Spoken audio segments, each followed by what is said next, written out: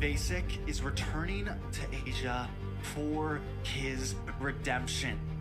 The BTK trio wants to prove M3 wasn't just a fluke, and Hoon looking to win back his fans. I got basically kicked, but they still call me traitor for, I don't know, for pursuing my dream. I thought living that comfort zone and then try new things was a better way for me to pursue the win. We're coming and we're gonna compete. We're gonna put a fight, that's for sure. I'm coming for you, M4. This is what we have all been waiting for. You push us, we push you back. You respect us, we respect you back. You doubt us, we will bleed to prove you wrong. Everything on the line right here, right now.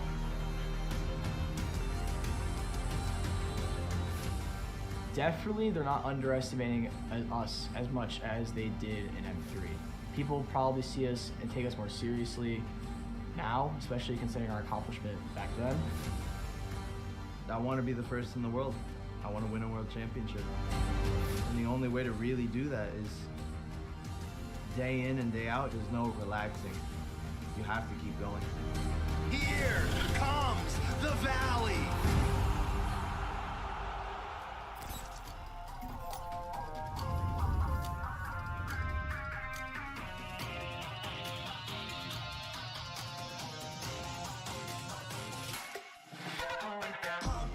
It's my time, I'm a ball. I'ma get this money right. I'm gonna live my best life. They been talking to me on me, but you know they'll never win. I'm controlling all my victories, and something has gotta give. Cause it's just what I made it now, made it now. You can't ever break us down, break us down. I'll be speechless for the stars. Promise show me what they not, and I'll never ever stop. Won't never stop, yeah. Touch the sky, you're a man of silver.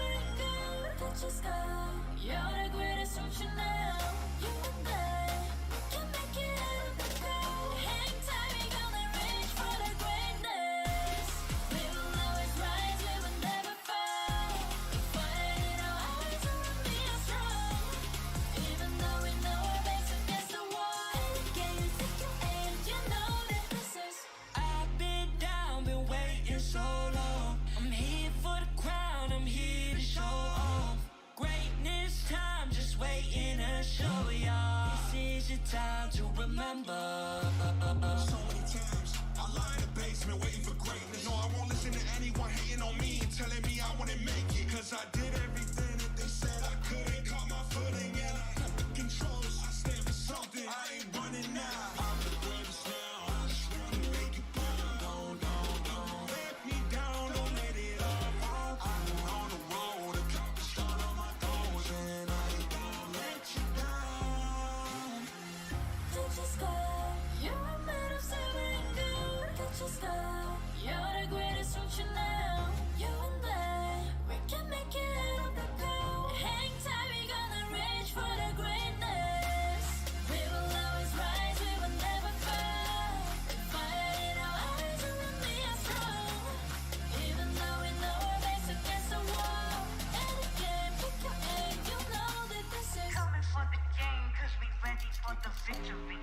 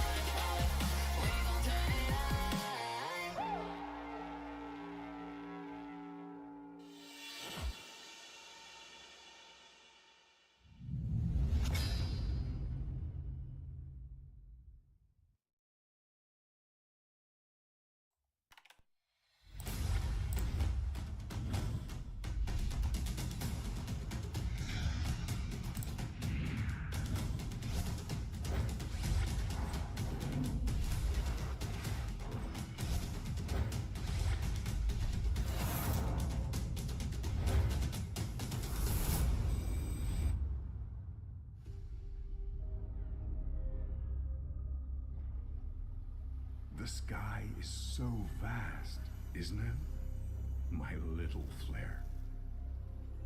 Papa? Can you reach the sky and ignite the stars?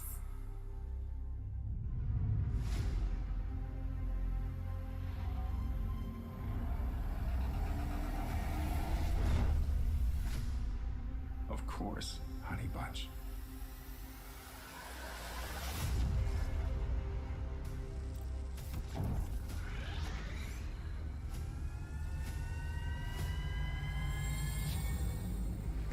Papa never returned home. He's among the stars now. But what about me?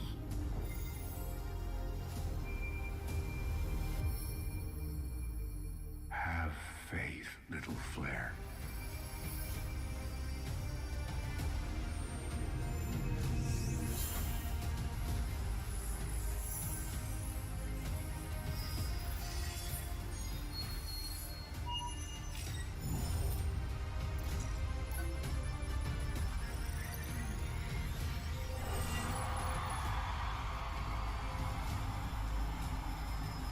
Now this is a wonder to behold.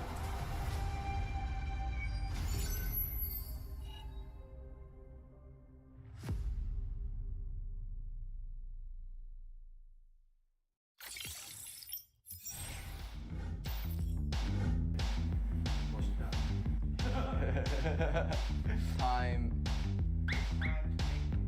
Oh, it's time to make the most of the moment.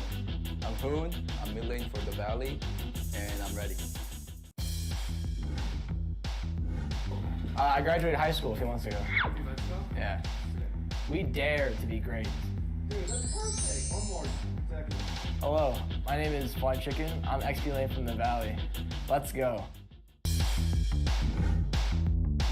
Hey, it's basic. Again. Right, I like that. We dare.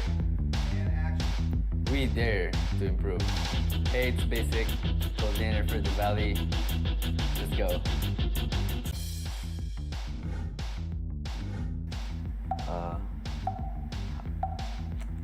Say hi. Three wasn't good enough. There you go. One more time. Three wasn't good enough. One more time. You got a better one again. Hi, I'm Chuck. I'm Leighton for the Valley. Let's go. You see my chapped lips on the camera? Like here a little bit? Don't disrespect the US of A. One more. Hi, I'm Moba Zane, Jungle for the Valley, and we're ready. I want to fight Yahweh from the Eagle team for Philippines. Definitely RRQ. They've done so much for Mobile Legends, and you could tell just by the amount of fans that they have. They've also been so driven. I mean, they've been in Mobile Legends for years and years and years, and they've always been pretty good. They've always, even when they weren't doing as well, even in this MPL, they bounced back in the second half of the season. And I have a lot of respect for them. They brought a lot for Mobile Legends.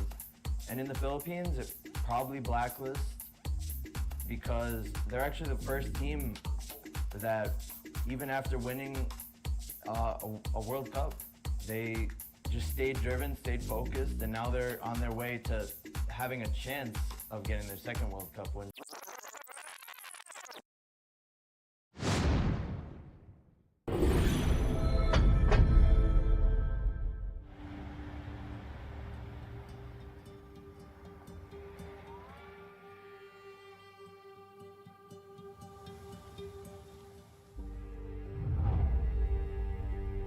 You can travel the world to find yourself.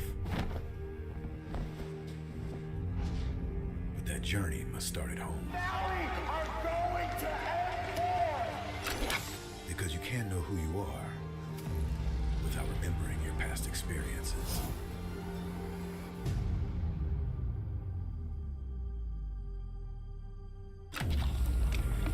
Basic is returning to Asia for his redemption. The BTK trio wants to prove M3 wasn't just a fluke. And Hoon, looking to win back his fans. I got basically kicked, but they still call me traitor for, I don't know, for pursuing my dream. I thought living that comfort zone and then try new things was a better way for me to pursue the win. We're coming and we're gonna compete. We're gonna put a fight, that's for sure. I'm coming for you, M4. This is what we have all been waiting for. You push us, we push you back.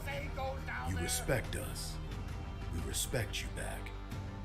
You doubt us, we will bleed to prove you wrong.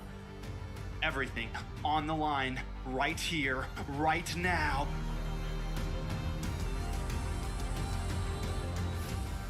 Definitely, they're not underestimating us as much as they did in M3. People probably see us and take us more seriously now, especially considering our accomplishment back then. I want to be the first in the world. I want to win a world championship. And the only way to really do that is day in and day out. There's no relaxing. You have to keep going. Here comes the Valley.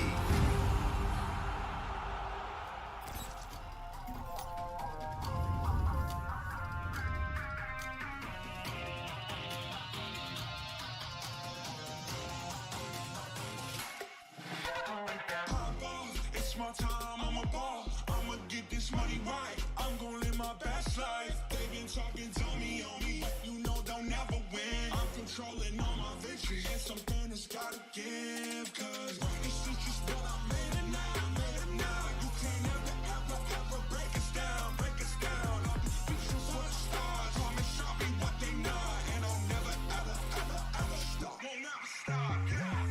Touch the sky, you're made of silver and gold. Touch the sky, you're the greatest, don't you know? You and I can make it out of the cold. Hang tight, we gonna reach for the greatness. We will always rise, we will never fall. Fighting our hearts to remain strong. Even though we know our backs against the wall. And again, you take your hand, you know that this is. I've been down, been waiting so long. I'm here for the crown, I'm here to show off. Greatness time, just waiting to show y'all. This is your time to remember. So many times, I lie in the basement waiting for greatness. No, I won't listen to anyone hating on me and telling me I wouldn't make it. Cause I did everything that they said. Ladies and gentlemen, welcome back to the land of the Dawn. We are the Mobile Legends Scrim Academy, and we are on Season 2. That's right, the gates have officially opened, and we are on Day 4 for Week 1. And I appreciate everybody tuning in across the globe from the MLBB North American YouTube channel all the way across to the Mobile Legends Scrim Academy YouTube channel. Now, like I said, we are the MLSA, and our whole focus is to help these teams prepare for future upcoming events and leagues in North America and trying to build that synergy so that these teams can prevail for the end target goal of the M Series for M5 and so much more. So appreciate you guys tuning in and spending some time with us. If you do want to join the MLSA, our doors are always open. Make sure you register on the Mobile Legends Scrim Academy Discord server today so that you guys can embark on your professional journey. The pinned comment will have the Discord link on all social media platforms, so definitely check that out as we progress throughout today's matches. Speaking of today's matches, a little bit of a look at the schedule going forward. We have 4 series today. Number 1, we're starting with Ohana Esports going up against Rebels in Paradise in a best of 3. Next up will be Rap Squad versus Dark Immortals. Series 3 will be Abyss versus Prime Esports. And to finish off the day, Team FaZe versus Nephalem. All brought to you live on the Mobile Legends Scrim Academy and Mobile Legends Bang Bang North America YouTube channels. And I appreciate everybody tuning in. Both teams are ready to go, embarked inside of the land of the Dawn, currently drafting it up for a game plan to take the first match of the day. Like I said, it is Ohana Esports versus Rebels in Paradise, and the question is, who will prevail? Join on the desk with me for the amazing play-by-play. We have Coach Deku, do you even breathe? And I will be handling the item breakdowns as your analyst today and keys to victory. How you doing today, Deku? I'm doing great, man. We're closing out the first week of Season 2, right? And it's only right that it is with a full slate of scheduled scrims. I'm very excited. We get to see those best of 3s in between these teams to see how they can kind of manage going that distance, right? Going a little further than those best of 1s that we saw last night in King of the Hill. And these are 2 teams right here, right? Ohana Esports coming up a little bit from season 1. They did participate in the official first season of MLSA. They kind of struggled their way through it, but this season it looks like they've kind of picked up the pace and picked up some key pieces, right, on that roster to kind of step it up. We've seen them up against teams like Huevo and putting up a good fight, and then Rebels went up against your team, right, Weezy? Team FaZe. They ended up unfortunately taking the loss, but they definitely had a strong showcasing for their first matches in the MLSA. So I'm very excited to see what they bring tonight in these best of 3 series.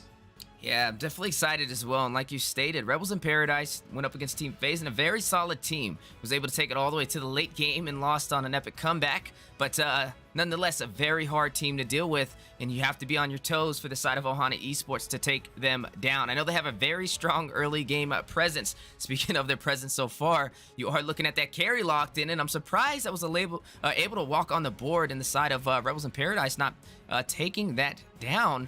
And I'm wondering if they're going to let Ohana kind of get online with that. That is a strong piece of the puzzle to kind of get this draft going. And then to top it off, pulling out that Estes. I'm liking that already. Some sustainability on the board for the side of Ohana. And now I'm wondering what the game plan is going forward, right? You have some support, you have some heals, you have some CC from the Luyi, but they're still missing a strong front line.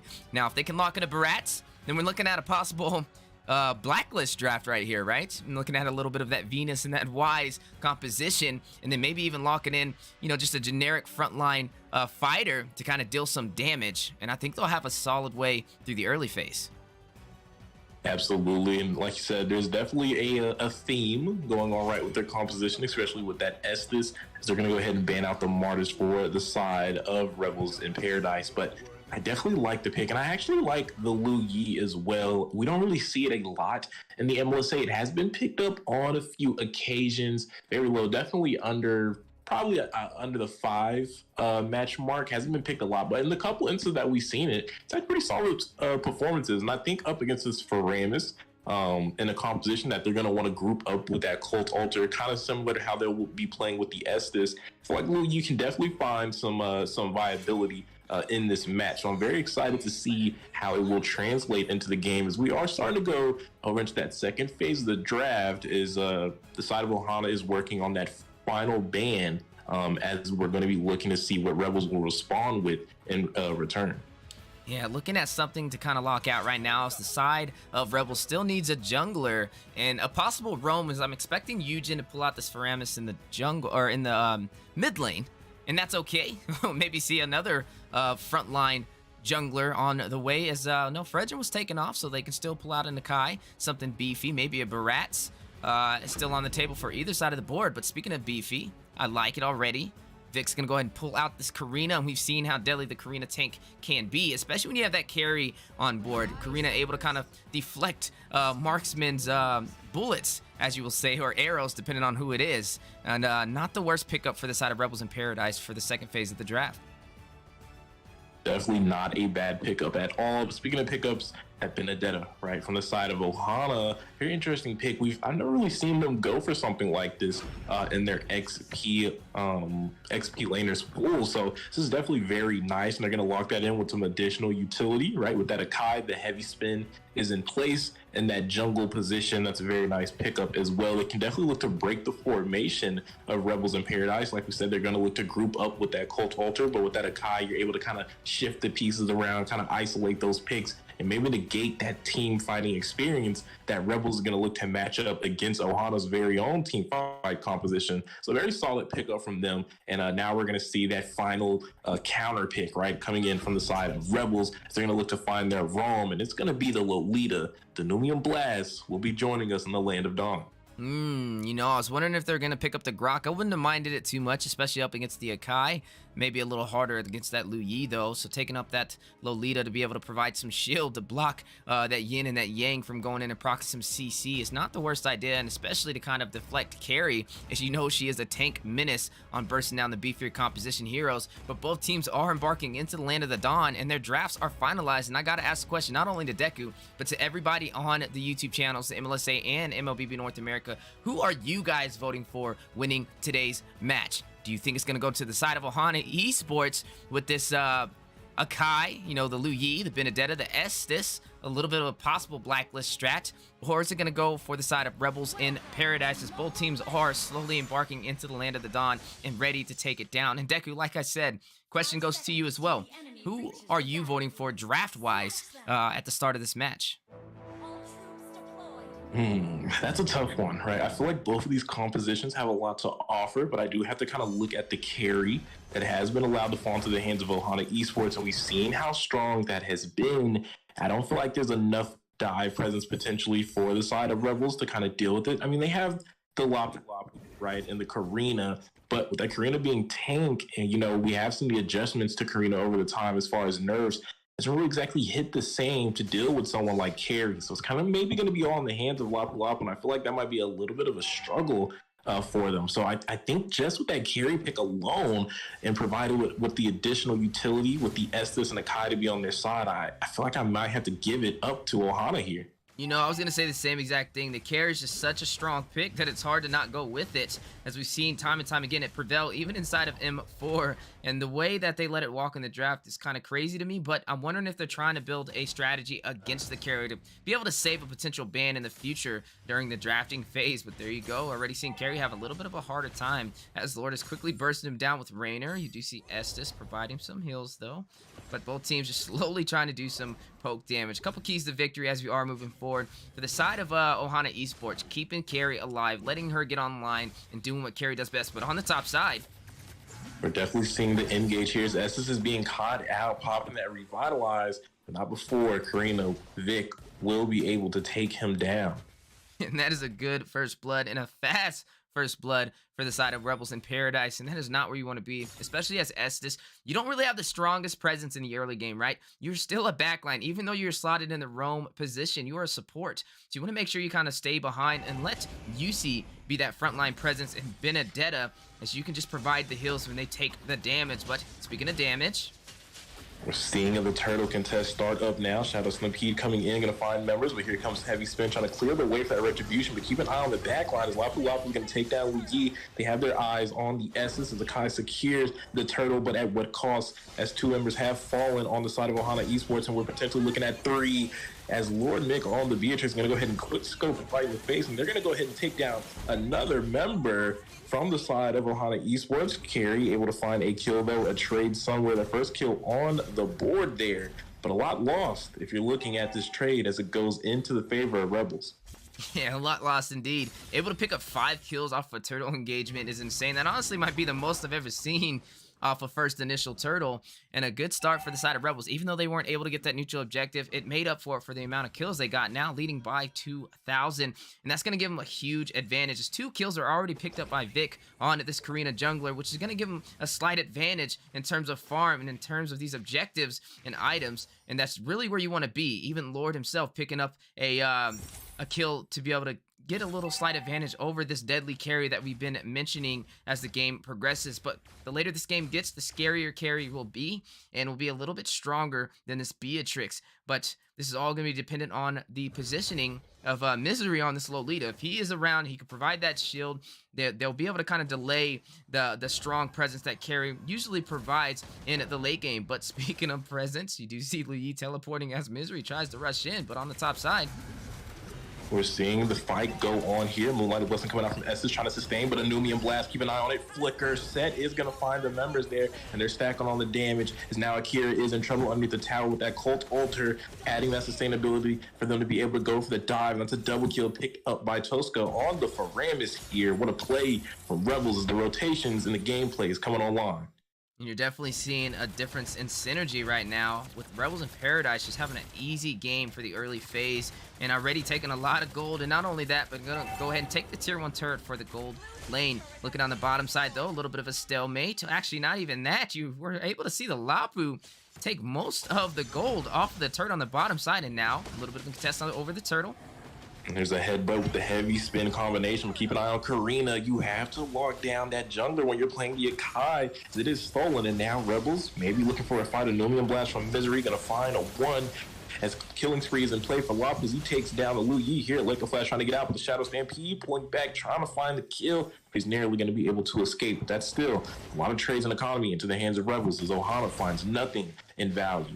Definitely a lot of economy right now for the side of Rebels in Paradise, up by 9 kills and also leading by 4,000 gold 5 minutes in, taking the tier 1 on the bottom side as well.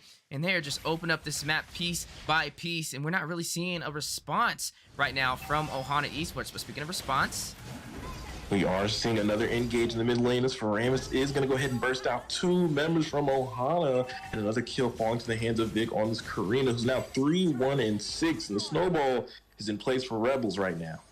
And like you mentioned, 3-1-6, having an easier time compared to UC on the Akai, who's the beefier hero, 0-2-1, just not able to come online. And right now, I think it's just needing to maintain focus on these objectives for the side of Ohana Esports. They're letting a lot of these turrets fall way too fast in the early game, losing the tier 1s in under 10 minutes, and also about to lose the mid as well. And it's just a very hard engagement from here because they're up in so much economy by about 6,000 gold that you can't even really take these engagements. Even if we looked at the items, I'm sure they'd be snowballing. But before we get into that, speaking of snowballs, Brave Fighter stance and Raging Slash from Centrality is going to take down Estes, but over there in the jungle, UC finding a trade on the Misery here. That's a roam for a roam here, but keep an eye on the mid lane. His Lord is looking to try to take this tower with those runner shots. Beatrix doing what Beatrix does best with no minions. It's going to be a mid tower down as we cross into the 6-minute mark. That's a huge opening on the map for the side of Rebels right now.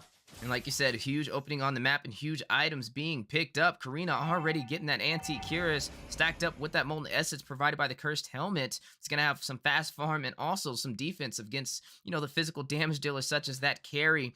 But looking at Beatrix picking up that Blade of Despair, already having another Legion sword to top that off with the Swift Boots, has already bought the highest costing item for physical damage, that Blade, and is going to hit very hard in these engagements. And speaking of hitting hard, there it goes, you see with the Akai, but again, not getting in range with that heavy spin to secure that turtle. I think at this point, just got to let it go. Speaking of letting go, Rebels not going to let them get away. They're looking for a fight as well. Akai has been taken out of the fray right now, and they're stacking on the damage as well. Shut down from the carry. That's actually huge. A lot of gold going to them. It looks like the fight might have turned around. An Uno reverse from Ohana. They're coming alive as a double kill falls into the hands of the XP laner from the side of Ohana there, and they finally have a little bit of trade value on the map up against Rebels. And see, this is the scary part. The later this game goes, the stronger the heals of Estes will be and the stronger carry will be. And not only that, but it's going to be very hard dealing up against this Lu Yi with that Yin Yang. As you see it right there, it's going to go ahead and get a little bit of CC on Eugen, and it kind of trapped everybody as they grouped up on that red buff for the bottom side. And that's what kind of led the way for a lot of those kills. And it's not, speaking of leading the way, you do see Daze with the carry. He's going to go ahead and pick up the tier 1 on the bottom side. And now you are seeing the side of Ohana Esports getting online and taking some economy and trying to even out the board. Only down by 3,000 gold right now. Slowly chipping their way back into the action. And if they keep up this pace, you're going to see them possibly turn this game around. And I'm wondering how the side of Rebels in Paradise will respond, as you are seeing a possible clash on the way in the mid lane. Yes, indeed. We're seeing right now the diversion from Lu Yi has joined into the fight, but keep an eye on that heavy spin. It's forcing Centrality here into an uncomfortable position, but hang on to re-engage. Flicker, 3-man Numian Blast. That is huge for the side of Rebels in Paradise. As now they're turning the fight. They're taking the members out. It's a double kill picked up from the XP laner of Rebels there on the Wapu. An incredible counter engage on their part, as Ohana may have overplayed their part in that mid-river, and it looks like they're going to look for more. The tower is in play. They want that tier 2 right now. They are grouped up. Looks like maybe Ohana's looking for the defensive Flecto blow from the Benedetta on the chase. Might gonna be able to take a kill. No, blow eye for an eye there to be able to disengage. Kai trying to go ahead and escape. The Cult Altar has been popped. They're running into the bush. Lu Yi could be in trouble. Doesn't find the marks though. Another Numian Blast from Lolita. It's going to find a Kai, but that's going to be used for the disengage. As Carry actually got taken, takes out the Beatrix over there in the bot side 1v1. And we were talking about that, Weezy. That's scary. As Carry's 5-1-2, and Rebels needs to find a way to start keying in on this marksman. They're going to be in a world of trouble later on. Yeah, and speaking of the carry, off screen, right before she took down the marksman, she took down Lapu one-on-one too. So she actually got 2 kills over there on that bottom side on the 1v1 engagement. But speaking of engagement, the fight over this turtle, or Lord possibly on the way. That's right. Benedetta on the chase for Misery, trying to punish the scouting coming in from a Numian Blast out of desperation. But at what cost is the Benedetta will strike him down. 3-1-3 on the scoreboard. But look at that, a diversion from Lu Yi. And I don't know if they weren't paying attention there to the Beatrix. I don't know if that was maybe an AFK gameplay, but they're going to get taken down as well. So remember, down from their side is now, it looks like the side of Rebels is going to look to be able to take this Lord. A nice runner shot from Beatrix over there on the carry. Electro blow is going to be picked up the Lord into the hands of the jungler from Rebels in Paradise. A good secure from Karina. Ramus gonna go ahead and Shadow Stampede disengage as Rebels. Let's walk away with that important neutral objective as we cross into the 10-minute mark. But hang on here, action not over. Dates with the Speedy Light Wheel. Speedy kill on for Ramus. That's a member down. He's looking for more. That's gonna potentially be a second kill. No, Vic able to escape maybe with the immunity comes from that skill 1. A flicker, Numian Blast finding 2, but they're not finding Days. Again, he's 7-1-2 right now on a monster kill. Hang on, here comes Frame, Shadow Stampede and the Cult Altar trying to lead the way. Beatrix with the flicker shut down. Finding 2, make that 3 kills that they found. The mid laner working for 4. A Maniac, is we're gonna see a Savage here? No, gonna be taken out by the Benedetta. Finding the double kill in trade, but that's still a lot lost, a lot of damage. Every member from the side of Ohana has been wiped out, and there's still a Lord in play. Only 1k HP, but still, that is very dangerous for them, as they have lost a lot of room on this map. They're giving a lot of gold to the side of Rebels. Definitely lost a lot in that engagement, and you don't really want to take that fight, especially with that Lord pushing in, given the slight advantage over to the side of Rebels in Paradise, who already was leading in the economy in gold and having an easier time for these fights. With that Lord stacked up with them, just definitely not the place you want to be. Play a little safer is what the game plan should have been, and that could have been a game winner if the side of Rebels in Paradise did not fall down on their Beatrix. But like we said, the later this game goes, can't knock out the side of Ohana. You still have Days over there on this carry, the scary carry with the 7-2-2. Even though they have a slight deficit, carry is still finding a way to find the farm and get online, and you have to keep an eye on her. Looking at carry's build so far, picking up that Demon Hunter sword, picking up that Golden Meteor staff, and also having that Wind of Nature to negate the physical damage that this Lapu Lapu will provide, that Beatrix. And so you have to be careful. And looking at Beatrix picking up Wind of Nature as well. So it's going to be a battle of who can bait it out first in these engagements from either side. But keep in mind, once their base is cracked open, once they don't have an inhibitor, they do have Akira on this Lu Yi for the side of Ohana, who has that Yin Yang to kind of stop teams from pushing in to the Nexus to close it down with that CC. And that is going to be something that the side of Rebels in Paradise will have to work against. But they do have Lu Yi, they do have the shields, and that is something that they can use to their favor. A little bit of a conceal play over there by Misery, trying to find something in the jungle, but unable to. But speaking of finding, he's gonna find something, but it'll not be maybe what he wants to see. Numian Blast is not gonna find any members there. A big important ultimate down from the side of Rebels. Brave Fighter stance as well. There was passion, a lot of utility from Rebels, but not finding anything. But over on the left side in the river there, the 2v2 has now been collapsed on. Is now Akai's taking a lot of damage here. He's going to be taken out by Vic with that Shadow Assault, but Ram's getting caught in the CC from Lu Yi. Not just the CC, the burst, as he is 1 HP, and he might want to be careful here, so he could be taken out. Going to be forced on the flicker with that improper recall timing, as Benedetta was on the hunt there, was looking for a potential kill. But speaking of potential here, a Lord up on the map, and not just any Lord, right? It was the Illuminous Lord for the grabs for either team. Yeah, definitely that Luminous Lord, that objective that both teams so desire, and especially in this phase of the game as we are creeping from the mid to the late game. And speaking of creeping, we are seeing nowadays being forced to use that Wind of Nature, but is it going to be able to save him? No. Centrality is not looking for peace, taking him down, and now the combination between the Shadow Assault and the Raging Slashes, they're looking for S's. Stain is in play, though. He's not going to be taken down. A heavy spin from Makai, but he's going a little wide.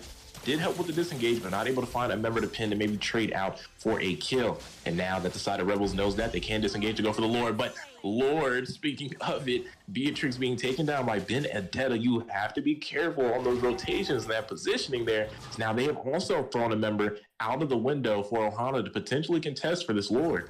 And not just any member, they're marksmen, which is going to make it very hard for them to take this Lord, especially when Days has just got back into the game, and there's 17 seconds for Lord to kind of spawn back in. Looking at Lu Yi, teleporting into the bush, possible engagement on the way, but no, just kind of poking out and seeing that Misery is hiding in that bush for some vision. And both teams right now, this is what we call the battle over custody for the Lord. But speaking of the battle, Speedy Light Wheels is going to first force the Cult Altar, and that is incredible. That is a great waste of utility that Ohana has forced, a forced error into the side of Rebels. They're down that, but they also have the Numian Blast, but no! Canceled by the headbutt. Numian Blast and Cult Altar are all out of play for the side of Rebels. Ohana needs to take advantage of this right now, but they still lose the Lord. Heavy spin from Akai. He has not gotten it done, losing many neutral objectives. A double headbutt. He's going to be taken out by Karina. Neru's passion coming out from Beatrix. They're going to pop the immortality here. They're looking to find a kill. Does take down Benedetta, the XP laner, and now they're just snowballing on the fight. They're looking to close down on eggs. He doesn't have any mana, doesn't have any sustain here, but it looks like Daze is trying to help him out with the carry, but it's going to get pulled back by the Shadow Stampede to kill into the hands of Faramis there. Renner empathy shot, lining up, going to miss wide left. They've already done enough damage. They got the Lord, and they've taken out 3 members from the side of Ohana. Speaking of Lord, here it is pushing in with Lord MIK and the Beatrix. That is definitely going to be a mid inhibitor down. Cult Altar, Nomia Blast backing up. Does not find the stun, but they're definitely finding the Nexus. They're locked in, and this is going to go into the hands of Rebels in Paradise. They're going to send Ohana on an unwanted vacation in Game 1. Man, oh man, an insane game. What is that saying? Ohana means family, and family means nobody left behind. Well, right there, you've seen the side of Rebels leave them behind in match 1. Is able to take that victory in an impressive game indeed, with the MVP going over to Eugen on this Faramis. Just godly rotation so far. Looking at that bursty mage build over there with that CDR and also that glowing wand to kind of get the job done, and the divine glaive for some additional pin. And I just think it was very solid. The rotations were there, the synergy was there. It looked like they knew exactly where to go in terms of objective every single time, and it was just a difference in retribution. A lot of times we kind of seen UC over there on that Akai try and rush in with the heavy spin, but somehow in the middle of that heavy spin, not able to get that retri before Vic. And usually that's not something you see too often, especially with Akai.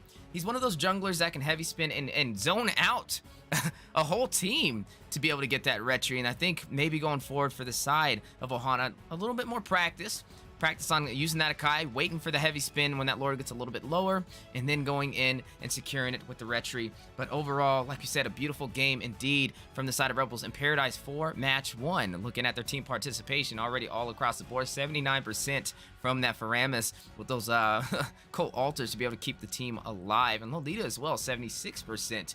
Numenon Blast on the way. Just too much for the side of Ohana to handle. But like we said, this is just match 1, and this is a best of 3 for series 1 of today's matches for the Mobile Legends Scrim Academy. We appreciate everybody tuning in across the globe, from the Mobile Legends Bang Bang North American YouTube channel all the way to the MLSA YouTube channel. Both of these teams are getting ready to embark inside of match 2, so definitely don't go anywhere, as we will be joining them momentarily.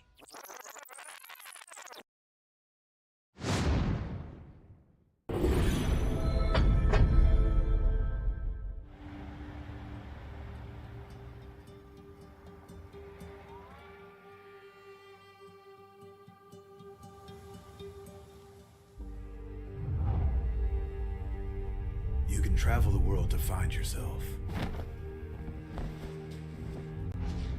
But that journey must start at home. Now we are going to end war! Because you can't know who you are without remembering your past experiences.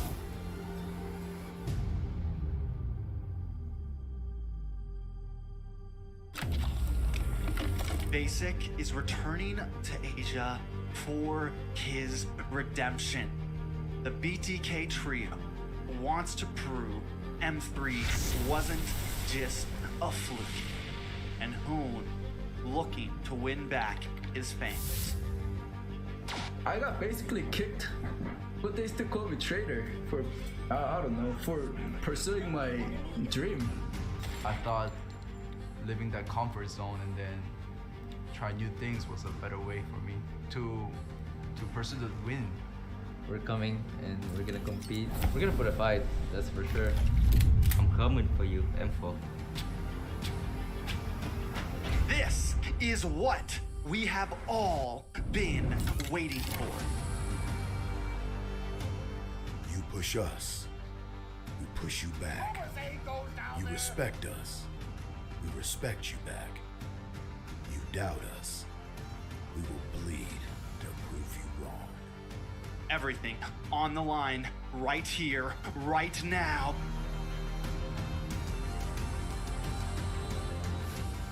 Definitely, they're not underestimating us as much as they did in M3. People probably see us and take us more seriously now, especially considering our accomplishment back then. I want to be the first in the world. I want to win a world championship. And the only way to really do that is day in and day out. There's no relaxing. You have to keep going. Here comes the valley.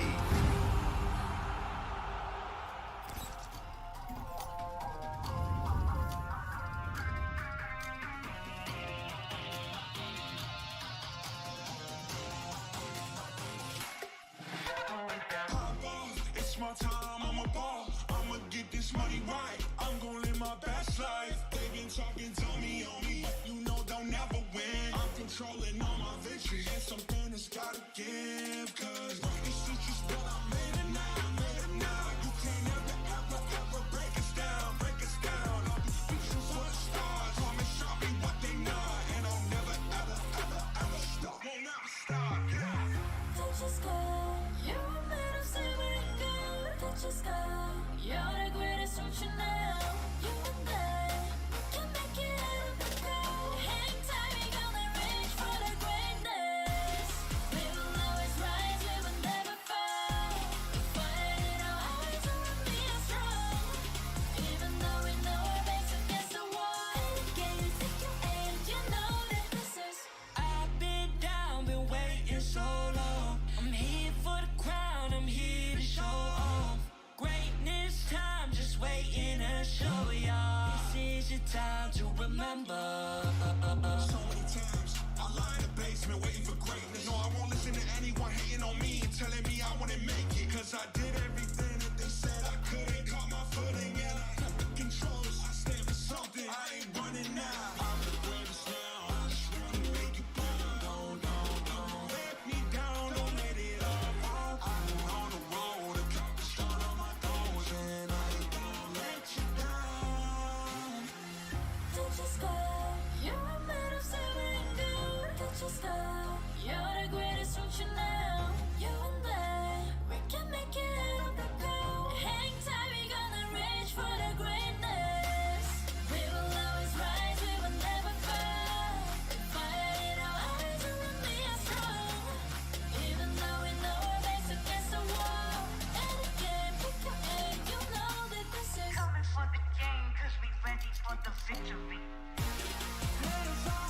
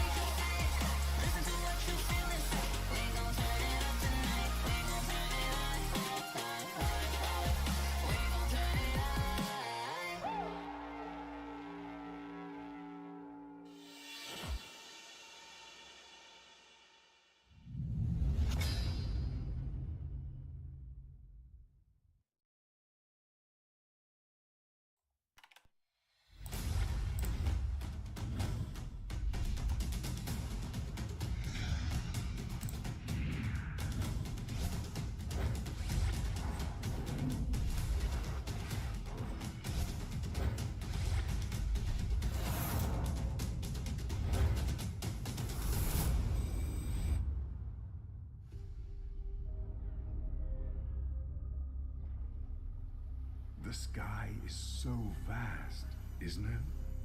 My little flare. Papa? Can you? Ladies and gentlemen, welcome back to the Land of the Dawn. We are the Mobile Legends Scrim Academy, and man, an insane match for game one as we've seen the side of Rebels in Paradise able to take out the early finish for the side of Ohana Esports, taking down the carry using the power of that Lolita, the Benedetta, just a fierce force. And we got to see the side of Ohana Esports kind of find a game plan to stick in game two, or we'll be unfortunately seeing a sweep. But I still have my hearts on the side of Ohana. I'm sure they're going to be able to have a great draft going forward, as both these teams are currently figuring out their master plan for the second match. That's right, ladies and gentlemen, we are the Mobile Legends Scrim Academy, and we are hosting 4 series today. Today's schedule with Series 1 is Ohana Esports going up against Rebels in Paradise for a best of 3. And all of these series are going to be a best of 3. Series 2 will be Rav Squad versus Dark Immortals. Series 3 will be Abyss versus Prime Esports, and to finalize the day, we are going to be seeing Team FaZe go up against Nephalem. Brought to you live on the Mobile Legends Scrim Academy YouTube channel and on the Mobile Legends Bang Bang North America YouTube channel as well. And we appreciate everybody tuning in, enjoying the show. And speaking of the show, Rebels in Paradise versus Ohana. Rebels in Paradise already having one game in their advantage, a little bit of a momentum boost in this series. It's ready to take them down, but can the side of Ohana Esports find a game plan and hold them off from getting the sweep? Joined with me on the desk is Coach Deku D Even Breathe, handling the on-point analyst, and I will be your play-by-play, so definitely buckle up. It is going to be a bumpy ride as these teams are slowly embarking into the Land of the Dawn. How you doing today, Deku? I'm doing great, Weezy, and we already got match one out the way, right? Got the jitters out of there, so I'm looking to see a little bit more performance coming in from the side of Ohana. They didn't play a very bad game, right? I think they got a little overpowered by the side of Rebels in those team fights. Is Misery kind of led the way with that Lolita, right? Finding a lot of huge Numian blasts for those counter engages, and then those cleanups by Centrility, who has got the Lapu Lapu again. So we got to be careful of him. If I'm the side of Ohana, got to look out for that. But hopefully they can kind of tighten up and get back in the game up against Rebels and maybe take this to a game 3.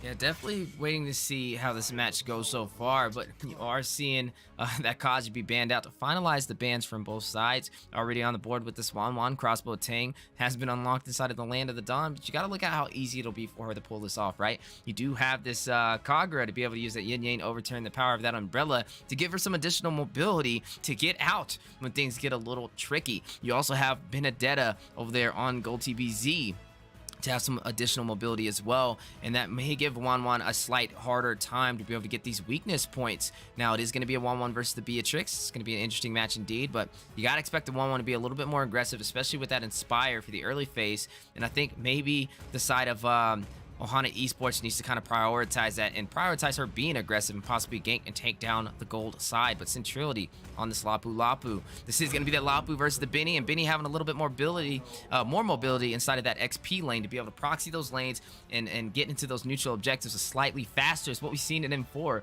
actually happen into the Valley by RQ Akira over there in the hands of Takashi for that Benedetta, matter of fact. And I'm wondering this will be the game plan for the side of Ohana moving forward.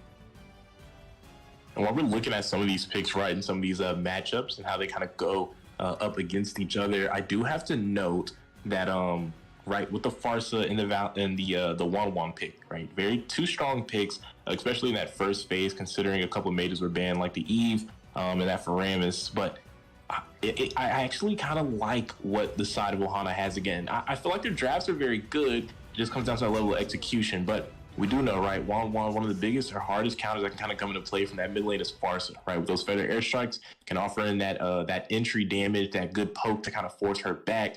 That's kind of the same thing for Beatrix as well, who doesn't have a lot of mobility at all outside of the flicker and a little bit of that dash with that S2, right? Farsa can definitely punish, but the thing that I feel like comes into play is that the side of Ohana has great answers for the Farsa. They have the Benedetta, right? And we did see the level of execution from Gold, the XP laner there with that Benedetta, able to find a lot of kills and actually find most of the traits for Ohana in those team fights. And then you pair that up with something like the Grok with that wild charge, and then even the threat from Kagura, right? Kagura is really the mage killer, if you want to be specific there, with that Yin Yang overturn, and then now they finalized it in with a Link. So a lot of dive and entry to make this Farsa uncomfortable to maybe allow Beatrix to super perform in this matchup up against Lord with this Wan. But we can't deny the fact that the side of Rebels does have a lot of utility here, and they have the comforts again with the Lapu and the Lolita in the hands of their key members on this roster.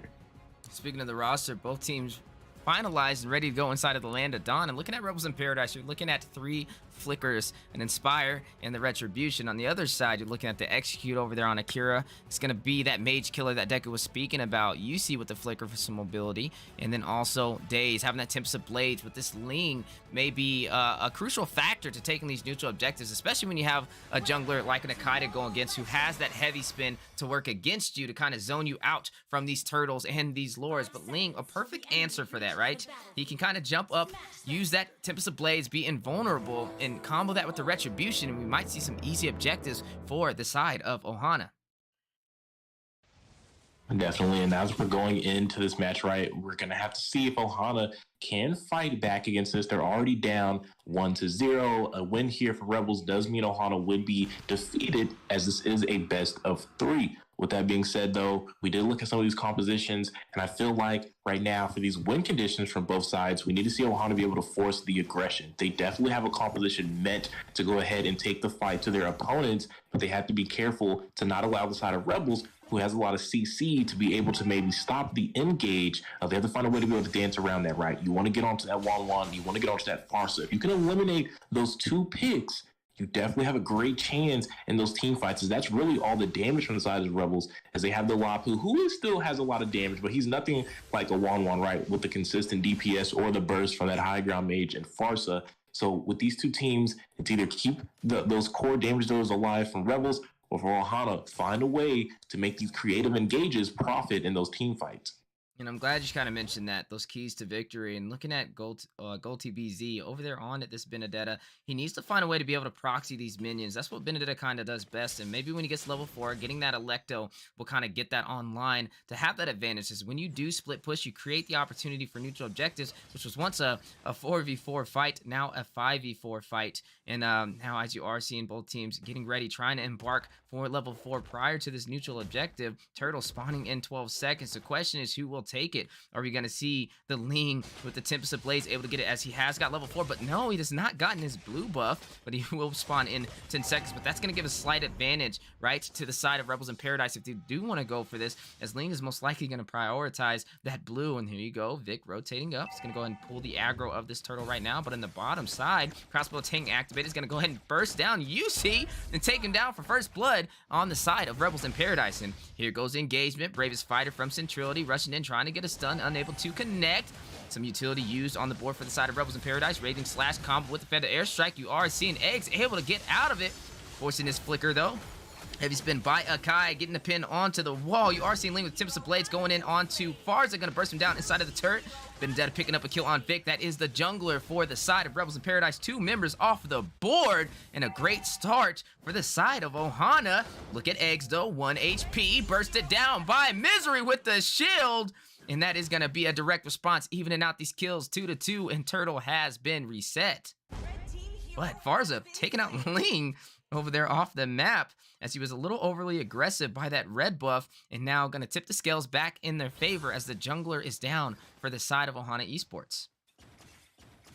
Yeah, that's not really a sentence you expect to hear, right? Farsa taking down Ling definitely isn't exactly how that matchup is supposed to go, but guess that's just what happens, like we said, when the level of execution just isn't there. The misplays happen. But look at Misery here. They are starting to look up for this turtle contest. You are seeing both teams kind of battling over the contest. Who will get it though? Daze rushing in with the Tips of Blades and the Retribution that we talked about, able to secure it for the side of Ohana. And they are trying to take this to a game 3. Feather Airstrike going in. Wild Charge connecting onto the wall though for a triple knockup. Yuja's going to burst down Eggs. Lord is going to take down this Kagura, but do we see a response? No, it's going to be a 3rd kill picked up for the side of Rebels in Paradise, and they are on fire online. Yes, they lost that turtle, but they took 3 kills on the board. Absolutely. And speaking of online, 1-1, right? 3-0-1. Also picking up that corrosion scythe into that first item with that steel leg plates. So definitely has the first core item and a little bit of sustain, a little bit of defense there. We aren't seeing any items being picked up from the side of Ohana just yet. Still left on a lot of components as they are down about 1K, almost 2K in that gold lead. And now we are seeing, right, from the side of Rebels kind of trying to push the pace, knowing that they're kind of ahead of these members, knowing that they have the XP diff, gold diff to go ahead and swing back in some of these fights as they did, even on that turtle contest that Ohana was able to pick up there, but not able to win the fight. But speaking of fights, you do see the eye for an eye getting out of that raging slash by Lapu Lapu Centrality.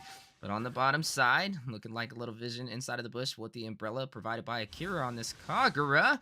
Farza doing some chip damage on the egg, spotting him out inside of that bush. Not really the best place to hide right now as he has been exposed. Speaking of exposed, you are going to see Daze rush in and do some chip damage over there onto this Farza. Now shifting his focus. He's going to go ahead and take some farm, but in the mid lane, Eggs winding up, trying to do some damage, getting a stun by Farza. You are seeing Akai rush in with the headbutt and the heavy spin onto the wall. And down goes Eggs into the hands of Centrality for the Lapu Lapu, but they are not finished here. You are seeing Akira get a kill on the Farza, but Vic responding, taking down Akira. 2 members off of the board for Ohana Esports, 1 member down for Rebels in Paradise.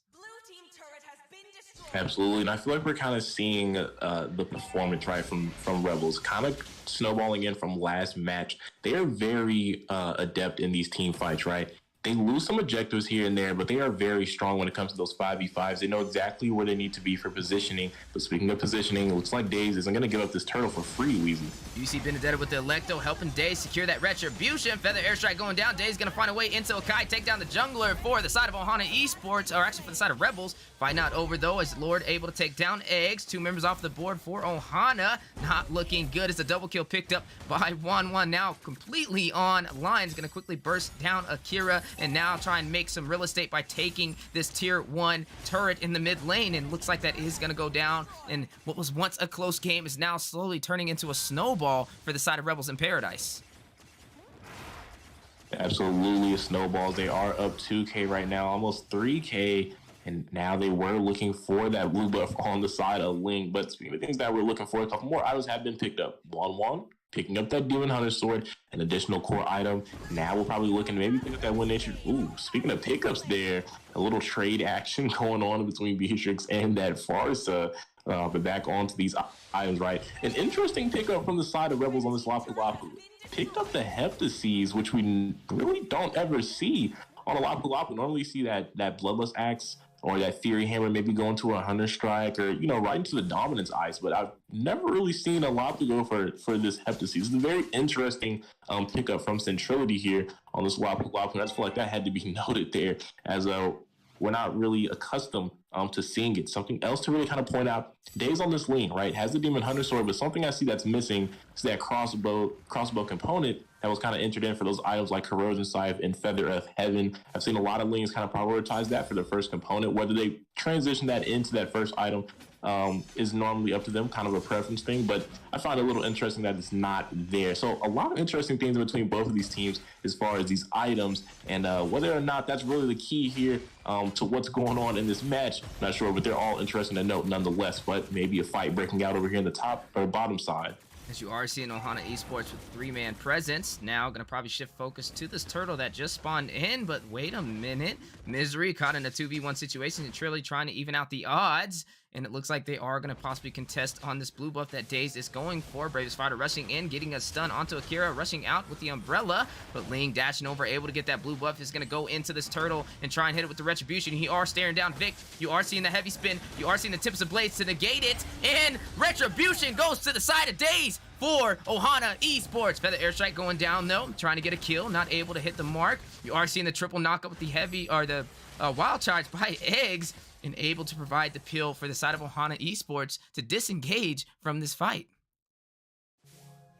And you know, speaking of disengage, I actually find it a little interesting, right? It seems like the narrative has flipped for as far as these neutrals. Last game, Vic was able to steal basically every objective at will with that Karina, speaking of trades, and at will. Lapu does get taken out by Akira on that Kagura, but now it seems like Ohana is finding all of them. But interesting to note enough, that jungler is actually the gold laner from the last match, right? The carry that we saw is now in the jungle, and they actually moved the jungler over into the gold lane. So a little swap in that jungle position has led to Ohana finding a lot of trades on these neutral objectives. It's not one of the team fights. They're definitely winning some of these neutrals, and that has to be a good thing, especially when these lords come into play. But speaking of things coming into play, you do see 1-1 with the Wind of Nature trying to stall for some time, able to get a kill onto Daze and turn it around as Misery rushing in, which was once a 1v2 is now a 2v2, and 2 kills for the side of Rebels in Paradise. And now another member taken off the board. UC does fall on to the bottom side, and right now I'm kind of scratching my head on what is going on. Ohana had the advantage, but Rebels in Paradise showing you how well their micro is right now and their defense. They're gonna go ahead and pick up the tier 1 turret for the top side. But look at, again, battle over on the blue buff. You are seeing Kagura rush out with the umbrella from that Bravest Fighter, and the Raging Slash going in with the feathered airstrike. But is it enough to take them down? No, it's not, as they escape with barely any HP on Ohana Esports. But another turret has been claimed at tier 2 for the top side, as Wanwan is on fire, wasting no time on these objectives. Definitely not wasting any time. As you can see, the pressure on these towers, bot side being pushed in, going to be responded to by Daze, as they are clumping up in the jungle here. But speaking of clump up, these items are starting to stack in. Farsa, very much so online, already has the clock, already has the trunch. I'm seeing a cursed veil there. I'm not sure exactly what they're going for. Maybe the glowing wand here. It'd be interesting for a pickup to see from the Farsa. Maybe add in a little bit more poke up against the composition here of Ohana. But speaking of that, both of these XP laners with some interesting build paths. Now Wafu has the Oracle, so no anti-heal from him, which we normally see from them.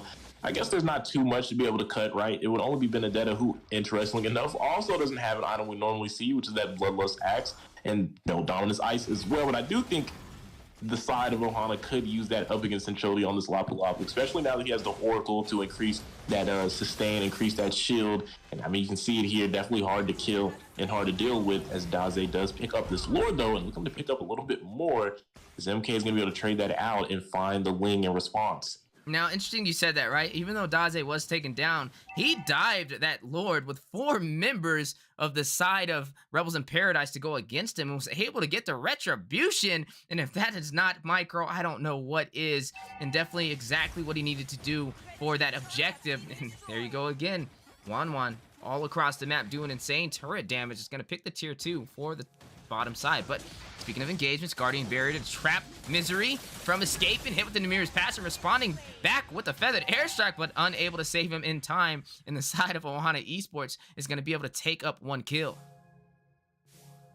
Definitely picking up 1 kill there. That's exactly what they need. And I can't stop him harping on it, right? Daze with the Link has secured, I think, every single objective so far in this game. They're not winning these fights, but they are winning the neutrals. Those are so important. Speaking of fights, we see some quick action going on there. No one falling, but hang on here. You are seeing Daze go into the back line, taking out Eugen as they are trying to claim this tier 1 turret, but heavy spin by Vic, having other plans. The Mirror's Passion activated over there by Beatrix, prematurely not able to hit the mark, and now a lot of wasted utility on the board as Centrality uses the Raging Slash of the bravest fighter, and a lot of misuse of ultimates from both sides of these teams, but still the tier 1 turret stands for the side of Rebels in Paradise.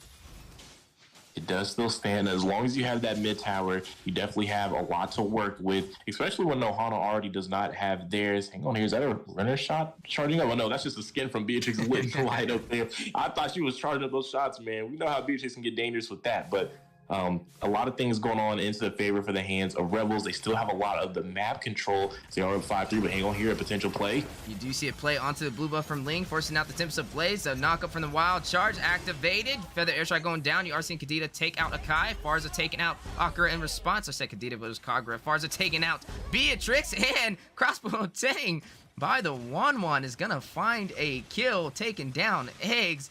Just on fire right now. 3 members down for the side of Ohana Esports, which is going to open up a lot of opportunity for Rebels. Electo by Benedetto with the Petrify is going to find a kill, taking out Eugen, trying to even out the odds. 2 members now out for Rebels, and just some aggressive gameplay from both sides. 19-10, and this is what we call a high kill game. Definitely a high kill game and a high level execution from Rebels. And I feel like they're just really above the weight class of Ohana right now, because Ohana, like I said, their draft really is not bad, and their jungler is absolutely performing right now, but they're not able to profit anywhere in these fights. And I kind of just think that goes back to what we said about Rebels being very adept in these 5v5s. They're just, it's a different level, right? Especially when you get into this competitive side. Some of these teams, man, it's okay. They can afford losing these objectives because their 5v5 capabilities are just so strong. Speaking of capabilities here, Daze in some trouble potentially. Using the Tempest of Blaze to escape, was in a bad situation, but that shows you what the power of the energy and mobility Ling can provide in those tricky situations. But wait, early feathered airstrike, possibly thinking Ling was recalling in that bush. Not the worst use of utility, but that is going to be an ultimate down for a decent amount of time for the Mage of Rebels in Paradise. But speaking of time, they are going to pick up that neutral objective. Lord does go in their hands, the Luminous Lord, and this will give them an advantage to be able to push in some of these inhibitor turrets for the side of Ohana Esports. Absolutely pushing for the towers here. And speaking of pushing, we are seeing some items being picked up now as the pace has been pushed. And it looks like right now from the side of Rebels, they're kind of gearing up to those full builds. 1-1 almost there. Wafu as well. The Farsa, they all look like they all have 4 items besides the Roam. But of course, the Roam and the Jungler being those utility picks normally don't have too much goal to finalize those builds. But as far as the key components from Rebels already there, as Ohana is still trying to find some of those 3 item marks, or maybe those 4th items, as we do see a Demon Hunter sword has been picked up by Beatrix now, finally picking up another item. But will it be enough to deal with the side of Rebels as the fight is unloading here? You are seeing Lord crashing to give him a slight advantage. Feather airstrike going in by Farza. You are seeing Wanwan take out a kill onto Kagura. Immortality being procced with the crossbow tango. Double kill taking out UC. And now look at Eggs. Electo by Benedetta going in as well. Triple kill. Eggs does go down into the hands of Wanwan. And that is only the side or 2 members for Ohana Esports to defend. And now only one, as Daze is left all alone with a hope and a dream in a full team. And it looks like he is still gonna go in and try and stop them from taking this finish, but no, quickly burst it down, and down goes the mid inhibitor. And ladies and gentlemen, down goes the Nexus. Rebels in Paradise takes the game. It takes the sweep.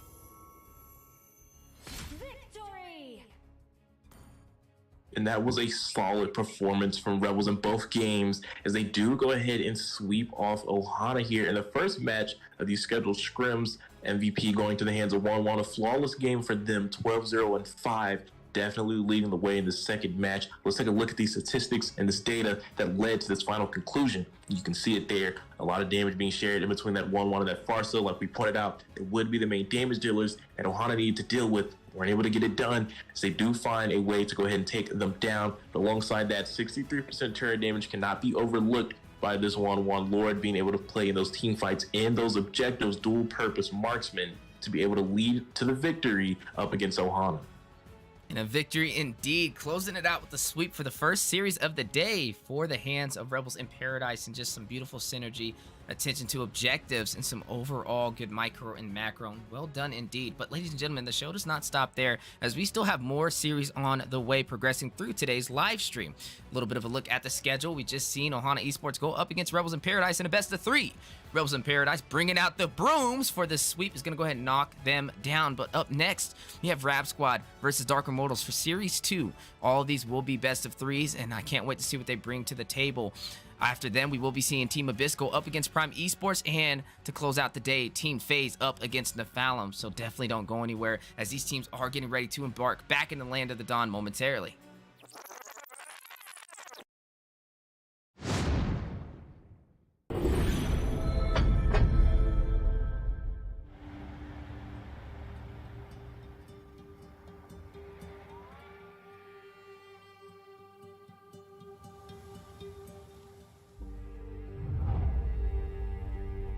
You can travel the world to find yourself.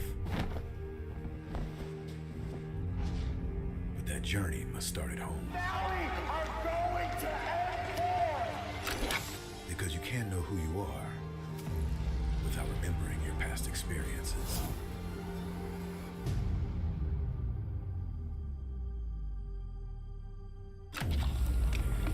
Basic is returning to Asia for his redemption. The BTK trio wants to prove M3 wasn't just a fluke, and Hoon looking to win back his fans. I got basically kicked, but they still call me traitor for, I don't know, for pursuing my dream. I thought living that comfort zone and then try new things was a better way for me to pursue the win. We're coming and we're gonna compete. We're gonna put a fight, that's for sure. I'm coming for you, M4. This is what we have all been waiting for. You push us, we push you back. You respect us, we respect you back. You doubt us, we will bleed to prove you wrong. Everything on the line, right here, right now.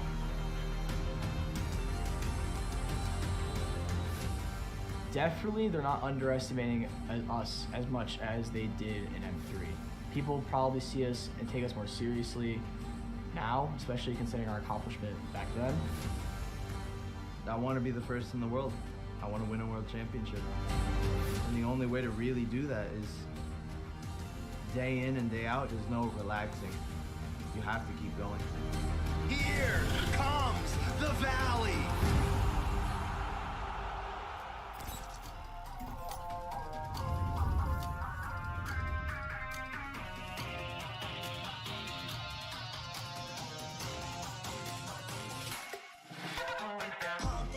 It's my time, I'm a ball. I'ma get this money right. I'm gonna live my best life. They been talking to me on me, but you know they'll never win. I'm controlling all my victories, and something has gotta give. Cause this is just what I made it now, You can't ever break us down, All these pieces of the stars, show me what they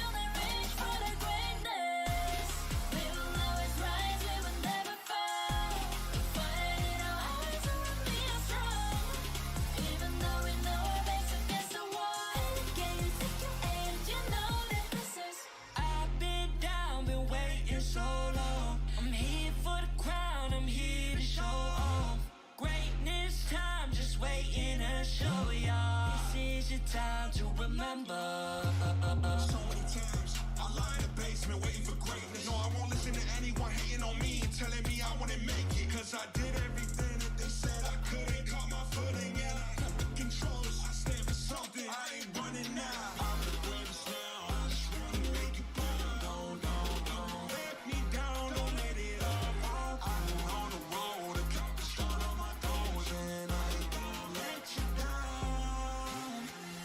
Don't just go. You're made of silver and gold. Don't just go.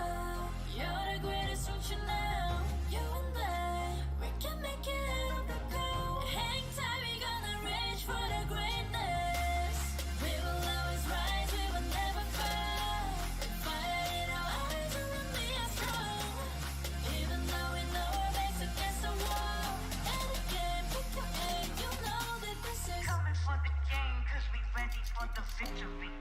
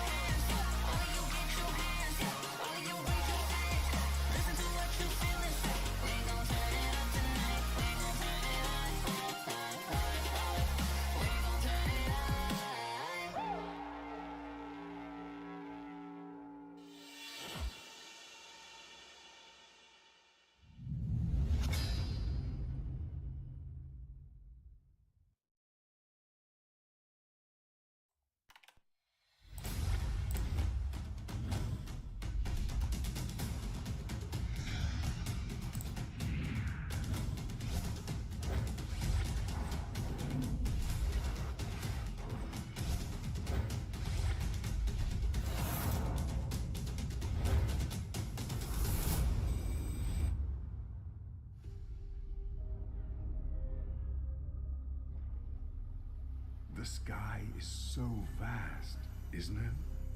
My little flare. Papa? Can you reach the sky and ignite the stars?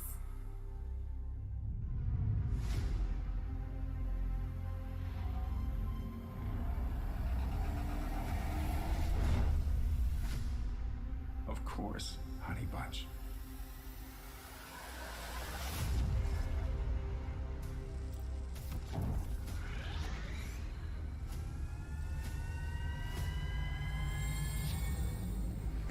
Papa never returned home. He's among the stars now. But what about me?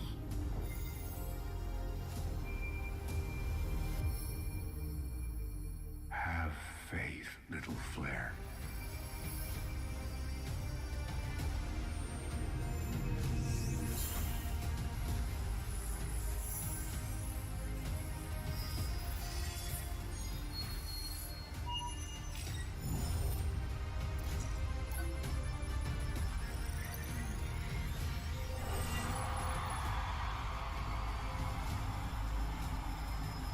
Now this is a wonder to behold.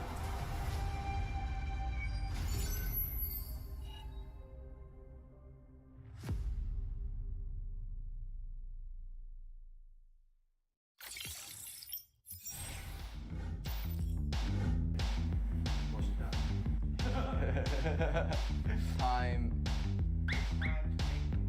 Oh, it's time to make the most of the moment. I'm Hoon, I'm mid-lane for the Valley, and I'm ready. I graduated high school a few months ago. Yeah. We dare to be great. Dude, that's perfect. One more second. Hello, my name is Fly Chicken. I'm XP lane from the Valley. Let's go. Hey, it's basic. Again. That's right. I like that. We dare. And action. We dare to improve. Hey, it's basic. Gold laner for the Valley. Let's go.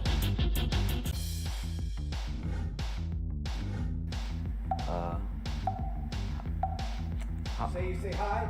Hi. 3 wasn't good enough. There you go. One more time. 3 wasn't good enough. One more time. You got a better one again. Hi, I'm Chuck. I'm late son for the Valley. Let's go. You see my chapped lips on the camera? Like here a little bit? Don't disrespect the US of A. One more. Hi, I'm Moba Zane, Jungle for the Valley, and we're ready. I want to fight Yahweh from the Eagle team from Philippines. Definitely RRQ. They've done so much for Mobile Legends, and you could tell just by the amount of fans that they have. They've also been so driven. I mean, they've been in Mobile Legends for years and years and years, and they've always been pretty good. They've always, even when they weren't doing as well, even in this MPL, they bounced back in the second half of the season. And I have a lot of respect for them. They brought a lot for Mobile Legends. And in the Philippines, it probably blacklist because they're actually the first team that, even after winning a World Cup, they just stayed driven, stayed focused, and now they're on their way to having a chance of getting their second World Cup win.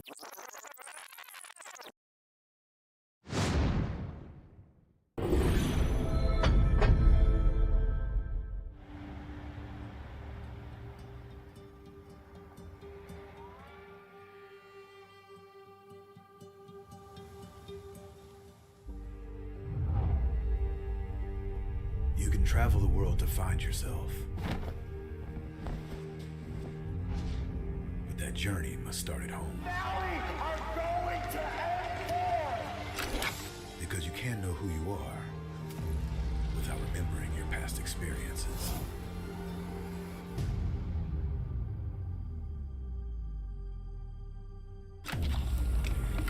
Basic is returning to Asia for his redemption.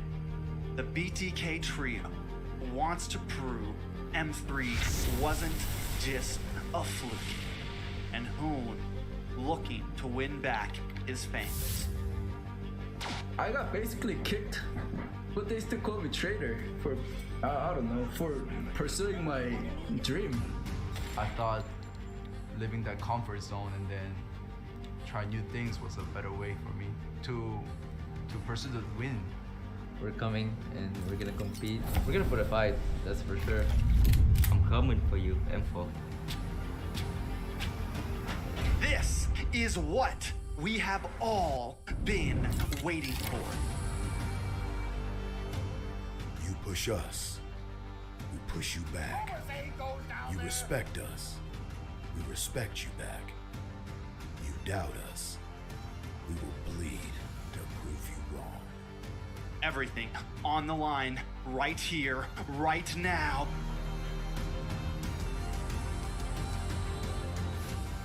Definitely, they're not underestimating us as much as they did in M3.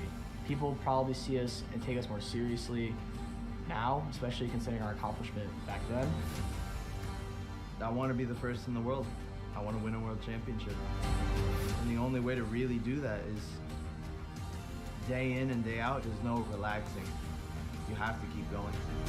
Here comes the Valley.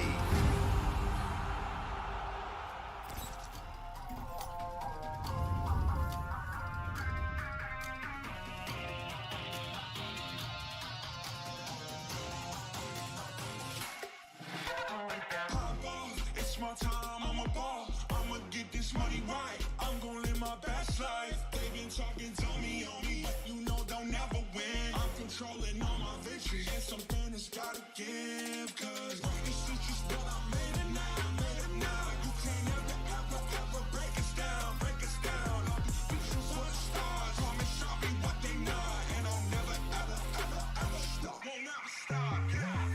Touch the sky, you're made of silver and gold. Touch the sky, you're the greatest future now.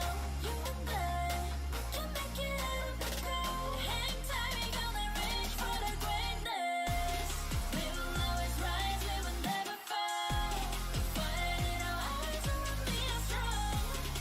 Even though we know our backs against the wall. Can you take your hand? You know that this is. I've been down, been waiting so long. I'm here for the crown, I'm here to show off. Greatness time, just waiting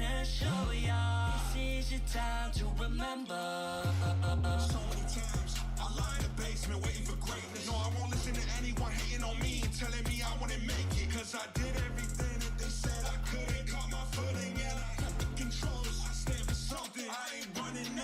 I'm the greatest now. I just wanna make you proud. Don't let me down, don't let it all fall. I've been on the road, accomplished all of my goals, and I ain't gonna let you down. Don't just go. You're made of silver and gold. Don't just go. You're the greatest, don't you know? You and I, we can make it on the go. Hang tight, we gonna reach for the greatness. We will always rise, we will never fall. The fire in our eyes and we are strong. Even though we know our backs against the wall. And again, pick your aim, you know that this is Coming for the game, cause we ready for the victory.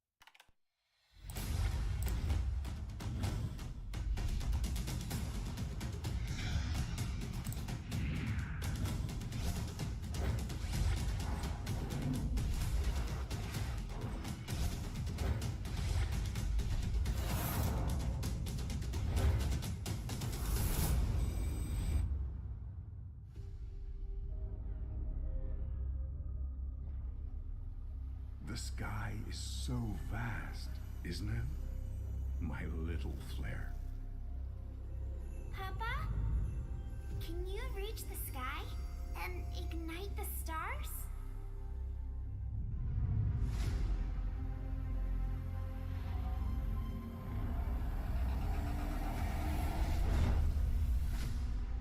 Of course, Honey Bunch.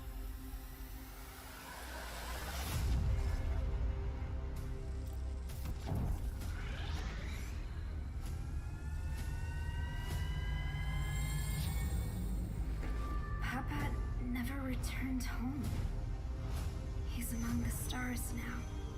But what about me?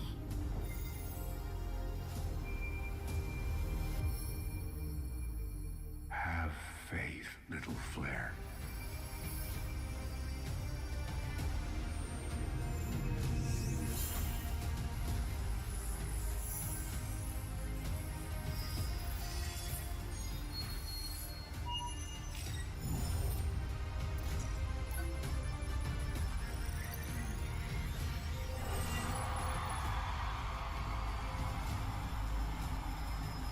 Now this is a wonder to behold.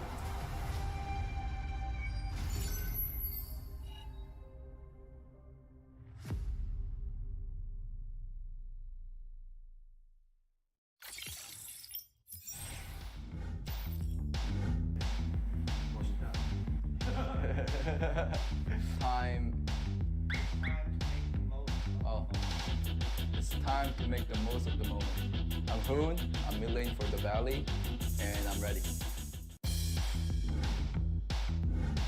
I graduated high school a few months ago. Yeah. We dare to be great. Dude, that's perfect. One more second. Hello, my name is Fly Chicken. I'm XP Lane from the Valley. Let's go. Hey, it's basic. Again. That's right. I like that. We dare. And action. We dare to improve.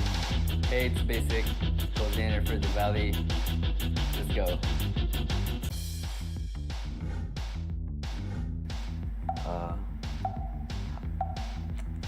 Say hi. Three wasn't good enough. There you go. One more time. Three wasn't good enough. One more time. You got a better one again. Hi, I'm Chuck. I'm late son for the valley. Let's go. You see my chapped lips on the camera? Like here a little bit? Don't disrespect the US of A. One more. Hi, I'm Moba Zane, Jungle for the Valley, and we're ready. I want to fight Yahweh from the Eagle team for Philippines. Definitely RRQ. They've done so much for Mobile Legends, and you could tell just by the amount of fans that they have. They've also been so driven. I mean, they've been in Mobile Legends for years and years and years, and they've always been pretty good. They've always, even when they weren't doing as well, even in this MPL, they bounced back in the second half of the season. And I have a lot of respect for them. They brought a lot for Mobile Legends. And in the Philippines, it probably Blacklist, because they're actually the first team that, even after winning a World Cup, they just stayed driven, stayed focused, and now they're on their way to having a chance of getting their second World Cup win.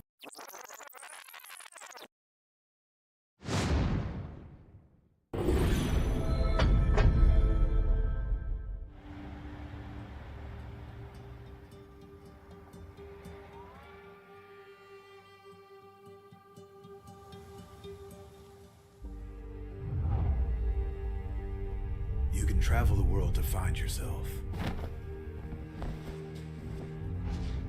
But that journey must start at home. Now we are going to end war! Because you can't know who you are without remembering your past experiences. Ladies and gentlemen, welcome back to the Land of the Dawn. We are the Mobile Legends Scrim Academy, and man, an insane Series 4, Series 1, as both teams were clashing it out, and we've seen some great gameplay. But now on to Series 2, two teams already inside of the Land of the Dawn, kind of getting their game plan, getting their draft together to take the first match as we are progressing through all of today's series. Speaking of today, a little bit of a look at the schedule. Ohana Esports versus Rebels in Paradise. Rebels in Paradise able to bring out the brooms with a sweep. All of these series are a best of 3, and currently now on Series 2, Rab Squad versus Dark Immortals. And then moving on for Series 3, we are going to be seeing Team Abyss up against Prime Esports, and to close out the day, Team FaZe versus Nephalem. All brought to you live on the Mobile Legends Scrim Academy YouTube channel and the Mobile Legends Bang Bang North America YouTube channel. So I appreciate everybody across the Land of the Dawn watching us on this live stream and supporting your favorite teams. Now, if you are a solo player, if you're looking to compete and take your casual gameplay to the professional platform, make sure you guys register on the Mobile Legends Scrim Academy Discord server now to be able to compete with some of these teams that you're seeing today and so much more. We have such an amazing community and a lot of events that we host on a regular that we'd love you guys to be a part of to build the Mobile Legends Bang Bang North American community. But speaking of today, speaking of these matches, speaking of the MLSA, two teams embarking in the draft, Rab Squad versus Dark Immortals, trying to take Series 2, and I'm wondering which way it will go. We've seen Rab Squad perform, and we've seen Dark Immortals perform. Rab Squad was a little shaky. Dark Immortals was shaky in the beginning too, but now coming a little bit more online in Season 2 of the MLSA, and I'm really excited to see how today goes. But speaking of today and the match, we have an amazing caster on the desk handling the play-by-play. Coach Deku, do you even breathe? And I will be your analyst. How you doing today, Deku? I'm doing great, Weezy, and I'm actually glad you left it on that note right there, right? Talking about these teams, right? Improving, because that's what the MLSA is all about. We're trying to get these teams moving in the right direction for these official events, whether it be a league, whether it be NACTs, whatever it is that we might be offered from the side of Moonsun. So seeing and noting that these teams are actually increasing from even our short Season 1 as we're heading into Season 2 is a great progress mark to know that MLSA is really doing what it needs to do for these teams. So I'm very excited to see them. Like you said, Rab Squad just joined us for Season 2. They have already competed. I think they've played in each day outside of the first day of scrims. They've been in all the King of the Hills. And like you said, Dark Immortal is one of those veteran teams out here. And MLSA has been here since the start, and we've got to see their progress from day one. And I'm so glad to see that they've kind of found their mark in the MLSA. So this match is definitely going to be a great point for us as we're going into Series 2 and this night of scheduled scrims, a night of excitement and a night of fun.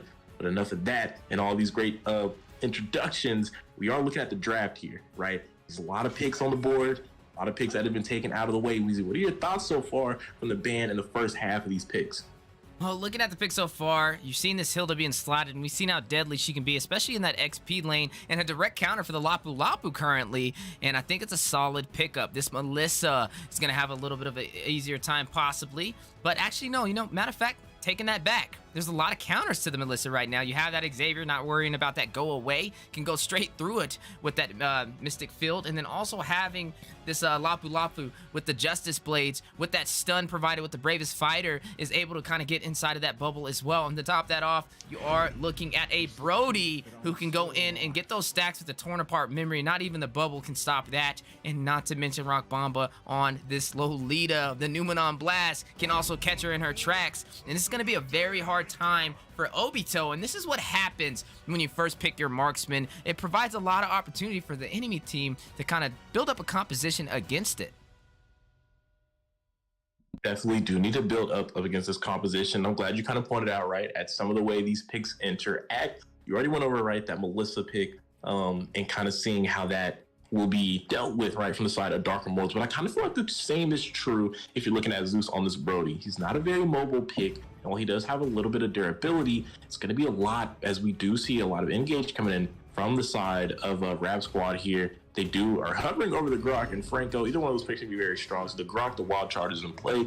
That's going to be a lot to deal with for Zeus on this Brody. But not only that, Farsa, right, with the Feather Airstrikes, is a very great deterrent to many marksmen that aren't very mobile, don't really have those skills to escape. And that's exactly kind of what the matchup is looking like as far as the mage interacting with the marksman. And the same can be said for both sides. We have an Xavier and Farsa, some of the most damaging mages in the game, especially if you're looking at poke and what they can do or provide to a team as entry before the 5v5s really commit into that clash. Both sides are gonna have a lot to deal with, and then you have the Hilda and the Lapu Lapu also able to charge in on those marksmen. So both these marksmen are gonna have their work cut out for them.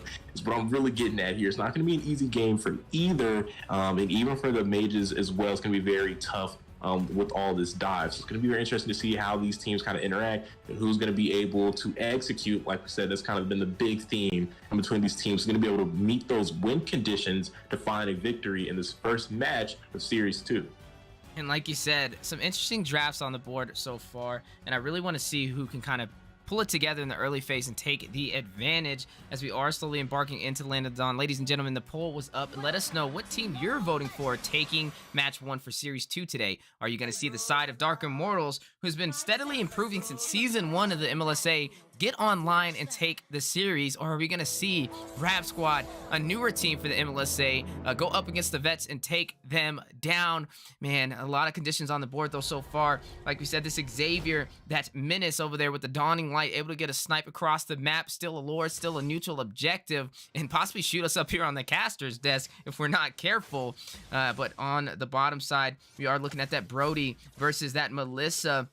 And I think this is going to be more dependent on their mage and their tank rotating to take down the gold lane and needing to definitely prio this. And I think keys to victory on both sides is pretty much even.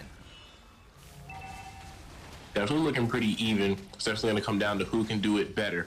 But speaking of things doing better, we are seeing a little bit of action here over the first with the Wanderer. Figure coming in with the Ballman, applying that pressure, but hang on here. Grok's a little low, barrier going out, but not going to be able to save his life. As God bless is going to take his soul there with the Xavier. Quick trades on the board, going to the favor of Dark Immortal so far, though, with Muddles almost taking him out of the game. We are seeing the blue buff does get secured, though, from Barat's Ipos. Is not going to lose that over to the hands of Ballman. Dark Immortal is going to edge out in the trade. Yeah, you are seeing some heavy engagement so early in this game with that invade over on the blue buff, but 2 kills right now for the side of Dark Immortals, with giving them a slight advantage in economy, up by about 100. Not too much to really bank on, though. And like we said, these keys to victory, right? Getting your marksmen online. And right now, Obito, with the power of Muddles, having an easier time keeping Brody at bay, but pay attention to Lunar. Rock Bomba with the backdoor play. He's going to spot him out in the bush, hit with the Guardian's Barrier. And no, that is not the bush he wants to go into, but you are going to see Farsa go in as well. And like I said, both teams already knowing what objective to focus on. But speaking of objectives, looking at the turtle.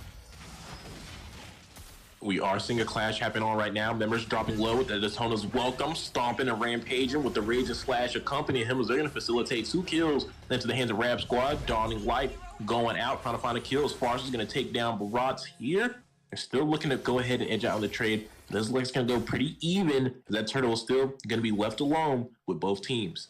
You are seeing now 4-2 on the board. Dark Immortal still leading in terms of kill, and that is the mage having a kill and the XP lane, and to mention the jungle as well, which is going to give him a slight advantage over this Ballman. But something that Ballman has is that lethal counter with this Retribution, and I'm wondering if he's going to be able to pull this off and take this turtle, as you are seeing Barat's already in place with the full team of Dark Immortals, the 4-man stack to try and take this down, but backdoor play.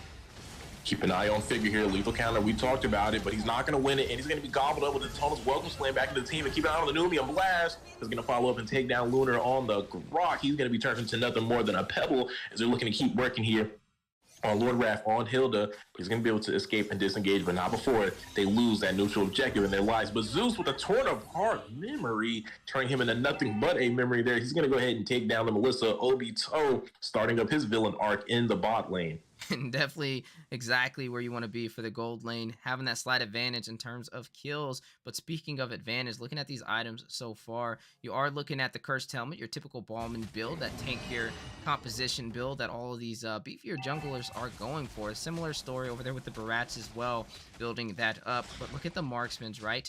Rapid boots over there on this Melissa for some additional mobility, and you're looking at Brody building the tough boots for some defense, and that's going to give him a slight advantage when it comes to these engagements. And definitely, speaking of engagements, potential clash going on here. Numian Blast, Tonal's Welcome. What a greeting. Looking at the wall, put him up, hands up, don't resist. They're going to take him down by the hands of Zeus, the torn apart memories. But the airstrike torn out.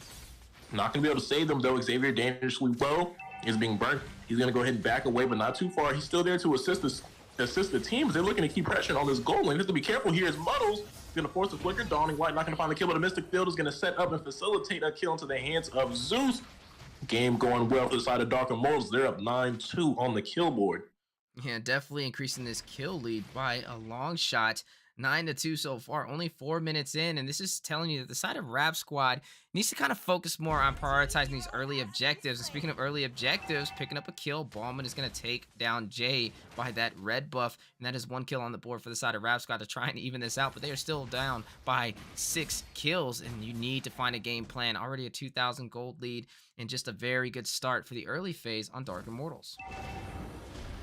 Definitely a great start. Speaking of stars, they're starting to engage on Melissa. A stun from Brody, a Numian Blast flicker from Lolita, and that's going to lead to a kill on the goal laner from Rab Squad. He is struggling, but outside of Dark Immortals, they're looking to disengage. Feather airstrike, legal counter, going to miss wide. Grok all alone here. Finds a swipe, but was it right? No credit card decline. His Ipos is on his way. They're going to find the sun, find the Mystic Field. Jay is going to be able to take him down. The XP laner from Dark Immortals will finalize that kill on the Rock, man. Zeus is starting to work on that bot side tower, but Hilda on the way, has rotated, a stun from Zeus, gonna get away, but no, Zeus is gonna be committed on a shutdown by Wraith, the power of wildness, but now the re-engage, Rock the Bomba, trying to take him out, trying to get the damage from the minions to stack up with the Bulwark Shield, recoil damage there, but Melissa with the Muddles is gonna force them back, but not before Dark Immortals has claimed a lot of deaths and a lot of real estate, as they do also find that mid tower on Ram Squad's side of the river. I'm glad you mentioned that, right? A lot of real estate, and that is key to making this game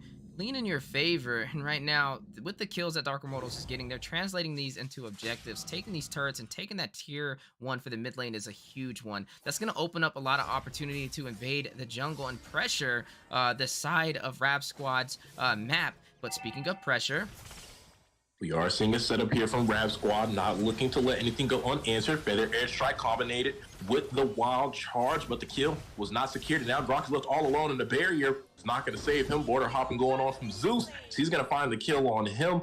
Again, being grinded down to nothing more but dust. So Grok is also struggling 0-4 in the match, but not Jay. He does find a kill up there with the Lapu Lapu. That boy is 3-1-3, and he's online right now looking to make his name known in the MLSA, but ain't going here. Go away from Melissa, trying to keep Lolita away, but you can't keep away Zeus.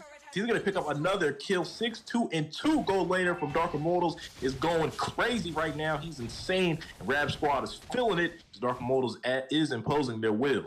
and this is what we kind of spoke about. Dark Immortals was a little shaky when it was MLSA Season 1, but Season 2, this is like looking at a brand new team. And this just shows you that putting in the work is definitely effective.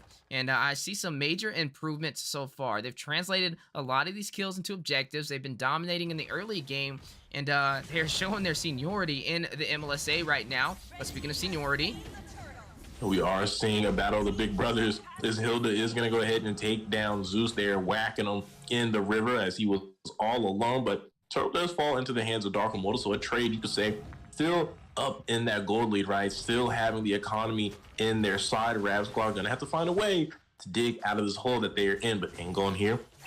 Barrier is going to spot out Rock Bomb. I thought we were going to see an incredible flicker play from him. They are still grouped up. They could look for an ambush, but for right now, it seems that the hunger, the quench, the thirst for blood has been managed here. But hang on. A little engage on Lolita, a little stun, a little barrier. Dawning Light coming out. A little poke between these teams. Shay keeping his eye on Figure. Ballman committing a lethal counter. Not sure what that's all about, but a power of wildness from Hildo, almost taking down God Bless. He's not going to stop. He's still in the chase. But Baratz has put the kill on Obito. The marksman down from the side of Rap Squad. They're losing a lot of DPS and a lot of damage right now. Their backline is dwindling. Speaking of backline, Zeus, the gold laner for Dark Immortals, is going to go ahead and take out Hilda, who was isolated there, and now Ballman and gobbled up with the Daytona's welcome, but this is a goodbye. As Jay is going to pick up that kill, facilitated by Baratz by Ibos here. They're looking to keep going. Mr. Field and Zeus combinated to find a kill on Grok. One member left from the side of Rab is Farsa, as Melissa has spawned back in, but not before Dark Immortals has had their way with this team. And speaking of having their way, having all of their turrets so far, just an impressive gameplay, a lot of insurance in terms of these engagements. Even if Dark Immortals made a mistake right now, it wouldn't really affect them, as we were only 8 minutes in and almost down to your inhibitors with only the tier 2 turret to kind of stop that statement from being true is not where you want to be for Rab Squad.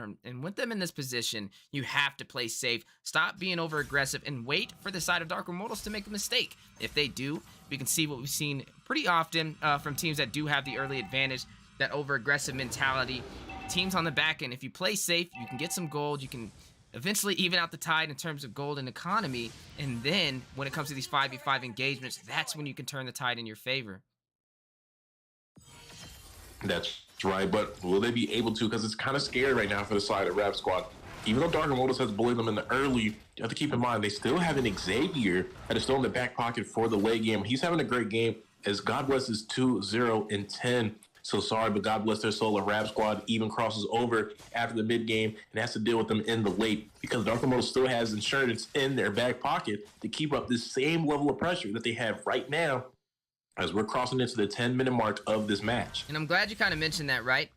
Speaking of pressure and speaking of that Xavier, that's definitely a lot to deal with, but look at the flicker by Zeus. Dawn and Light has a little bit of a saving grace. That almost took him down, though. But like you said, mentioning the Xavier, it's a strong pick, great CC. It's going to make it hard for Rap Squad to get back online, but they do have this Melissa. You do have that Marksman who's more that mid to late game trendsetter, but there's still an upscale battle. Xavier's Mystic Field can go in there and stop her even inside of the bubbles with some CC. Like we stated, that Lolita with the Numenon Blast. It's just a lot to work with, not to mention Brody 8-3-2 to a 1-5-0 Melissa. Looking at the items, though, Melissa does have Corrosion Scythe, also having the Demon Hunter Sword to work in her favor. Burst down this Baratz. But looking at Brody, he went for the Dreadnought armor, has more of the defense, as there is no defensive item in Obito's disposal, as he went for the rapid boots to make him more mobile. But with that, that's going to make you very squishy, and you have to be careful, especially not with the Wind of Nature. Zeus can quickly burst you down if he's able to get these stacks. But speaking of stacks, Lord crashing in to the possible Nexus, negated by this Ballman. But a concealed play coming in from Dark Immortals. They're looking to profit and maximize this. Look at the Numian Blast. A flicker. Not going to be able to find it, though. It doesn't get canceled. Now he's being punished. The airstrike from Farsa is going to be shut down nice and early, as Lapu is in the back line, but not before this counter and shutdown comes into play. There goes to the Tunnel's welcome, and goodbye to him, as Zeus will go ahead and finish that kill. The mid lane tower has been dropped. The Figure does have a double kill right now. 20 primary from Zeus. Not going to find the mark. Not going to find a kill. And going here, it looks like Bomba is in trouble, as Rock Bomba is going to go ahead and find the kill. But there's that Melissa you were talking about. A shutdown does find a kill. That before God Bless will return. He's putting on the pressure, but there goes Farsa. Muddle's combination. Farsa's caught in the Mystic Field. They're going to be able to disengage there. For their airstrike, though, is going to find Rock Bomba. What a pick off from the mid laner of Rab Squad. Definitely exactly what they needed to do. Yes, they lost that inhibitor turret, but they were able to hang in there and not allow them to close out the game. And with this being said, looking at the gold right now, still down by 7,000, which means a lot more items still on the side of Dark Immortals, but they'll slowly be able to trickle into the hands of Rap Squad as we creep into that late game. As it's only 12 minutes in, we're still in that mid phase, and this is where you're expecting Obito for the Melissa to come online, right? Picking up that golden staff, gonna have a little bit easier time with these 3 core items to burst down the beefier compositions. But it's all about micro, it's all about macro, and also having the will to do it. And they need to make sure they have a game plan before they take these engagements, because looking at Dark Immortals, they have every single lane, every single turret, and they're not sweating at all. And with that being said, they can afford to make a mistake, but with your inhibitor cracked in for the mid lane and that Nexus vulnerable, you have to be careful on how you pick these fights, as if they're over aggressive and the side of Dark Immortals can get a wipeout or possibly take out their marksman and mage, you may be able to see an early finish or before that 16-minute mark. It definitely could see an early finish, and that would be ideal for them. But look at the Xavier, man, and we talked about that with that scaling already, just from the single, not even charged up with the passive, taking Farsa dangerously low, and that's what you have in that late game with these 5v5 team fights. You have someone that can open up the fight with a lot of damage, right? A lot of pokes to already put the members of Rap Squad in an uncomfortable position. Keep an eye on Rock Bomba, doing a good job with this vision right now alongside with Jay. They're making sure they keep this side of the map closed off for Rap Squad to be able to contest. That's going to fall into the hands of Dark Immortals. Look at the Numian Blast. It finds Farsa, followed by the stun by the Raging Slashes. He's going to pick up a kill onto them. The backline has already been taken out from Rap Squad, the Marksman and Mage. So here comes the Souls, walking right into a barrier. Grok assisting the side of Dark with the kill. As Zeus is going to take out Ballman. There's only 2 members left from the side of Rap Squad. Things are looking grim. 5 members plus a Lord. It's a 6v2 in the favor of Dark Immortals. It doesn't look like they're going to be able to stop them, as they're going to quickly burst out and force immortality from Grok. Brave Fighter stands as well from them. Lord is on the Nexus, and so is Zeus, and so is the rest of the members of Dark Immortals. They're going to look for a potential wipeout and end the game on Rap Squad.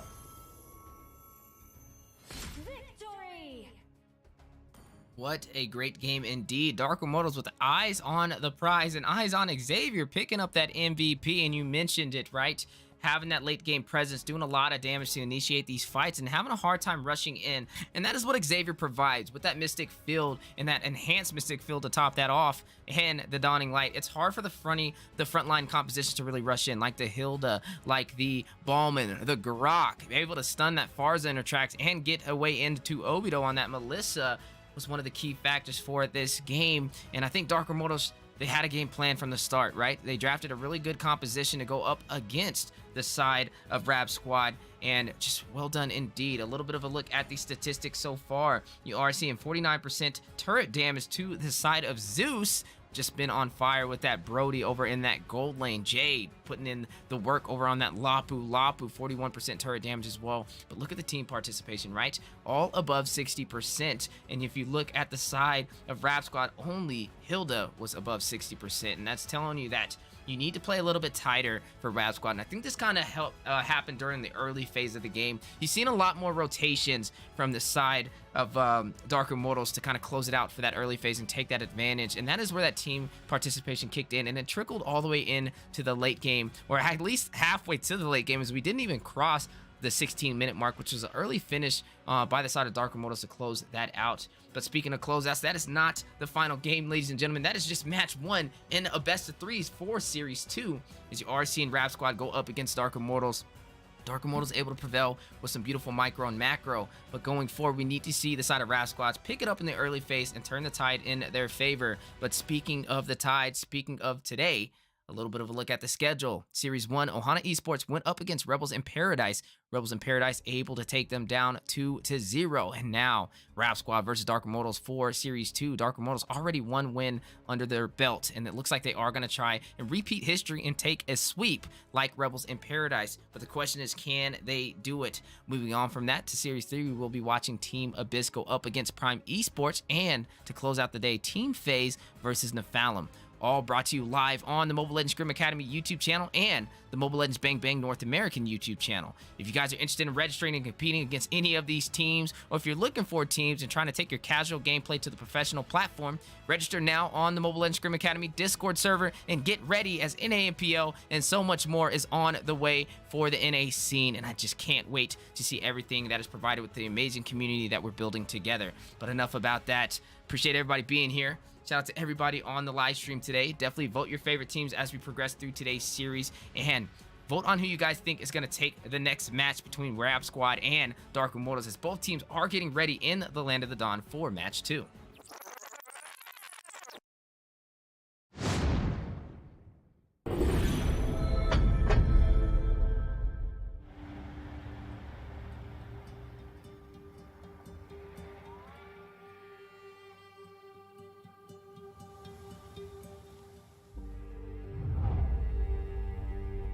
You can travel the world to find yourself. But that journey must start at home. Now we are going to end Because you can't know who you are without remembering your past experiences.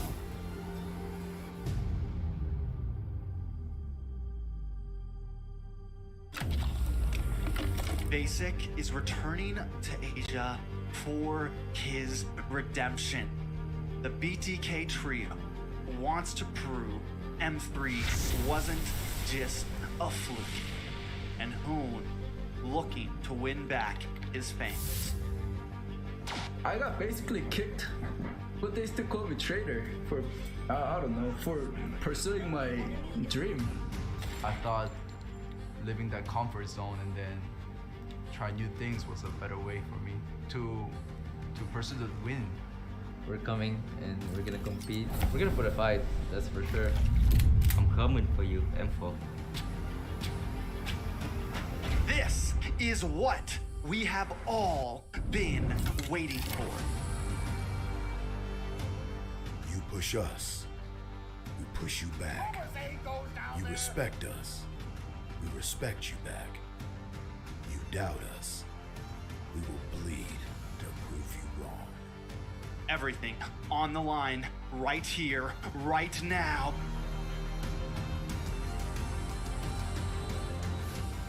Definitely, they're not underestimating us as much as they did in M3. People probably see us and take us more seriously now, especially considering our accomplishment back then. I want to be the first in the world. I want to win a world championship. And the only way to really do that is day in and day out. There's no relaxing. You have to keep going. Here comes the Valley.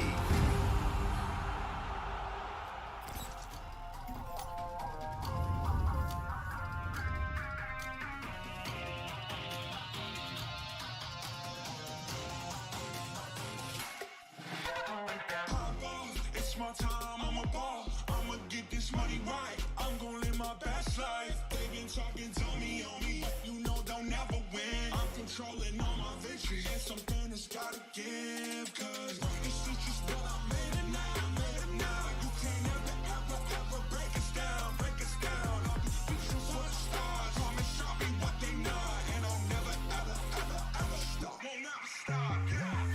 Touch the sky, you're made of silver and gold. Touch the sky, you're the greatest, don't you know? You and I, we can make it out of the cold. Hang tight, we gonna reach for the greatness. We will always rise, we will never fall. Fight in our hearts, we'll be strong. Even though we know our backs against the wall. Can you take your aim? You know that this is. I've been down, been waiting so long. I'm here for the crown, I'm here to show off. Greatness time, just waiting to show y'all. This is your time to remember. So many times I lie in the basement waiting for greatness. No, I won't listen to anyone hating on me and telling me I wouldn't make it. Cause I did everything that they said I couldn't. Caught my footing and I kept the controls. I stand for something, I ain't running now. I'm the greatest now, I just wanna make it proud. Don't let me down, don't let it all. I'm on the road, accomplished all of my goals. And I ain't gonna let you down. Touch the sky, you're made of silver and gold. Touch the sky, you're the greatest.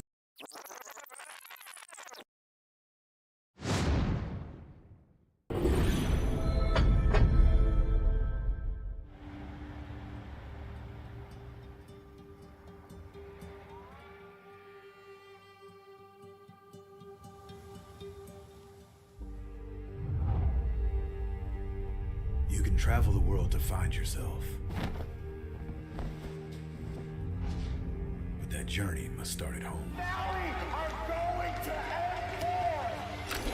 Because you can't know who you are without remembering your past experiences.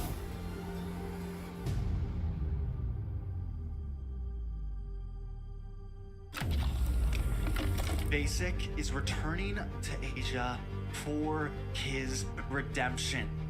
The BTK trio wants to prove M3 wasn't just a fluke, and Hoon looking to win back his fans.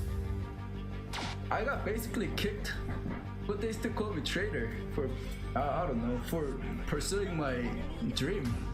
I thought living that comfort zone and then try new things was a better way for me to pursue the win. We're coming and we're gonna compete. We're gonna put a fight, that's for sure. I'm coming for you, M4. This is what we have all been waiting for. You push us, we push you back. You respect us, we respect you back. You doubt us, we will bleed to prove you wrong. Everything on the line, right here, right now.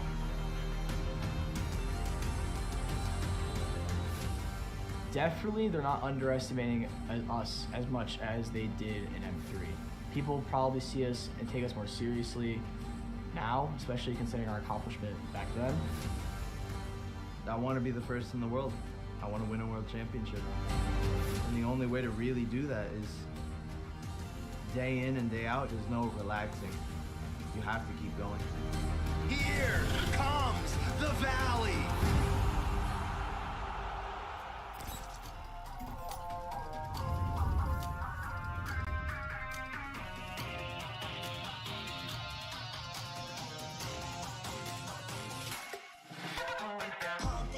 It's my time, I'm a ball. I'ma get this money right. I'm gonna live my best life. They been talking to me on me, but you know they'll never win. I'm controlling all my victories, and something has gotta give. Cause this is just what I made it now, You can't ever break us down, All these bitches for the stars, promise I'll be what they not. And I'll never, ever stop. Won't never stop, Don't just go. You're made of silver and gold. Ladies and gentlemen, welcome back to the Land of the Dawn. We are the Mobile Legends Scrim Academy in a crazy match that we've seen so far in Series 2, as it is Rap Squad going up against Dark Immortals. And Dark Immortals leading the way with a pretty much one-sided story for Game 1. And now, both teams already inside of the lobby right now, currently drafting it out for the second game. A little bit of a look at the matches so far. Rap Squad and Demigods. The match was insane. You've seen some solid game play, micro and macro, from the side of Rap Squad to kind of, Demigods actually to close out on Rap Squad, who was a little shaky going into that. But speaking of the next game, currently both teams are close to finalizing the draft, and on the desk we have Coach Deku, who will be doing your on-point analyst, and I will be doing your play-by-play. How you doing today, Deku? I'm doing great, man. We are heading right into that second match between Dark Immortals and Rap Squads, and hoping to see a little bit of a fine-tuned weapon coming out from Rap Squad, as Dark Immortals kind of had their way with them, right? A little bit of a ragdoll fest, but hopefully we see a little tightening up from them. But as I say that, we do see Veil and the Hanabi picked up. Now, I do believe the Hanabi must be a comfort for them, because this isn't the first time that they locked in the Hanabi. They actually used it, I believe, in the first day of King of the Hill, if I'm not mistaken. I definitely don't believe that it profited. It'd be hard for me to imagine that it did, but it looks like it's something that they want to rely on and keep pushing forward with, and maybe trying to force Hanabi into the meta. But speaking of meta, up against Dark Immortals, you got to deal with the Faramis, you got to deal with that Lapu. Right now, we are seeing a Fandy being hovered over, and that's going to be a lot to deal with potentially. It's actually going to be a Ling. Dual-sided sword there. Both of them can get the same job done, and that's what Rap Squad is going to be up against with some of these untraditional picks in the second match of this series. And definitely untraditional indeed. As I'm looking at the ban so far, Martis just walked away free and not picked up from either side.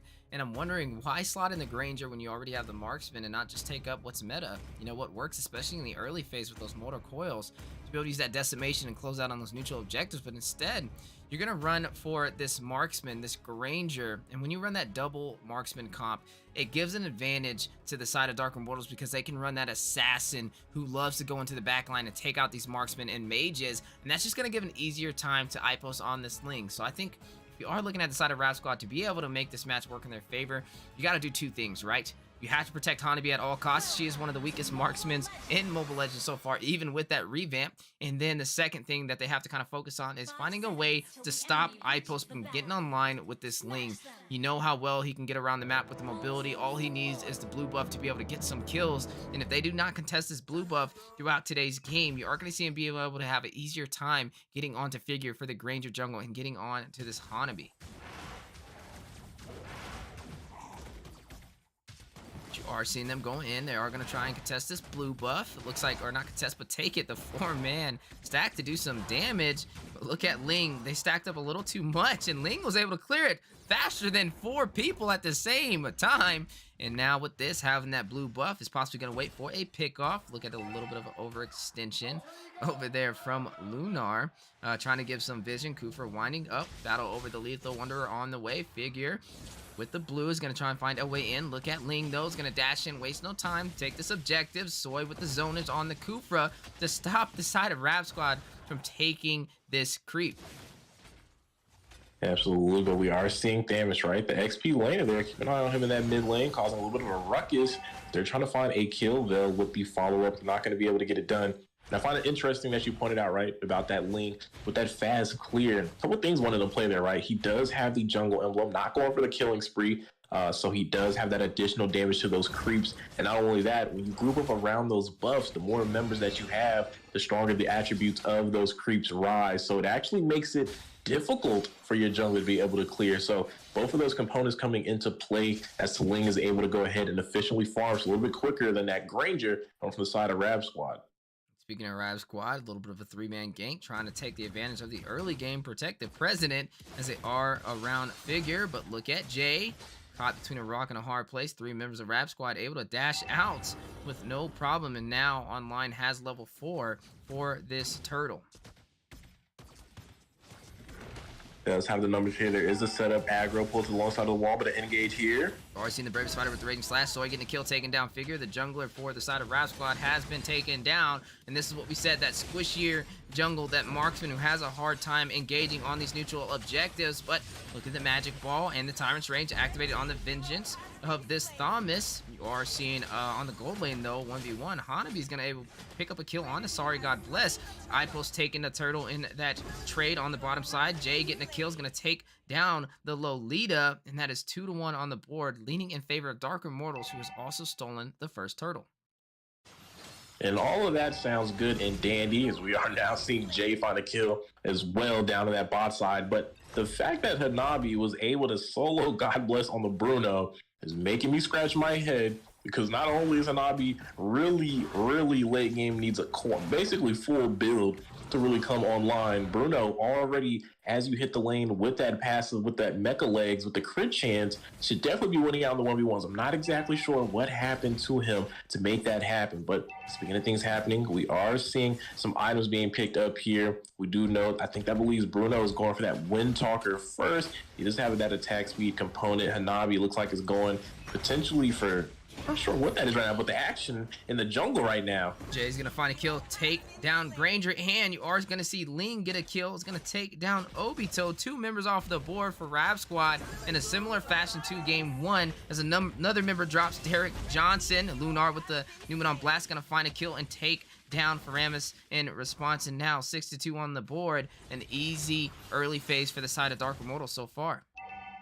Definitely easy phase up 4K, and that tower falling to the hands of God Bless. Lost the 1v1, but is not going to lose the lane. Please look at those items one more time. I'm still confused on what Hanabi was going for. Okay, they are going for the corrosion side. It was just a little weird, right? Normally you see the crossbow be built first, but speaking of things going first, you do see a hard situation for Figure, as the Brave Spider rushing in is going to go behind him and take out Obito and get out of that turret but pay attention to Lunar in a bad situation. Diving back in with the Tyrant's Rage, and Soy's gonna pick up that kill on Kufra inside of the tier 2 turret for the mid lane, leaving only Hanabi to hold off these minions. It looks like Soy rushing in is gonna possibly get the Shadow Stampede, or the Phantom, Shadow Stampede, but no, not able to hit the mark. And that would have been very bad if he could have pulled that off. As right now, Sorry God Bless online, able to take that first turret on the top side, and now gonna possibly steal this blue buff, but overstaying his welcome. Cole Alter as a saving grace, gonna pull him out of that situation with barely any HP. And Turtle again going to the side of Dark Immortals. Speaking of size there, we did see a Berserker Sphere get picked up by Ling off screen there. Clock of Destiny picked up by Faramis as well. And that Scarlet Phantom was actually the first item for Bruno. A little different there from him, as do we also see the crossbow component. Additionally, with that Ling to assist and some of that attack speed. So Dark Immortals definitely have some items come online here, getting into the way up against Rav Squad. But speaking of things from Dark Immortals, look at the set here. The gank onto Thomas, gonna have to use that Cotterant Inferno, but is it enough to keep him in there? Bravest Fighter with the Raging Slash, having other plans, is gonna burst him down. Figure on the back door, trying to get a kill as response. Obito with the knockup, gonna try and offset Jay, but Kufa rushing in. Magic Ball, a little bit of a stun. A drop down with the Tips of Blades from Ling, gonna find Figure and take him out. That is a jungler for the side of Raz Squad out of the game, and Ipos finding a double kill, getting the backline. Gonna go ahead and take down Obito on this Veil, and also taking the tier 1 turret for the XP lane. Just a beautiful synergy from Dark Immortals in the early phase, 12-2, and they're not done yet. As your RC and Cooper rush in with the Magic Ball to not even allow Lunar to give some vision for the team. But speaking of vision, heads into Jay, Rock Bomba rushing in. Cotterant Inferno going down, Numenon Blast with the triple set possibly, but a Cult Altar activated to save them. But Jay getting a kill, taking out this Thomas. Fight not over though, and knock up over there by Veil, but Justice Blaze super spawn. Jay is gonna take out Obito, and Lunar taking down Soy. Down goes Figure into the hands of Ipos on this Ling, and that is a 3-for-1 trade, and he is not done there. Overstaying his welcome, trying to get a kill, forced to use attempts of Blades to get away from Lunar, to get away from this Hanabi, who's gonna find him and take him down. But look at Jay, Bravest Fighter, Raging Slash, gonna take down Hanabi in response and do the double recall for some additional HP regen. Speaking of regen, look at this Thomas, gonna rush in and try and do some damage to Jay, and didn't even pierce his health right now. And this is just showing you how overly confident the side of Dark Immortals is so far. Well, I mean, when you're in the position that they are in, right, up 8K in the gold department, you kind of can go for those kind of aggressive plays, and we've seen them and making them all at matches. They're currently up 16-4 and taking the tower, but action in the mid side potentially from Jay there. Like we said, they're definitely filling it. A lot of items, though, being picked up in between these teams. DHS is falling to the hands of Hanabi, finding that second item of the game, as Kufa's going to miss the mark on that knockup. We are just now seeing Ling finish up that Windtalker, which is a little late for typically for Ling. Normally get that around that first item before the Berserker Sphere. But I guess when you're snowballing the way they are, like I said, you can go for a little difference in that itemization. Speaking of itemization, Bruno working towards that third item. He already has the Scarlet Phantom and Berserker's Fury, so definitely have to look out for him, as he might be looking to join those team fights. And Weezy, what are we seeing here right now? I think they're doing a little bit of a celebration, as they know he's going to be taken down. Not much you can do on the 4v1 situation. Rock Bomba is going to pick up that kill with the Shadow Stampede into the hands of Faramis, but at least Lord Wraith was able to pick up that tier 1 turret for the bottom side, and this is the first piece of real estate that Rab Squad has been able to take in the last 8 minutes. Yeah, man, I mean, it's rough, right? There's a concealed play from Dark Immortals there. I don't even know if they're really even going to use it. Look, they're just cheesing with it. Again, they're just having so much fun. And speaking of fun, the recall party celebration early on a bot side kill there on the Hanabi there, Derek Johnson getting put and buried into the ground. Keep an eye on Soy too, looking for a knockup potentially. No one there, but man, Weezy, it feels like from the first match, right? The first match didn't feel too bad, but now it's just feeling overwhelming for the side of Rab Squad. And look at them, over the wall they go. Definitely over the wall, but look at the Windstorm. Veil trying to get a kill, possibly able to take out Soy, but the Cult Altar to kind of save him. But look at the tier, the inhibitor on the bottom side, quickly getting bursted down. Can they take it with the Mecha Legs? Soy winding up, is gonna go in, miss Figure, and now Figure finding a way in is gonna take him down, but not before Rock Bomba takes him out as well. You are seeing iPost on this Ling find a kill. It's gonna go ahead and take down Lord Wraith on this Thomas. Now, I wonder what the side of Dark Immortals is going to do. They have one member down there, Rome. Are they going to overstay their welcome, or are they going to go for this neutral objectives? You are seeing iPost rush into this Lord by himself, and I'm glad they're disengaging.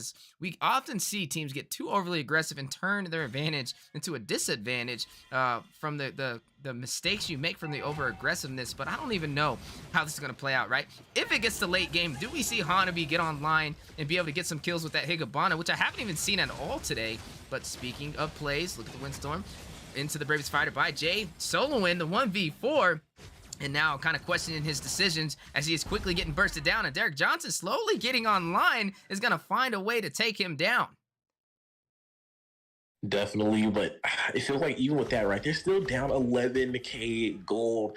That is an insane amount to be down, double-digit deficit for the side of Rab Squad. And right now, Dark Immortals can really have their way. And speaking of having their way here, you see Tempest of Blades going down, almost getting bursted by the marksman, but finding a way, taking out Hanabi. Colt Ultra activated to save iPost with the 1 HP. And it looks like that will be Derek Johnson out again. 3, 4, and 2. Not having the easiest time as the marksman for the side of Rab Squad. But wait a minute. Soy rushing in, winding up on that Cooper, trying to get a knock up.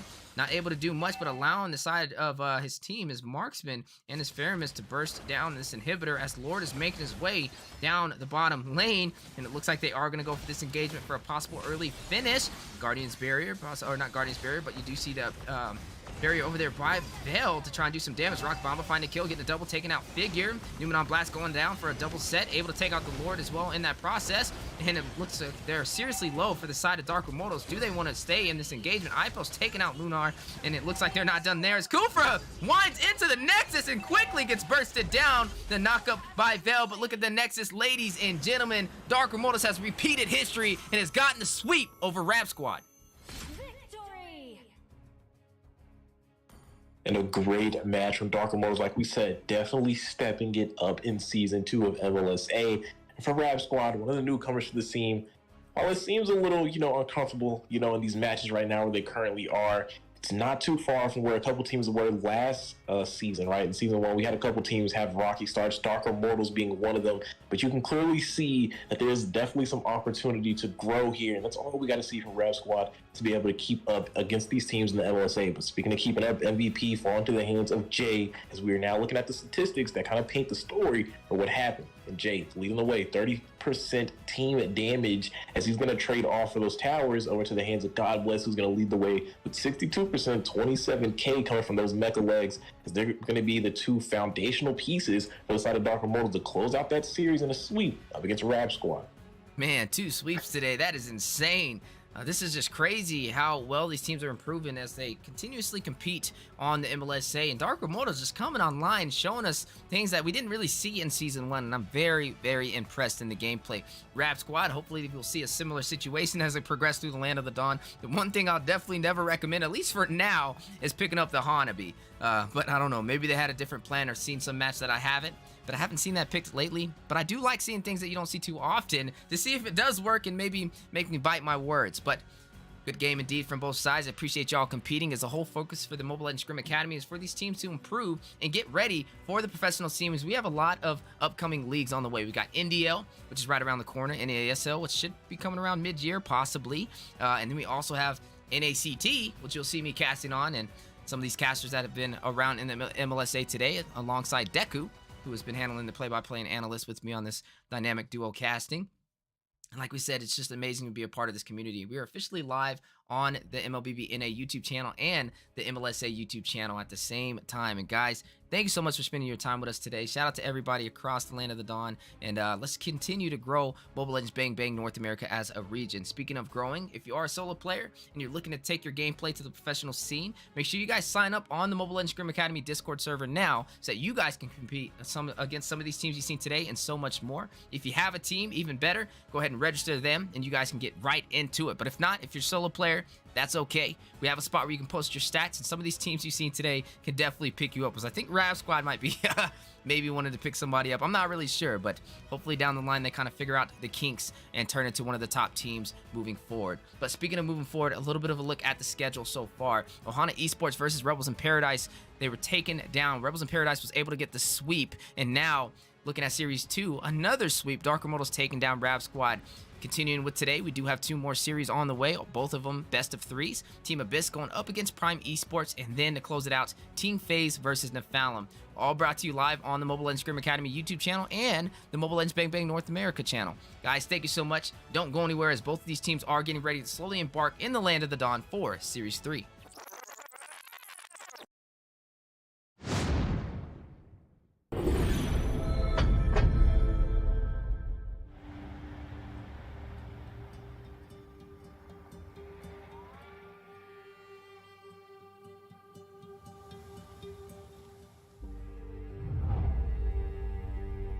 You can travel the world to find yourself.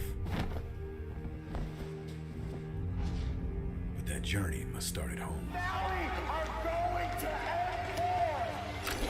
Because you can't know who you are without remembering your past experiences.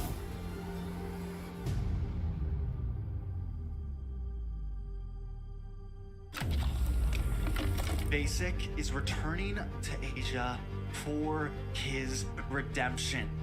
The BTK trio wants to prove M3 wasn't just a fluke, and Hoon looking to win back his fame.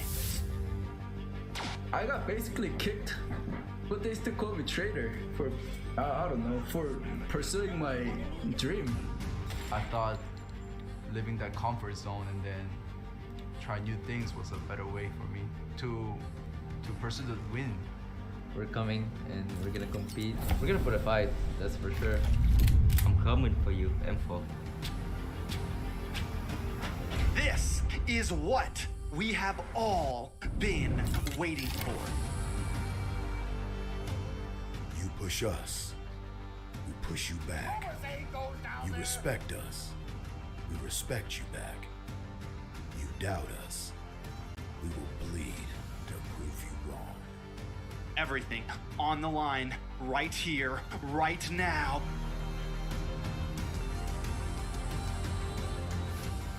Definitely, they're not underestimating us as much as they did in M3. People probably see us and take us more seriously now, especially considering our accomplishment back then. I want to be the first in the world. I want to win a world championship. And the only way to really do that is day in and day out. There's no relaxing. You have to keep going. Here comes the valley.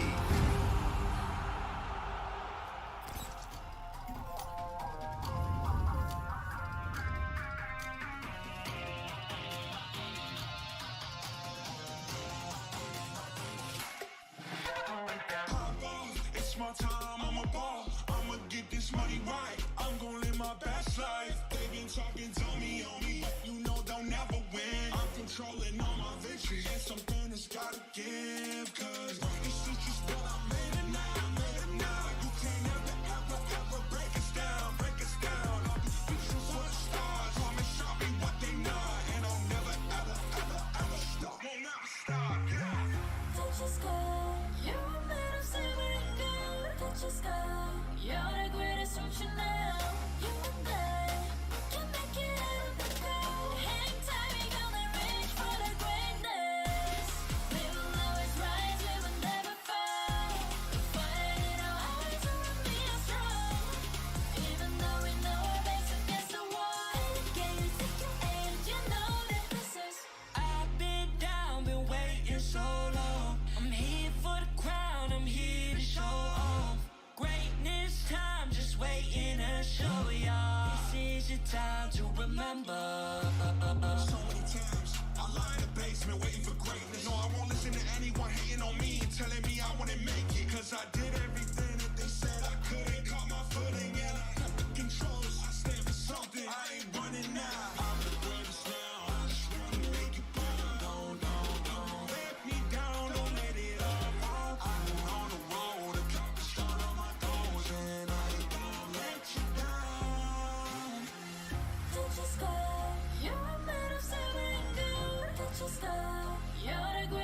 want you now. You and I, we can make it up the go. Hang tight, we gonna reach for the greatness. We will always rise, we will never fall. Fire in our eyes and the me are strong. Even though we know we're backs against the wall. And again, pick your aim, you know that this is Coming for the game, cause we ready for the victory.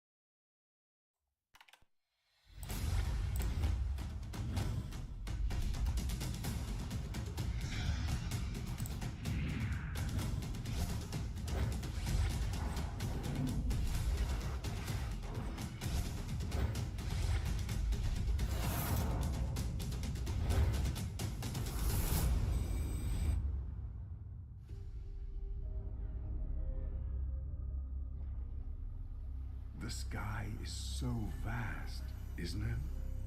My little flare. Papa, can you reach the sky and ignite the stars?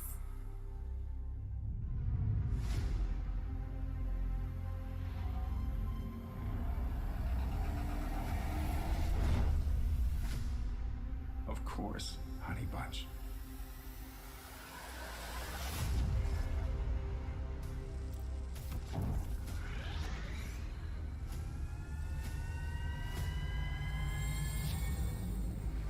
Papa never returned home. He's among the stars now. But what about me?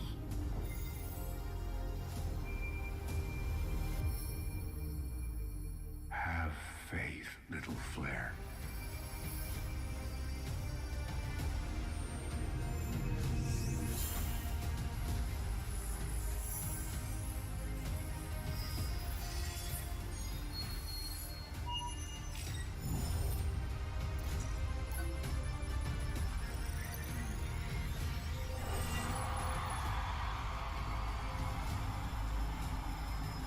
Now this is a wonder to behold.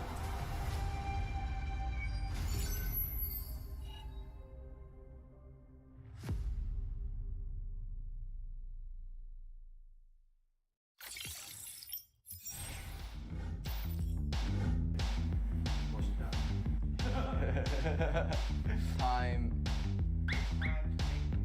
Oh, it's time to make the most of the moment. I'm Hoon, I'm milling for the valley, and I'm ready. I graduated high school a few months ago. Yeah. We dare to be great. Dude, that's perfect. One more second. Hello, my name is Fly Chicken. I'm XP Lane from the Valley. Let's go. Hey, it's basic. Again. That's right. I like that. We dare. And action. We dare to improve. Hey, it's basic. Coordinator for the Valley. Let's go.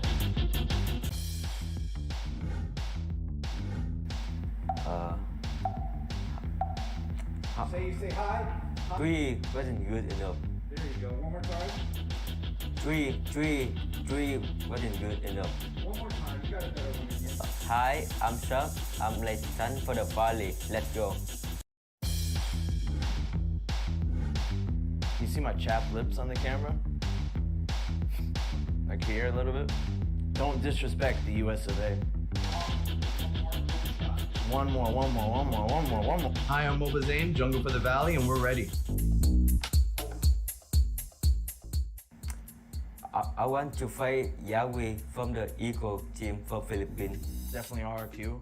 They've done so much for Mobile Legends, and you could tell just by the amount of fans that they have. They've also been so driven. I mean, they've been in Mobile Legends for years and years and years, and they've always been pretty good. They've always, even when they weren't doing as well, even in this MPL, they bounced back in the second half of the season. And I have a lot of respect for them. They brought a lot for Mobile Legends. And in the Philippines, it probably blacklist because they're actually the first team that, even after winning a World Cup, they just stayed driven, stayed focused, and now they're on their way to having a chance of getting their second World Cup win.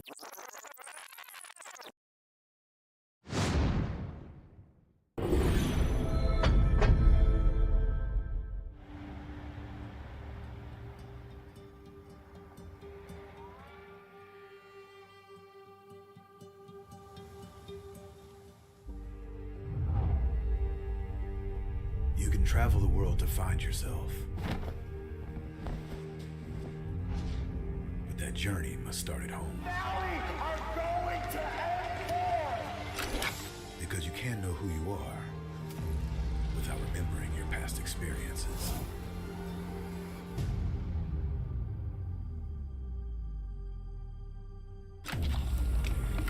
Basic is returning to Asia for his redemption.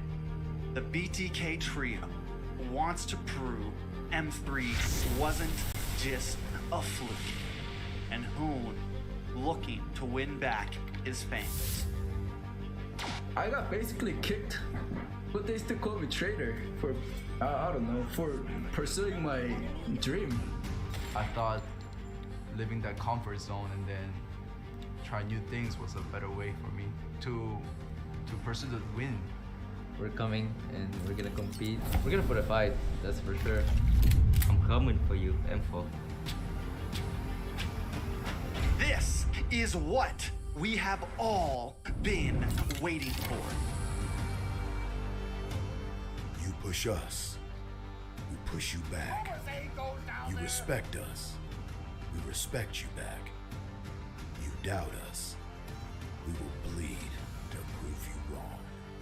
Everything on the line right here, right now.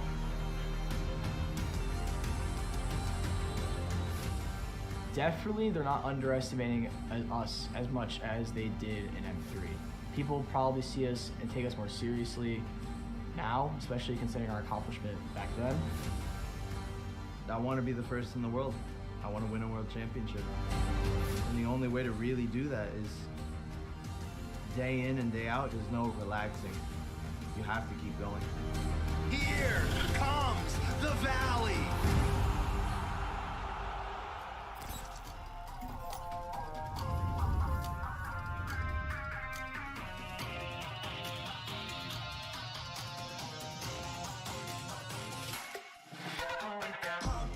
It's my time, I'm a ball. I'ma get this money right. I'm gonna live my best life. They been talking to me on me, but you know they'll never win. I'm controlling all my victories, and something has gotta give. Cause this is just what I made it now, made it now. You can't ever break us down, break us down. I'll be speechless for the stars. Promise I'll be what they not, and I'll never ever stop. Won't never stop, yeah. Don't just go. You're a man of seven.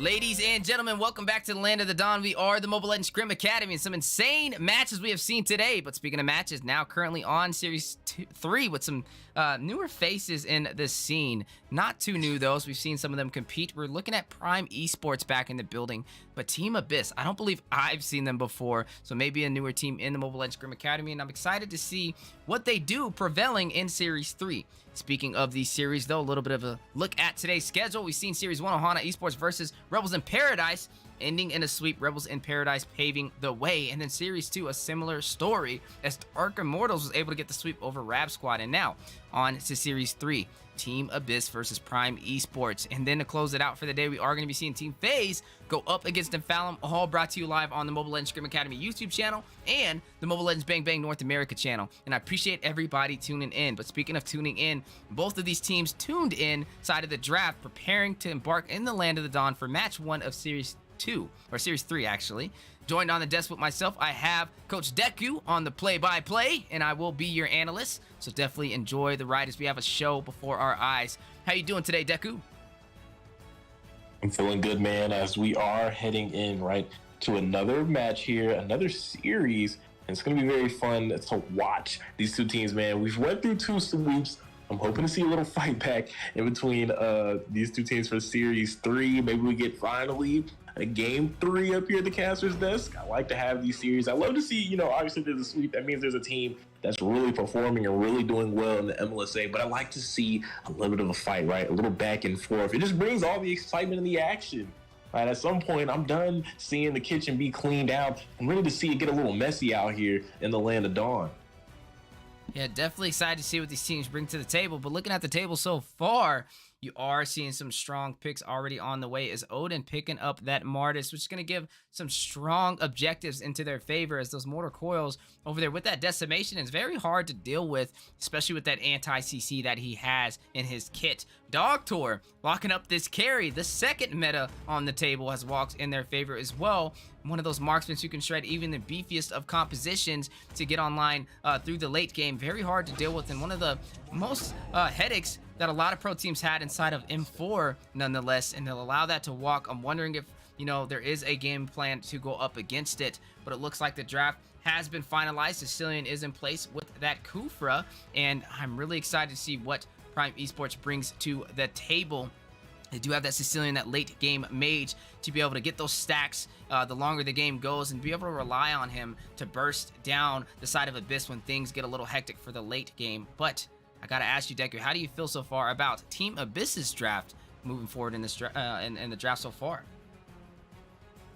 It's a little interesting, right? Seeing their composition right now, it's pretty. I have to say, it's honestly not that bad, right? Especially stepping in into the MLSA for the first time. Normally, you see a little bit of issues with the draft. Mainly that's normally the first issue with a lot of teams entering into the MLSA for like their first appearances. Is you kind of see an issue with their drafting skills. I don't have too many discrepancies with this one. Maybe leaning a lot into the frontlining and utility, which can be a little difficult to manage if you can't get those cores online in time. But besides that, I mean, as far as you can execute and you kind of can layer in, stacking in with the skills that you have at your disposal, it shouldn't be too much of a problem because they are matched up against opponents that are definitely kind of equal in skill level and equal as far as, the newish entrances over to the MLSAs. Both of these teams will be here for their first season, right? And here as we're closing out the first week of season 2.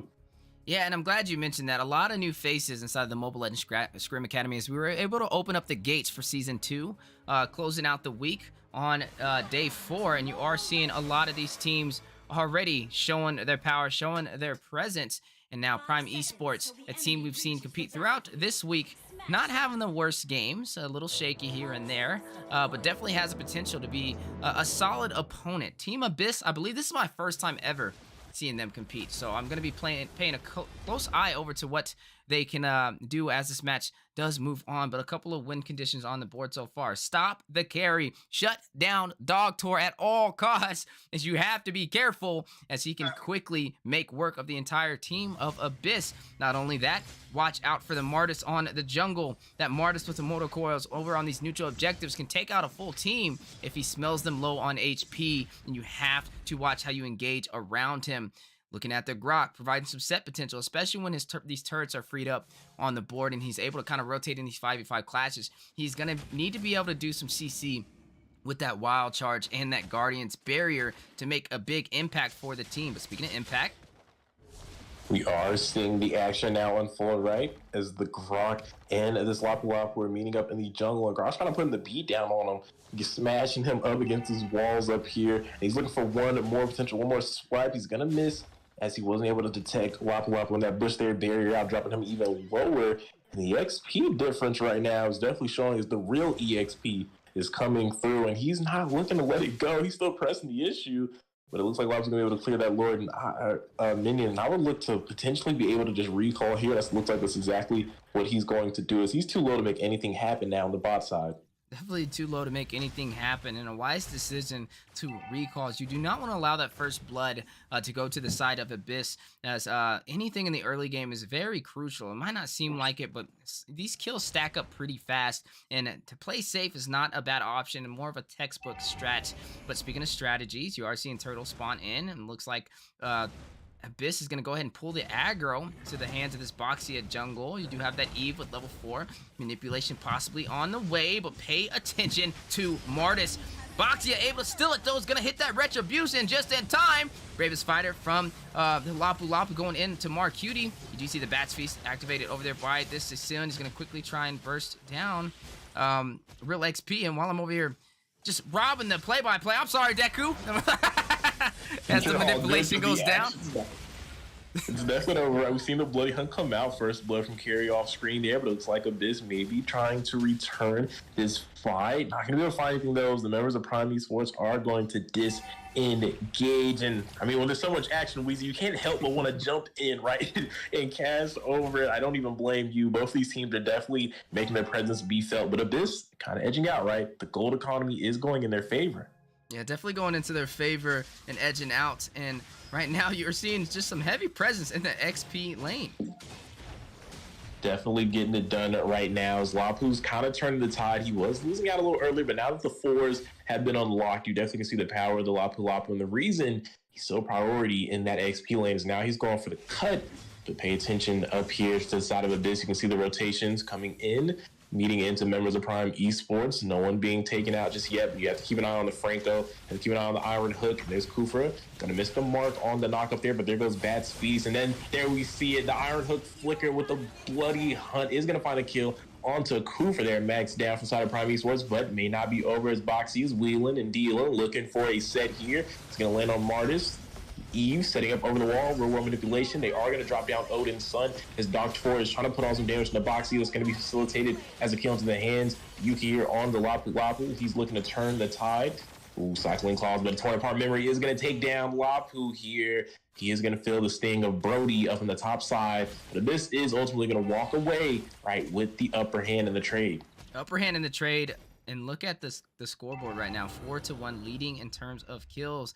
3,000 gold advantage in only 4 minutes is huge, as Real XP, showing that the name is true to fruition, is having an easier time taking this turret. Already stripped off all the gold from this Lapu, but look at Lapu.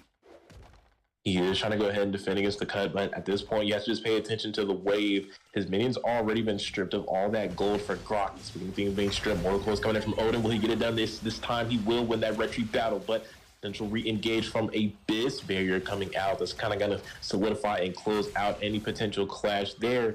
Prime Esports will walk away with the neutral pretty much for free. And I'm glad we've seen that, right? I was wondering if Odin was going to be able to take some of these objectives. You have a strong jungler to be able to do that, and that is going to kind of even out the playing field slightly, as both teams have taken a turtle on their side. We are looking at a little bit of the items. This is that Martis going for that Molten Essence, that tankier build. But speaking of builds, Brody finding a kill onto Kufra. He is on a killing spree right now. That's definitely dangerous. He's sitting 3-0-1. Obviously winning the gold lane matchup. His Doctor is 0-1. Real world manipulation dropping in. But here comes Odin with the Mortal Coils, looking to go ahead and disrupt the side of Abyss as they were looking to siege the tower there. Just can't be able to erase the deficit that's currently going on in between that gold lane matchup. And they got to find a way to mark QD on this Eve for these engagements, so it's going to be very hard to deal with that manipulation. Already 1-5 on the board. Brody, like you said, having an easier time. 3-0-1, but look at Kufra, knock up. We are seeing a clash develop here. Members going in up against each other. A little bit of poke, nothing confirmed yet. A hook going out does find Odin's son on that Mars. Not going to commit with the Bloody Hunt as continue on that Sicilian. Going to add a little damage charge up from Kufra. Going to find the mark on one, and now we're seeing the damage kind of stack up. Will they be able to pick up this kill? No, he's going to be able to disappear. But speaking of disappear, Carry getting wiped away by the torn apart memories by the hands of Brody here on the top side, and the deficit is only increasing as he's up another kill, sitting pretty at 4-0-1. The gold lane from Abyss is online. And sitting pretty indeed, already having that Blade of Despair, the highest physical damage item in the game, and the most expensive nonetheless. and you are seeing him completely online. And one of the keys to victory that we said was shut down Dog Tour on this carry, and we are seeing exactly that, as you do see the missed Iron Hook, a little bit of some zonage on this turtle, leaning toward the favor of Abyss. And I'm wondering if Martis is going to make it in time, as you do see Boxy already pulling the aggro and quickly doing damage to it. And it looks like the side of Abyss is going to go ahead and pick that up. And we didn't see an answer from Prime Esports on that engagement. Usually you want to at least take a turret and progress on a side lane or something. But speaking of the lanes, we're seeing the damage layer on from Carry and Cecilia. This Doctor is finally going to get his first kill of the game. And that's exactly what you need. You got to find some opportunity there. Like you said, they didn't find anything on that neutral to be able to respond, but they were able to pick up a kill in that quick clash in the river. But hang on here, eyes on the prize. Conceal coming in from Red here on the Franco. Does land the hook for the Purify from Doctor. It's going to deny the follow-up from that Bloody Hunt, but you still have to respect the ability of Red on this Franco. The Iron Hook is always a looming threat as Carrie's moving up in the top side, but here comes Max right on this Kufra. Going to do a good job of revealing Franco's position. He's going to go ahead and disengage. But speaking of disengage, the tower has been taken down from the side of Abyss. Prime Esports going to find a super important objective, and now Franco being punished here, going to be forced to flicker, as the members were able to stack on enough damage to waste that utility from him. But now, Real XP, Grok on the rotation, is looking for something potentially, but keep an eye on Cooper with the charge. Doesn't find anything over there in the bush. Looks like a couple of members here. They're trying to find a setup from both sides, but nothing there. It's like they might be able to disappear. But no, click Bloody Hunt from Franco, but there's no follow-up in time. I don't know if that was very advised for him. As Mortal Close is coming out, he's getting on the damage. He's looking for the decimation, working on it, does use it, is able to secure the kill. And now you can see on the bot side there, still able to find Brody, though. His box is able to trade out and take down this Martis. He's looking to pick up the pace. Brody's going to wheel right on out of there, as they've walked away with an upper hand in the trade value for the side of Prime Esports. Wapu, Brave Fighter stands a Raging Slash on this Grok, but caught by the barrier. Wild Charge is not going to connect with the CC, as he does have the immunity there in the midst of that, and they're still battling it out, as Real XP is trying to show him the real deal in the top side, but it's like a little bit of the action has ceased now. It looks like they swapped lanes. Doctor is going to go ahead and take the bottom turret, the tier 2, down, and that's going to leave him with only the inhibitor for the side of Abyss. You need to kind of prioritize these lanes a little bit better, but they're not completely off the board. Both teams pretty much even in gold. I did see Mark Cutie pick up that Ice Queen wand, but speaking of Mark Cutie, a big Tyrant's range in place in that river, but it hasn't led to anything just yet. Torn apart memory is going to find at members as low as Mark Cutie to be able to connect and find a kill on Max. Now Lapu Lapu was looking for something, is going to find nothing though, as Abyss is going to walk away with the 1-0 trade value in their favor. Now I want to put some eyes on Franco right now. Just some great iron hooks that have been coming out. A little bit of questionable bloody hunts though. Even though you connect with it, sometimes you got to wait and make sure there's an opportunity to secure that kill.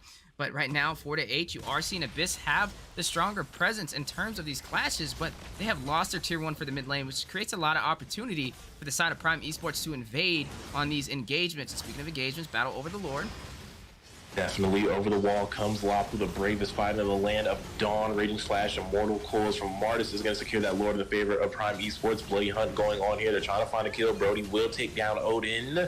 Now the stack from Dark Horse with the Speedy Light Wheels isn't going to be able to find the trade, and again, Abyss is going to find the 1-for-0 kill advantage, but they do lose that neutral into the hands of Prime.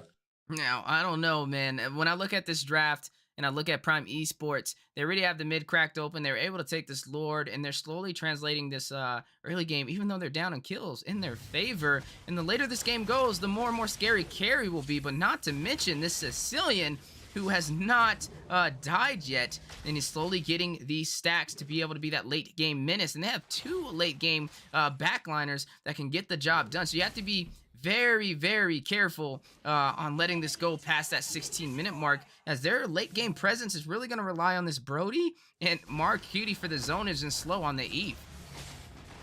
Absolutely, and right now, potential for a clash. The Sill's doing a lot of damage at this point in the game. Kufa was looking for a set, doesn't find it. I don't know why we've seen a wild charge from Grok there. Maybe a little nervous, thinking he was going to be in trouble from the charge up of Kufa, but now he's to be able to disengage, and he's to leave the tavern alone, as Prime Esports has too many members, because that tier 2 is going to fall into their hands. They're doing a good job of finding the real estate right up in the tower game. Right now, as you can see, is they are up 5-1, Wheezy. Up to 5-1 and down 5 kills, still able to make that work. And now leading in gold by 1,000 from these turrets that they pushed in as they are down to their inhibitor for the top and the bottom side. Abyss not looking good right now. And a lot more insurance for the side of Prime Esports. Looking at their items, you are seeing their marksman carry already with the 3 core items, having the golden staff, the demon hunter sword, and the corrosion scythe to melt down the beefiest heroes. And this is where carry turns into scary as they are progressing toward this mid to late game. But look at the teams kind of grouping up for the side of Abyss, possibly prepping for a pickoff. They do have the numbers advantage as Lapu and Sicilian are not in this engagement, possibly, but no, a knock up. A good knock-up and a good tyrant's range is going to be able to find some damage on the real XP. Going to force the wild charge out from him.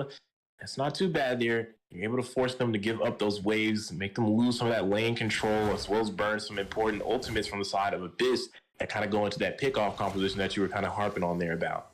Yeah, definitely going into that pickoff composition. And even though they have this Franco, you know, and he's getting these sets, it's just not really translating into anything. With all these kills that they've gotten so far, they're not able to take much objectives, and you are seeing them be more on the back end of today's match. And we got to kind of watch as we progress slowly toward that late game. We are at that 13-minute mark, 16 minutes. That's when Sicilian's going to come online. That's when he's going to have majority of the stacks he needs to kind of close this game out. He can use those sanguine claws to get to the back line, pull Marcuti while he's trying to use that manipulation and pretty much burst him down. But speaking of bursting, battle over the Lord.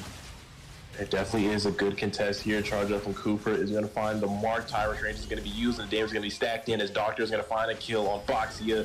4-5 advantage on the side of Prime Esports. Lapu into the back line. 3-man stun. Huge knockup. Follow up from Kufra. Going to facilitate a kill into the hands of Lapu. He's going to take down Brody. Franco will follow up soon after him. Sicilian will find that kill. Members missing to the side of Abyss as the Lord is picked up by Prime Esports, and they're in trouble right now. A charge up from Kufra. Going to miss the mark. Wild charge from Croc, but he is going to be punished for it. And there goes the rural manipulation, looking for the trade. They finally find something to shut down, but at what cost? They've lost 4 members on the board, and now inhibitor pushed down by the side of Prime Esports, and they're in good condition to take this all the way.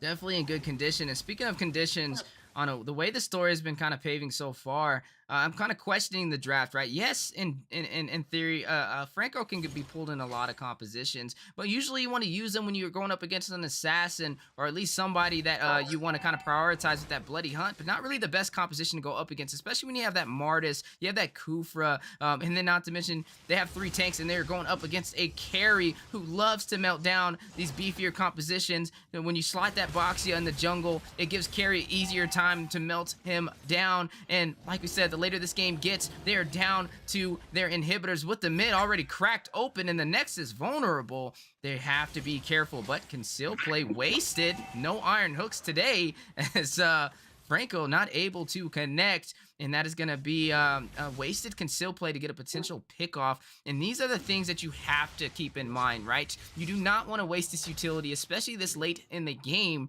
as these can be game changers to turning the match in your favor. Speaking of favors, looking at the gold, you are seeing Prime Esports up by 5,000, a huge lead as we are trickling into that late game 15 minutes in.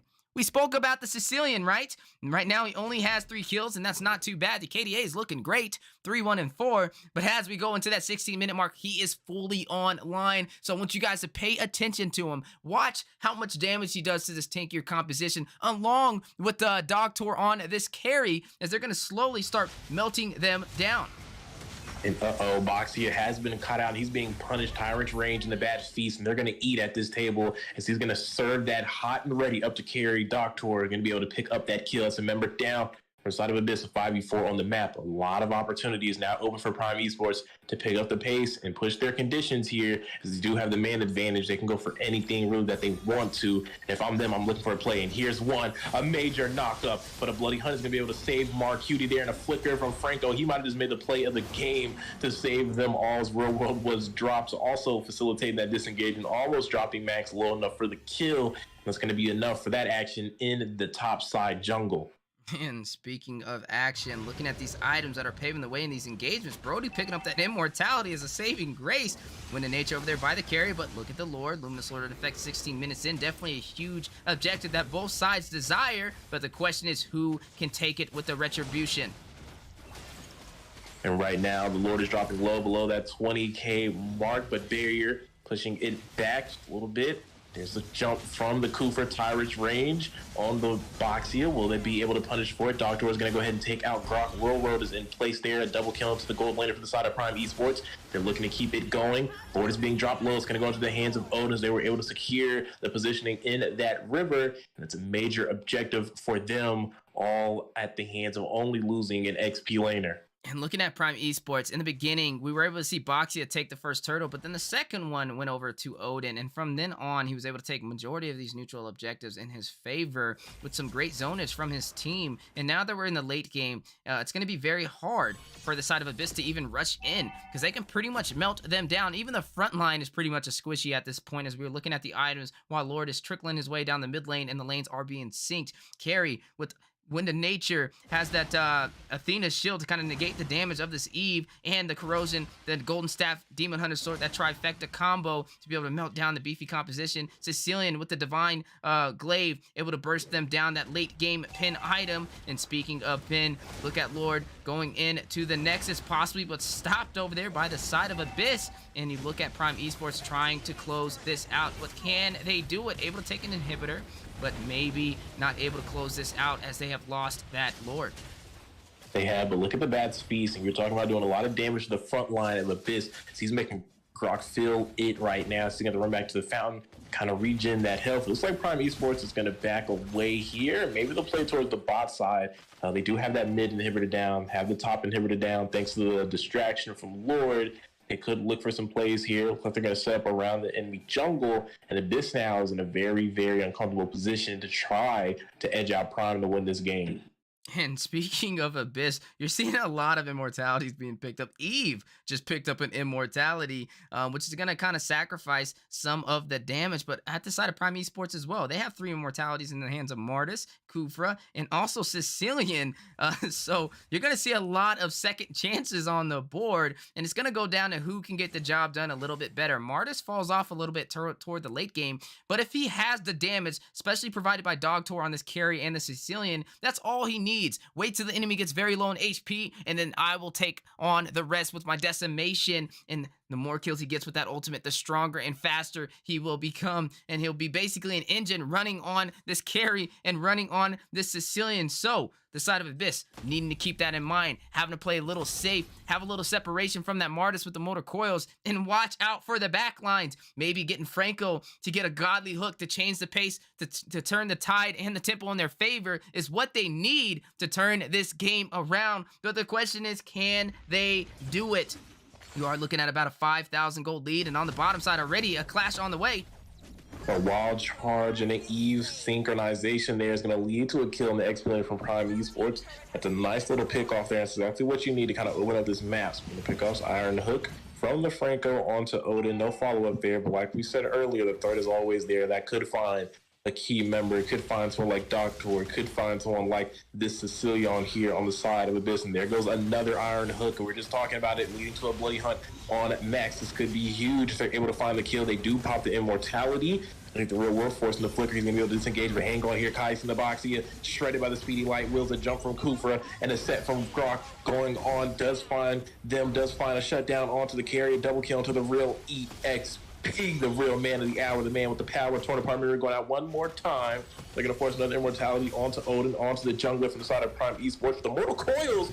Is that going to be able to get him out? No. Flicker from Mar Cutie. Not going to let him get away. Not going to let him escape. As Abyss is fighting back hard to get back into this match. But the fight may not be over here. Sicilian and real world manipulation. But the reality is the 1v1 is going to the side of Eve as he's going to force Sicilian back away. Both immortalities, though, still in the back pocket of these mages. Now, that's a lot to unpack, right? Neither side able to take this Lord. And the reason being was Yukumaru, right? He was taken down on the bottom side by the Grok, creating a little bit of a disadvantage on the frontline presence for Prime Esports. But then Grok overstayed his welcome on the bottom lane, which opened up the opportunity for Abyss to get some kills to kind of delay them from taking this Lord. And now, looking at the Lord, you are seeing Abyss get a little bit of zonage, doing a little bit of damage with only Yukumaru and Sicilian in play. It is being worked on now. Iron Hook coming out again in the bloody hunt. But hang on here, keep an eye on the Lord, because that's what's really going to matter. A big swipe and a big wall charge from ground for the real world manipulation. Foxy are going to pick up the Lord. They're going to take down the Sicilian in the bush all alone. And Brody's going to take out Wafu members. Falling left and right from Prime Esports. 2 members down as Abyss picks up 1 more to add to their side as that enhanced Lord does fall into their hand.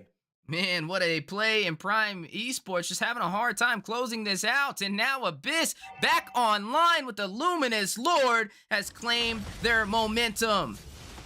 1 more hook. He's going fishing. Red is seeing red as he's looking to try to end this game and lead his team on the comeback here. They're grouped up for this mid tower, the tier 1 out here. They will be able to pick that up as Prime Esports is still down members. We're at that 22-minute mark, and those death timers are long, just going underneath the 20-second mark as a tier 2 will be taken out of place from them. Real world. Odin needs to get out of there, needs to use that mortal close, but I don't think it's available. His wild charge is going to facilitate a kill for the Eve Speedy Light Will, trying to find the damage, but isn't going to take a member down.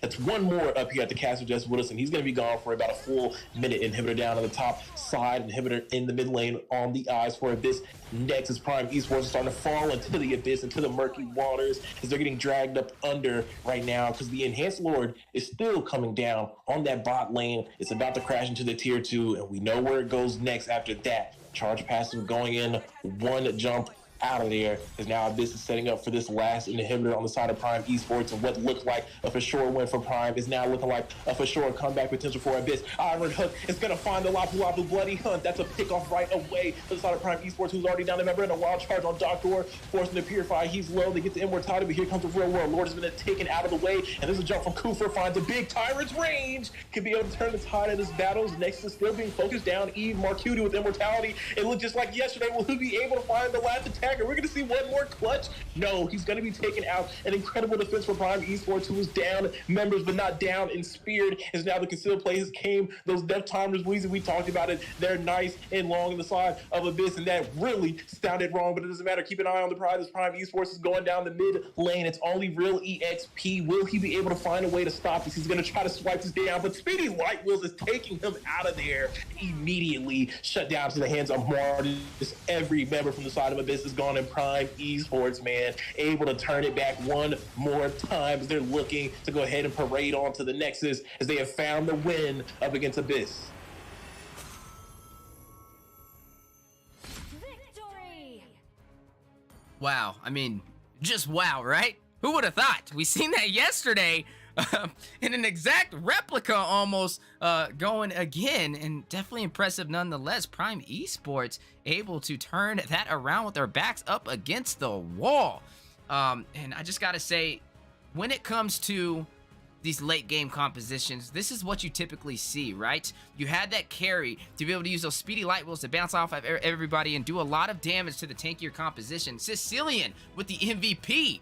Look at those items, the Divine Glaive, the slow from the Ice Queen Wand, the Winter Truncheon to negate some of the damage, the mana, a little bit of HP pool, and more mana from the Clock of Destiny, stacked up with that Lightning Truncheon to get the job done. And I gotta say, they were almost able to pull it off from Abyss, but it was a ticking time bomb in the making. 23 minutes, 52 seconds in, and a turnaround for the side of Prime Esports. Looking at the data, some high team participation as Kufra at 89% comboed and tied with Sicilian to kind of end that game. Definitely protecting that back line, grouping together at all costs, and well done from the side of Prime Esports to take out game 1. And that's right, ladies and gentlemen, this is only game 1.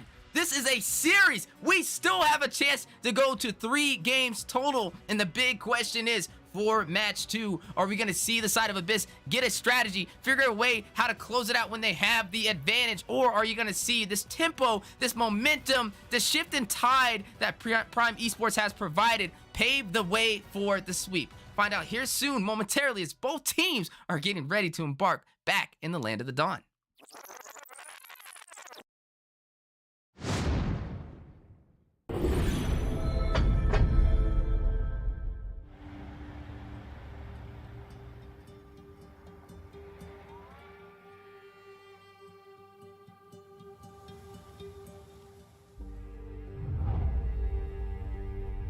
You can travel the world to find yourself. But that journey must start at home. Because you can't know who you are without remembering your past experiences.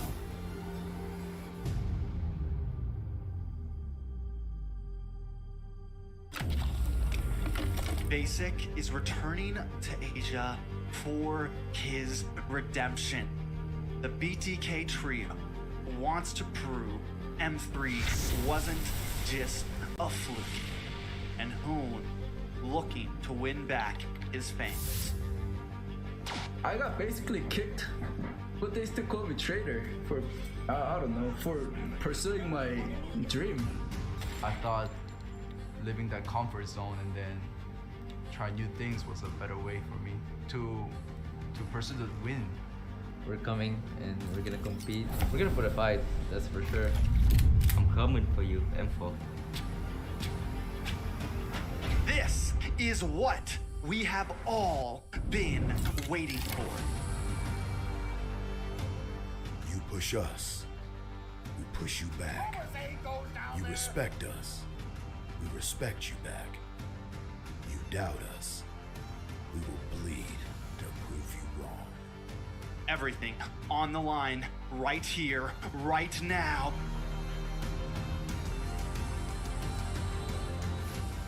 Definitely, they're not underestimating us as much as they did in M3. People probably see us and take us more seriously now, especially considering our accomplishment back then. I want to be the first in the world. I want to win a world championship. And the only way to really do that is day in and day out. There's no relaxing. You have to keep going. Here comes the Valley.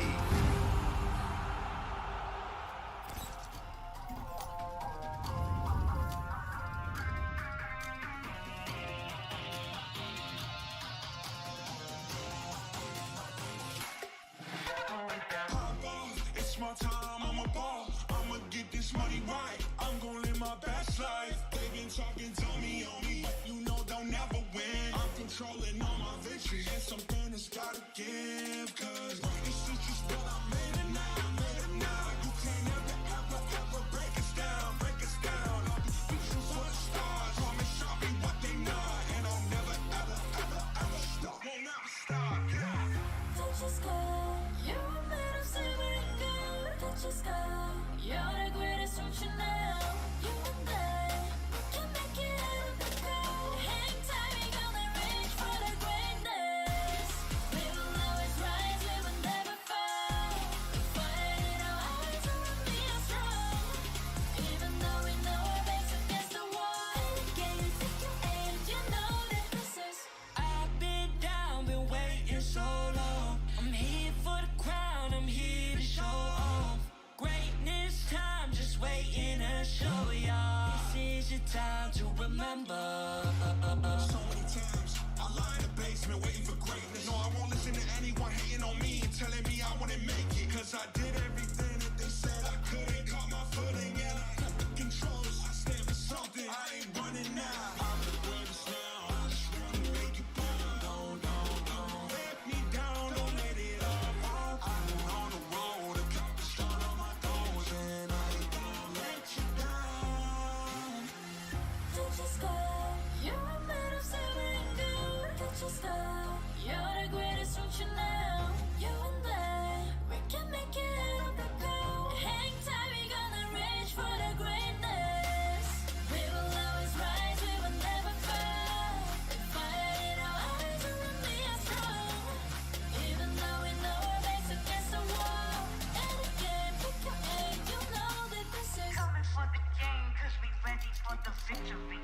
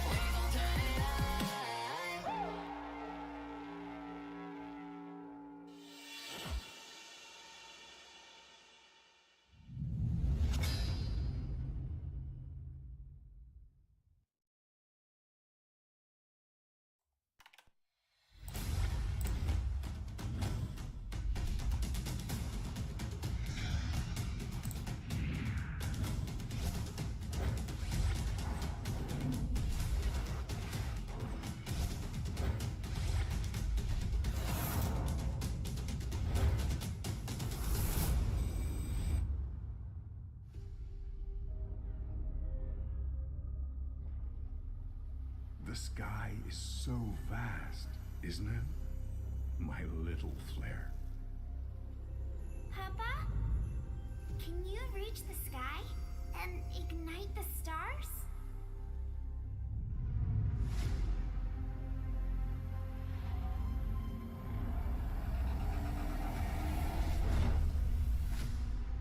Of course, Honey Bunch.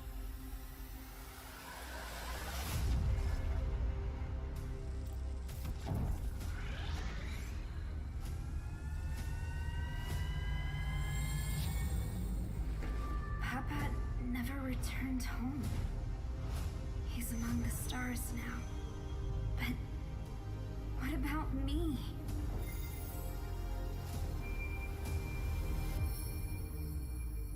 Have faith, little flare.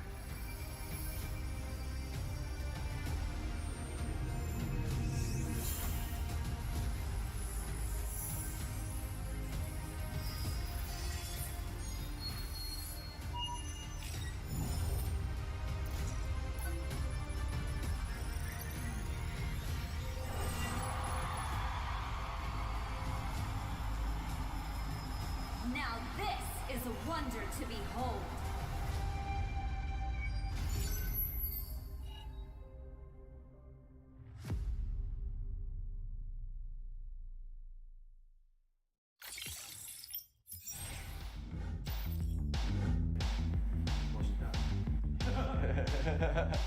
Time. Oh. It's time to make the most of the moment. I'm Hoon, I'm milling for the valley, and I'm ready. Ladies and gentlemen, welcome back to the Land of the Dawn. We are the Mobile Legends Scrim Academy, and an insane match, the best today has had to offer between Abyss and Prime Esports. Back and forth, neck and neck, down to the wire, but Prime Esports able to get the turnaround inside of the battle for their Nexus, and then using the concealed play to rush in, burst down only Grok by himself to complete the full wipeout and take the game for match 1. But that's just it. That is only match 1, as this is a series, a best of 3. A little bit of a look at the schedule so far. Currently, we had Series 1 Ohana Esports going up against Rebels in Paradise, ending in a sweep. Rebels in Paradise able to pave the way for Series 2. Rap Squad versus Dark Immortal. Similar story, similar fashion.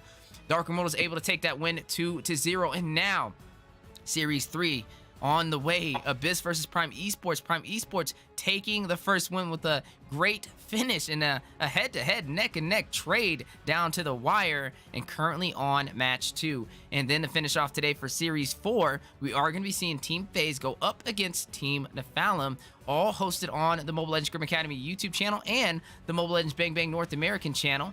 And I appreciate everybody tuning in across the Land of the Dawn. But speaking of tuning in, both teams tuned in side of the draft right now, trying to formulate a strategy to take Game 2. On the caster's desk, I have joined on my side Coach Deku, who will be handling the analysts, and I will be your play-by-play. So be ready, as we've got a show ahead of us today. How you doing today, Deku? I'm doing great, man. We are in that third series, right, of the scheduled scrims, and potentially could be the final match into this Series 3. I'm hoping to see a little bit of fight back. Like I said, I want to see one of these series go the distance. I'm trying to avoid a sweep the best I can. Want to see some fight back. I mean, we did kind of see that. There's a lot of fight back from the side of Abyss, trying to find a way to win up against Prime Esports, just falling a little short there on the closeout. But this is a second opportunity to show us what they can get done in the MLSA up against Prime, as they are going to look to try to even up the scoreboard to 1-1. Speaking of the scoreboard, speaking of the draft, look at Joy walking through. In terms of Joy, you don't typically see it walk, especially in the early phase, being banned out. But I gotta say, maybe that was a strategy that they wanted to kind of happen for the side of Prime Esports, as they did lock in that Kaja to potentially grab him up and slow him in those tracks, as you know how fast Joy can get online. But look at the draft so far. Farza, one of those AoE zone mages that can get the job done with the feathered airstrike, may be a potential problem, but you are seeing Yukimaru on the Esmeralda, and that falling star moon is a direct answer to be able to crash down and cancel it out. But wait a minute, Odin, something we've seen earlier today, didn't really prevail that well, hovering over the Granger, but decides to lock in the Harley. for his teammate over on Coffee Prime. And that's an insane pickup, right? It was already getting a little nutty just to see the Granger, right? Whenever we see the damage dealing junglers, we always get a little excited, kind of raise to the edge of our seats. But to see a Harley, I believe it's going to be one of the first times in the MLSA we've seen it.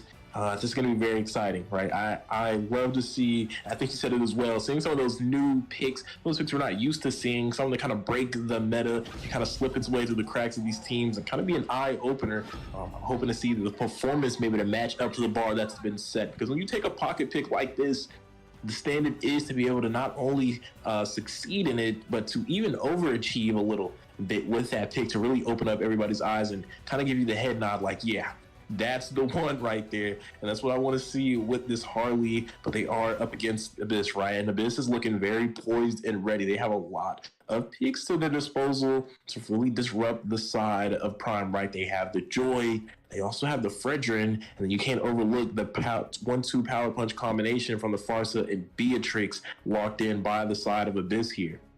Yeah, and looking at the draft so far, one thing that they are kind of lacking is Group CC on Prime Esports, but locking in that Barats is going to be an additional, I guess, a little bit of Group CC. He does have the frontline presence, which is definitely something they needed, but the question is it enough? You do have that Farza, you do have that Joy, the Joy who can kind of rush out, one of the hardest heroes to catch, and you're definitely not going to grab him with that Detna's Welcome. But with that Barats, that is that strong frontline presence for the jungle, stacked up against another strong frontline presence, Cassian on this Fredrin. And we've seen how well Fredrin and a Barats has worked inside of M4, but looking at the draft, a little different than what we're used to typically seeing, that Harley.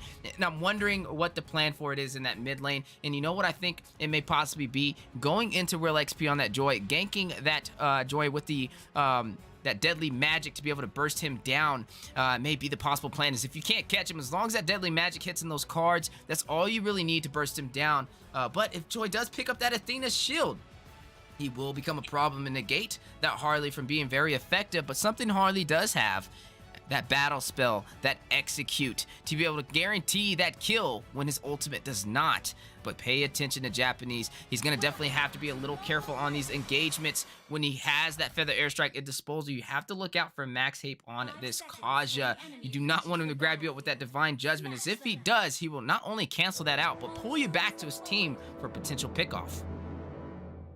And definitely, that's exactly what they have, right? That pick-off composition here, and it's exactly what Prime's got to play into up against Abyss. It's going to be a little difficult to be able to find the mark. There's a lot of mobility coming in from the side of Abyss, whether it be on that Farsa with the wings by wings, or even on the Joy, right? With that mobility, with those dashes, multiple dashes, might I add, alongside the CC immunity. They're going to have to work very hard to find that pickoff. But when you have the Harley, when you have the Kaja, when you have things like the Barats, that's exactly what you have to go for. Speaking of things going for, Do you see Krufa diving in, able to provide some more damage to Well Done on the gold lane, heavily prowling that lane so early. And I'm not sure if that's really where you want to be at. If you cannot guarantee that kill, you're going to kind of open up this mage to not be able to rotate as easily. And with that Harley, with that execute, once he gets that level 4, he will be very deadly. But one thing they do have is mobility. You do have that Farza, the wings by wings, to be able to escape those tricky situations. And she is picking up that flicker to kind of top that off. Both teams ready to go in, as we are seeing Prime Esports one up on the scoreboard right now in terms of matches, and we are competing in a best of 3. So we have to see Team Abyss get a game plan in the early phase and close this out to take us to a game 3, or you'll see the side of Prime Esports with a sweep. But wait a minute, Fredrin rushing in. You do see a knockup from Kufra onto Odin.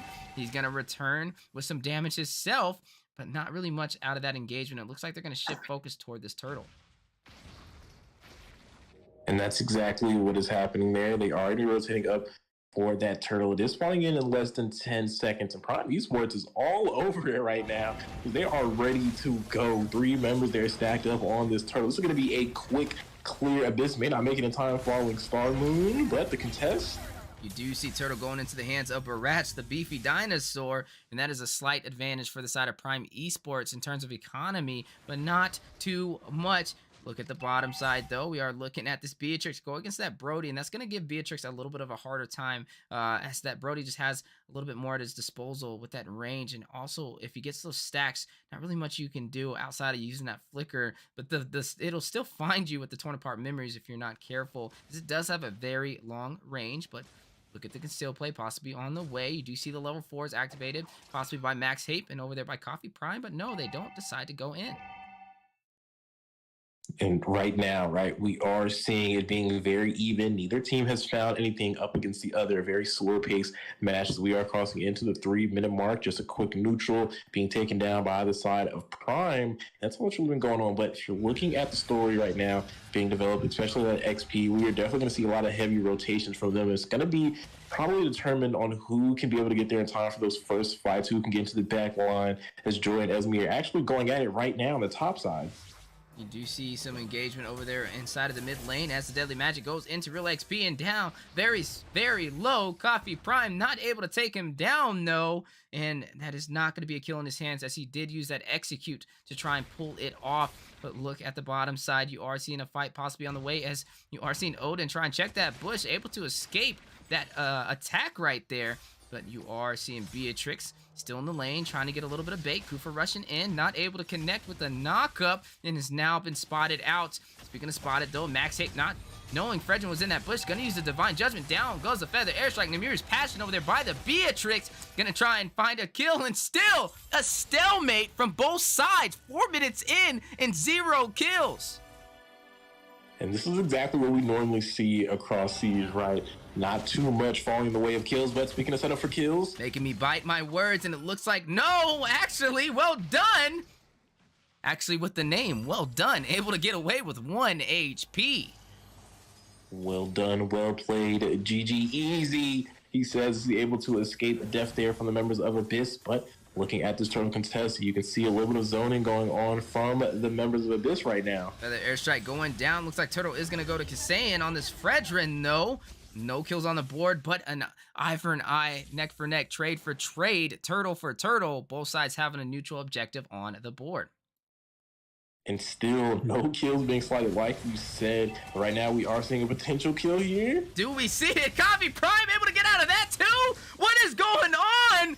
But wait a minute, torn apart memories. Finally, the battle twin Brody picking up a kill. First blood on the record for today. Is going to take down the marksman of Abyss. But look at Kufra rushing in, trying to take out Well Done. Not able to hit the Tyrant's Rage, though. Barely missing and bursted down by Brody. A costly mistake. But look at Brody. A little bit of a stun. Cassian being overextending. Appraiser's Wrath for the double damage. Japanese going to find Brody and burst him down. And Cassian going to take out Kaja to respond. And now 2-2 on the board. But wait a minute. A little bit of a crazy technical difficulty. I'm not sure. Somebody trying to hack my account. But yeah, like we said, insane matches so far. I got to say, for the side of both sides, playing very passive. And I don't mind playing passive, but you have to be careful when you do. And that was very disgusting, right? We've seen exactly why Fredrin gets to stay on top of that ban list, because what he did right there in that 2v2 was actually kind of disgusting with that Appraiser's Wrath. Able to go ahead and make the members of Prime Esports feel it. They were able to close down in the trade. But speaking of some action here, and speaking of trades, it looks like we're back on to the scene here, as they are patiently kind of just walking around, going for the farm and going here and engage from the side of Abyss. You do see the class on the way. Tyrant's Rage able to find a kill, and down goes Coffee Prime. That is that Harley with that execute we've been wondering about. Not really able to get any kills in the early phase, and that's what you're supposed to be doing with Harley. You need to get these early pickoffs, as the later this game goes, the harder it will be, as you don't really need too much items to kind of stop that damage, only really needing that Athena's shield to negate that deadly magic. But look at Joy rushing in, gonna use the beast to possibly kill Well Done, and yes he does, but a return trade from the turret damage. Brody picking up that kill 1-1 in the gold lane. But look on the bottom side, Turtle in play, and looks like Cassian's gonna pick it up again with the Retribution. Feather Airstrike finding a way into Max Hap, taking a kill, taking the Turtle, and taking the lead. definitely taking the lead as they are up 1K in the gold department. Still a pretty low scoring game as far as kills, but the numbers are grouping up for this mid tower. We could see a fight here as they're about to open up this lane. You are seeing a kill on the way as possibly Detna's welcome going in. Not able to really get a good set though. Speaking of sets, Tyrant's Rage onto the wall for Odin, getting the stun. Feather Airstrike going down to close it out, and down he goes. And that'll be one member off the board for the side of Prime Esports. Their jungler, but Coffee is going to rush in and take out Kufra to respond. And now we were saying it was a very passive game, getting a little bit more aggressive as we are slowly trickling into the mid phase. And right now, we are seeing some more action, though, down here in this bot side between Joy and Esme. A Joy and Esme battle indeed, but Esme trying to eat up the shield, but the beats are too much to handle. Real XP finding a kill, but look at Coffee. Prime is going to rush in and take him down over there on this Harley. 2 members out of the board for the side of Prime Esports, but look, again, another member falling as you are seeing, well done, fall on the top side over there by the side of Abyss. And right now, right, Abyss is able to kind of still keep their lead up right now. It's gone up to a little bit to about 2K. They are about to lose a tower there, though, on the bot side. No one there to clean that up, losing it out to 2 minions. Let's take a look at these items right now, right? We're seeing some interesting pickups. Prime Esports on this Kaja. Interestingly enough, one for the fleeting time for the first item, now going to those steel leg plates. Brody with the help to seize, Esmeralda already having that enchanted talisman for that CDR, heading over into potentially a dominance ice after getting that magic robe. Harley with the genius wand, and it looks like it might be heading into a glowing wand. I want to say that is a cursed veil there. That could be the potential next item. But already having those 2 beefy items inside of the cursed helmet and the guardian helmet as well can now start looking for some of those defensive items, right, to start really counter building up against the composition of Abyss. Prime now has all the items that they need. But speaking of what they need, Lord going uncontested right now into the hands of Abyss. No one there to be able to deal with that. But on the bot side, it looks like they might just be going for the trade value. That is an Esmeralda, though, that is going to be a slow push, even with those minions. And it may not be in times. The members of Abyss aren't rotating. We could see a collapse here on the Esmeralda. You do see Esme in a bad situation now, trying to take that tier 2 turret and quickly taken down by a lot of ultimates. But at the end of the day, the beats, again, too much to handle, letting that Joy walk, quickly making work of her, but Tyrant's Range for the double set into the turret. You are going to see Kufra get the kill onto Harley. I almost said his actual name. Man, almost trolled me live on stream. But as they are going in, a little bit of a double stun. Real XP rushing in with the beast. Going to go ahead and try and take down Kaj with the Ring of Order, but able to escape, but not the same story for Barats as he's bursted down by Beatrix. And right now, man, the damage is stacking up, man. Abyss is starting to increase that lead. It was sitting at a 2K, and now it's really sitting on that 4K mark. Because now they're trying to aim for this 2-2 tower, but have they overstayed their welcome as members of Prime are grouping up. So is Abyss. Keep an eye on the left side of the map with that Lord, Beatrix, and Farsa. Prime looking for a siege, and we know what could happen if Farsa gets in good position with a Lord. That Feather Airstrike can definitely take members out from the side of Prime. Look at the charge from Kufra. He's waiting for something. They're definitely going to look for an engage down here. It's both expert blenders on the bot side. Number advantage even, but not when you're ahead like this with the Feather Airstrike. And now they might look for a play. Nothing has still been set up here. They have popped that tower passive in the mid lane. We're still waiting on that clash. The inevitable will happen at some point. Someone has to get out here and start throwing those hands because the game has to end one way or the other, Wheezy. Now, as we are looking at the items right now, a little bit of a breakdown. Beatrix is starting to get the items that they really need. Blade Despair, Malefic Roar has already been picked up. Does look like maybe they're going for the DHS right now if I'm looking at the opponents, which wouldn't be a bad idea, especially going up against the Barats, going up against that Esmeralda and the Kaja that likes to sustain. Definitely be able to chunk down on to those frontline members from Prime. Joy picking up that brute force breastplate after that genius and glowing wand start. But speaking of starts, up at the top side, XP Lane's kind of rubbing elbows. We're going to go ahead and disengage from each other. And now we are seeing, right, the composition starting to maybe set up for something. You can see Prime Esports have their eyes on one side of the map in particular. It looks like they're trying to secure that blue buff over there for this barrage. Looks like Frederick might have other plans, different idea in mind, but hang on, I can still play Wheezy. The Divine Judgment grabbing up the jungler and hit with the detonas. Welcome to combo with it, but down goes the Feathered Airstrike. The knockup from Cooper. The Tyrant's Rage for the double set. The Ring of Order. You are seeing Beatrix pick up the kill, taking down Barat's. A double kill, gonna find a kill into Harley. Look at Max Ape in a bad situation. Beatrix trying to get a triple, but Real XP stealing it is gonna quickly take him down with the beat. And that is only 2 members left on the board, on the table for the side of Prime Esports, and looking like a really good aggressive push for the side of Abyss to close this out. Feathered Airstrike going down and gonna possibly take out Well Done, but no, yes it does! The burn is too much to handle. Speaking of too much to handle, Beatrix is gonna find a kill onto Esmeralda, and ladies and gentlemen, Abyss has gotten a full wipeout, and now realizing there's not too much time on the board for them to respawn, they're gonna quickly go for this Luminous Lord. And this is exactly what we wanted to see, right? We wanted to see Abyss fight back up against Prime Esports to try to even up this game, and right now they're in good condition to do so. This is going to be an enhanced Lord, not just any Lord, but the Luminous Lord, to be able to go up against Prime. They have the map control up 6-2 right now. Definitely have the map playing into their favor, but not just that, the economy as well. 41k gold into the pocket of their team. They are up 8k right now up against Prime Esports. Everything in their favor at this point. So it'll come down to execution. Can they close out the game? They weren't able to get it on the comeback, but with the lead, I'd like to think that they can get it done now and maybe even up this match 1-1. Now, speaking of the match, Luminous Lord making his way down the mid lane, and you got to see the side of Abyss make the most of this by sinking this lanes, and it looks like Beatrix already knows the game plan. Joy, the same way. Lanes are being synced, and the question is, can they close it out? As you are seeing Prime Esports try and form a defensive stance, but here we go, engagement on the way. Looks like they are going to try and put some pressure on the mid lane instead of crashing the sides for the side of Abyss. Cooper winding up for a potential set, decides to cancel it out. Lord crashing into the mid inhibitor is going to go ahead and open up the base. But speaking of the base, a knockup and a Tyrant's Rage on to Barats by Kufra. And the Feathered Airstrike to burst him down. 1 member already off of the board for the side of Prime Esports. Now, Lord crashing into the Nexus, trying to close it out. Bursted down by Prime Esports.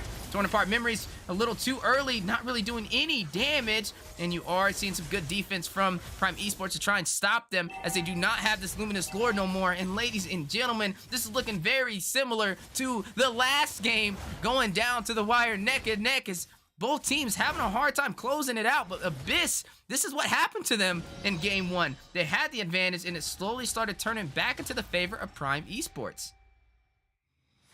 Right now, I think they really have a better shot than ever, but hang on here. Look at the Kufra, keep an eye on the charge. They could find a pick off. We've seen them been able to take down like a pick like Barat's just off the Tyrant's range and the Feather Airstrike combination. So it's safe to say if anyone gets caught right now outside of this base, it could definitely lead to a kill. Speaking of leading to kills, Hot Squad being picked up on this Beatrix, not going to be easy to kill, but hang on here, it can still play in the jungle, almost finding real XP on this Joy, and that would have been a great pick with the Divine Judgment, but they're going to walk away empty-handed and a little bit of utility down. But speaking of utility, speaking of items that have been picked up, it's interesting to note Beatrix's went full in for the damage. There's no Athena's, there's no one in nature. They are banking it all, but look at the plays, Wheezy. Getting his welcome going in, getting a stun onto the wall. Coffee Time taking out real XP. Numerous Passion by Beatrix, trying to do some AoE cone damage, but can you do it? Flicker going out, evading the torn apart memories from this Brody, almost able to take down Beatrix, and now you are going to see them disengage and go for a possible Luminous Lord, but they are kind of low in HP, especially for their roam right now. But look at Cassian, he's waiting for them to rush into this bush, but not realizing there's 4 members going in. Farza's going to try and close off this tunnel with the Feathered Airstrike to do some AoE damage to 3 members of Prime Esports. Cooper rushing in. You do see Numir's Passion activated. Cassian getting a kill, taking out Max Hate. Beatrix going to pick up a kill, bursting down Odin, and now 2 members off the board for the side of Prime Esports, and definitely a good advantage for the side of Abyss to either close this out or take this Lord. And the question is, which one will they do? And it looks like they are going to disengage as well. A little bit of some recalls in play, but no, they're not going to start this Lord. And the longer you wait, the more of an advantage Prime Esports has to come back online and contest it. And I feel like a mistake was already made from one side, and I have to say that had to be Prime, right? They had the number advantage after the pick, but the transition that they tried to make over to the Lord, being stopped by Farsa, I feel like it was very not well thought out there for them, as they could have definitely easily taken a 5v4, right, for that Luminous Lord. But with all that being said, the reality is that Abyss was able to overcome that fact and able to pick it up. So that is now an enhanced Lord in their favor. With 2 lanes open and no inhibitors in the way, there's only one on the bot side. Abyss definitely has the opportunity to end it, but will they be able to execute it? We've seen them try to end it once in the last game, and we've seen them try to end it once in this one, but now the stakes are high for the side of Abyss, as if they can't get this done, this could spell disaster for them. 0-1, they need this to tie up the series, or they will be swept. The final fight is commencing. Here we go, another Lord push for the side of Abyss, trying to close it out. A lot of action on the board. Beats activated by this Joy. Look at the Lord, though, getting bursted down. You are seeing Beatrix find a kill, taking out Kaja. Max Hape is off the board, but ladies and gentlemen, the Nexus has been taken down, and Abyss takes the game, and we are going to match 3.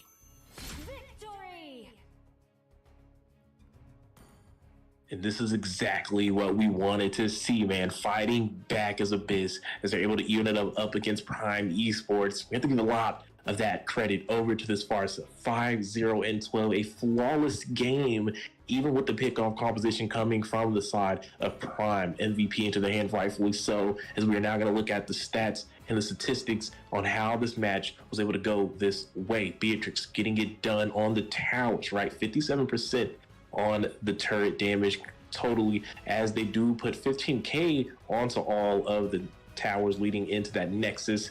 Also sharing a little bit of that team fight damage, right, with this Farsa. Farsa's going to lead that up in the way with 31%, followed by that 27% from the Beatrix.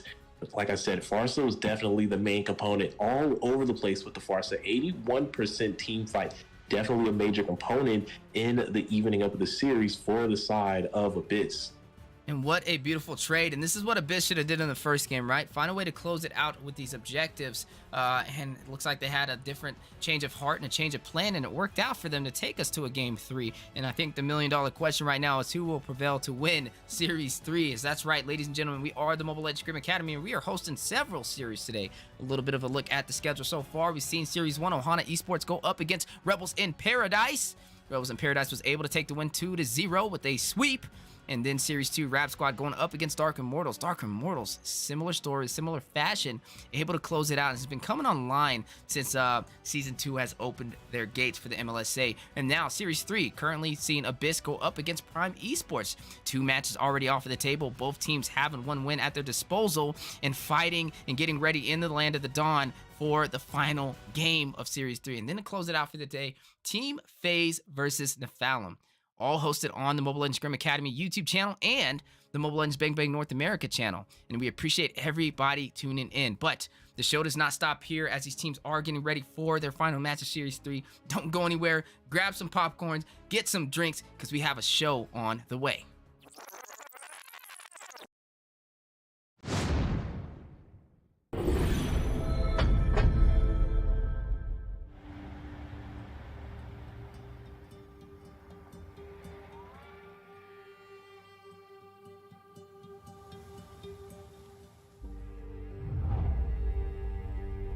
You can travel the world to find yourself.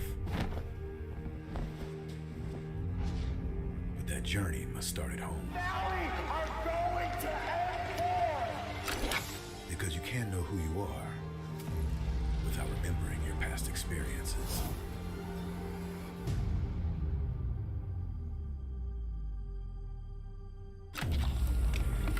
Basic is returning to Asia for his redemption. The BTK trio wants to prove M3 wasn't just a fluke, and Hoon looking to win back his fans.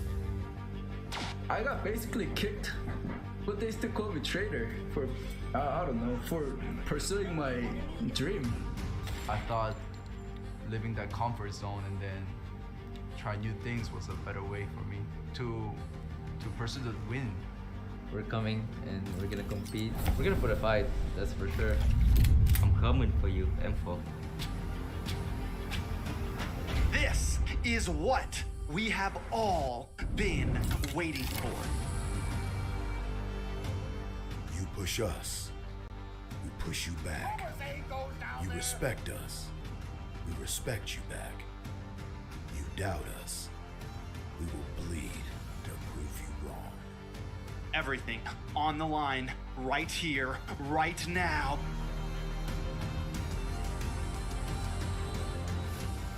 Definitely, they're not underestimating us as much as they did in M3. People probably see us and take us more seriously now, especially considering our accomplishment back then. I want to be the first in the world. I want to win a world championship. And the only way to really do that is day in and day out. There's no relaxing. You have to keep going. Here comes the Valley.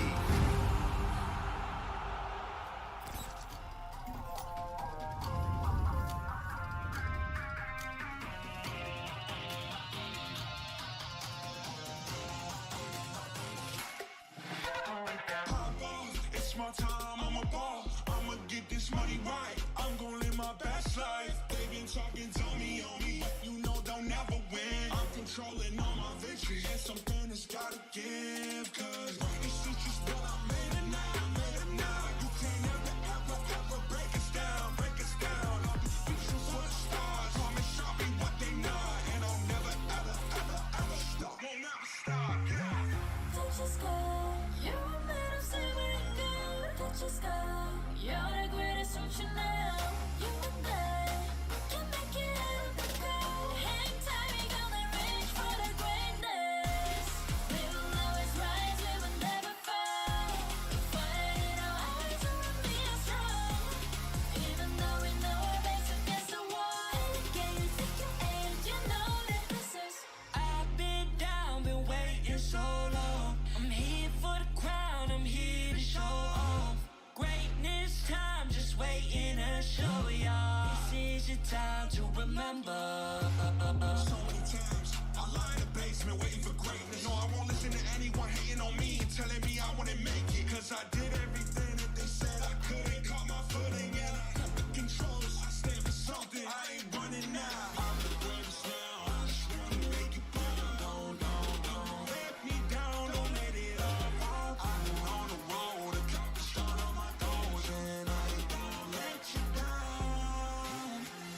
Touch the sky, you're made of silver and gold. Touch the sky, you're the greatest future now. You and I, we can make it out of the cold. Hang tight, we gonna reach for the greatness. We will always rise, we will never fall. We fight in our eyes, and we are strong. Even though we know our backs against the wall. And again, pick your aim, you know that this is. Coming for the game, cause we ready for the victory. Ladies and gentlemen, welcome back to the land of the Dawn. We are the Mobile Legends Scrim Academy, and this Series 3 has been insane. Let me tell you a little bit about it, all right? We've seen Abyss have a hard time closing out Game 1. Prime Esports turning it around down to the wire, able to close it out. And then Game 2, we've seen Abyss kind of learn from their mistakes and able to take that game on to the series for match 3. And I'm excited to see where this goes. This is the best series we've had today. Speaking of today, a little bit of a look at what we've seen so far. Ohana Esports versus Rebels in Paradise. All of these series are best of 3s, and for the first series of the day, Rebels was able to prevail with a sweep. Series 2, Dark Immortals able to pave the win with a sweep as well. Series 3, just told you a little bit about that story. Both teams neck and neck and eye for an eye, 1-for-1, on to their final match to close out this series. And now, after that, we will be going on to Series 4. Team FaZe up against Nephalem. All live on the Mobile Legends Scrim Academy YouTube channel and the Mobile Legends Bang Bang North America channel. So I appreciate you guys tuning in. If there's any players out there that do want to play professionally and go from casual gameplay to the professional scene, make sure you guys register on the Mobile Legends Scrim Academy Discord server so you can compete with these teams you're seeing today and possibly join them if you're a solo player. But if you already have a team, even better, go ahead and get them registered as well, and we'll see you guys on these matches. But speaking of these matches, we are seeing Abyss and Prime Esports already locking in their drafts and preparing a strategy to close out this series. Joined with me on the desk, I do have Coach Deku in the building, and he will be on the analyst. I will be doing your play-by-play. How are you doing, Coach Deku? I'm doing great, man. We are heading in to that final match of the series, right? One of these two teams will walk away victorious in this scrim. It is 1-1. It's a best of 3. This is elimination for either one of them. And it looks like we're going to be poised for a lot of action. If you see in these picks right now, Weezy, we got a Yu Zhong, a Leomord coming out from the side of Abyss. But then with the Martis and the Daros combination coming out from the side of Prime Esports, we could definitely expect a lot of clashing and a lot of early game dominance from both of these teams. Yeah, I'm excited to see how this draft goes as we prevail through it. But looking at the pick so far, that Claude, that late game menace, that late game marksman with the blazing duet, you have to be careful with that AoE damage. But speaking of damage, Odin locking in that Martis, surprised it kind of walked through this draft, and that may be a power pick for them to be able to close this game out on the side of Prime Esports. And speaking of power picks, a powerful composition with Coffin on this Eve, right? So you have a little bit of that flicker for some sustainability by being able to escape, but you also have that manipulation to rain down and do damage. But I'm looking at, Abyss right now. You have that Yu Zhong, you have that Claude, 2 heroes that can get to that backline with no problem. The Black Dragon, the Blazing Duet, the mirror image effect provided by Dexter may be all they need to burst down Eve. And this is what happens when you pick that Eve a little early in the draft. But looking at the draft so far, still some good picks on the way. You are seeing Dairoth slotted in with a little bit of that Petrify, and he will be going up against that Yu Zhong. Looks like his plan is to kind of keep him in place, a battle of the Petrify in the XP lane right now. But one thing about Dairoth is he has a lot of potential to break that armor and basically one of the kings of the 1v1 in the XP lane. So you have to be careful on how actively you engage him. But you do have real XP with the Shaw Residue, the Shaw Essence, to provide some sustainability on that Yu Zhong when he does hit you with those Dragon Tails, the Soul Grip, those skills that provide that essence to kind of heal him and steal the life out of the enemy that he is targeting. But speaking of the draft, look at the pick. Kadita now in full effect with the Wild Waves is going to go in and possibly get a set onto this Eve again. And I'm just seeing some major counters already. This is going to be an upscale battle for Coffee Prime. Absolutely, definitely is going to be a hard time in the match, but we have seen them be able to get it done with the Eve, right? Prime Esports has used this Eve before. They've gotten MVP in the launch, and they got it in the defeat as well. So a consistent performance from them. It's going to be a lot for them to deal with if you're on the side of Abyss. And while they do have the answers, right, they have a lot of dive. Kadita, Leomord, Claude, and Yu Zhong. You can't disrespect the fact that there is a little bit of pill, right? Mortal Coils to disrupt with knockups. You also have this Kufa with the magic ball, and then even with the Tyrus range as well, and with the knockup. So a lot of ways to kind of stop the engage from the side of Abyss. So it's going to come down to execution, as we always have to say, in between these two teams. Yeah, and execution definitely is key, and we've seen both of the teams kind of hit the mark on that. A little sketchy on the end game, having a hard time closing it out from Abyss, and if you're not careful, Prime Esports really knows how to get the job done if they do have that slight advantage. But when it comes to this early phase, we see Abyss get a little bit more online, but then they kind of falter when it comes to ending it out. And that late game is where the side of Prime Esports kind of shines. And speaking of shining, again, another direct counter. They're going to slot in that show to go ahead and disrupt this Eve with the Way of the Dragon. And I am loving their composition so far. And I think it's just a little bit more solid in terms of fluidity to be able to pull off. But we got to see how both teams kind of perform, right? A lot is on the line, 1-1, both currently tied for Series 3, and they put on some amazing games. I think we're all at the edge of our seats for Game 1 and for Game 2, and I'm hoping to see a similar story as we embark for the final match of today's series. Definitely going to be the final match, and I'm hoping it lives up to the hype that we've seen in Game 1 and Game 2, because if that's the case, the story is going to go ahead and reoccur. We're going to be in for a treat in this one. They're going to put it all on the line to be able to walk away with this win in Series 3 of Scrims. Now, we are loading in, right? So, a little bit of action here, Weezy. We've seen the compositions. We see the drafts. They are finalized. Who are you kind of giving it up to? And what are you kind of looking for or expecting for these win conditions? I'm definitely leaning more toward Abyss. I like the way they kind of drafted against the Eve, and I think that Eve is a huge factor in pulling some of these engagements off. But without that manipulation and play, that upskill battle of positioning that you have to now work against when you do have that show, when you do have that Kadita, is going to be very hard to pull off. But if Coffee Prime can find a way to not get zoned out, or a Cho get into the backline, or Kadita finding the rough wild waves to knock and disrupt him, he may be able to turn the tide into his team's favor. But I definitely think they're going to have a harder time. But something to keep it balanced, right? Let's not knock that they have the Martis. But speaking of knocking, we are seeing some potential going on, a little bit of clash, but they are going to go ahead and disengage. Not too much going on just yet after they do find a kill into the favor of Abyss. And that's a good start for them, as they do have that snowbally composition on their team. But look at the rotations here from the side of Prime Esports. We could be looking for a potential engage, a potential clash. So they're going to go ahead and force Cho back over there onto the side of their jungle. A little bit of a standstill between these two teams, but hang on here. Look at a charge from Max, looking to find something. Speaking of finding things, Kaizen on this Leomord with that Phantom Steed is going to pick up his first kill in the game. 2-0 now for the side of Abyss, but hang on here. Gold lane from Abyss needs to be careful. Ooh, right on time. It's like he has the spidey senses there to be able to avoid that gank, because Prime was looking ready to go ahead and jump on him and get him up out of there. But the potential is still there, as they are working on the gold shield. But now a little rotation from the side of a Prime, or not Prime, but Abyss, as they're looking to go ahead and meet up with them in the river. Max charging in the small bush, not going to find anyone on the knockup just yet. Turtle is in play. A little damage from this Leomord, but they're going to turn their attention to this neutral. And looks like Kaysen is going to go ahead and pull that aggro and try and take it down. But Martis, like we said, this is where he kind of shines for the early game. But Black Dragon by Yuzong. And there it is, the Black Dragon form, like you said, coming around. He has entered into the fray. Mortal Coils from this Martis, though. He's still in a turtle pit, but they are dropping low. They're getting forced on the back end. But whoa! A major knockup from the Kufa has just turned this fight on its head.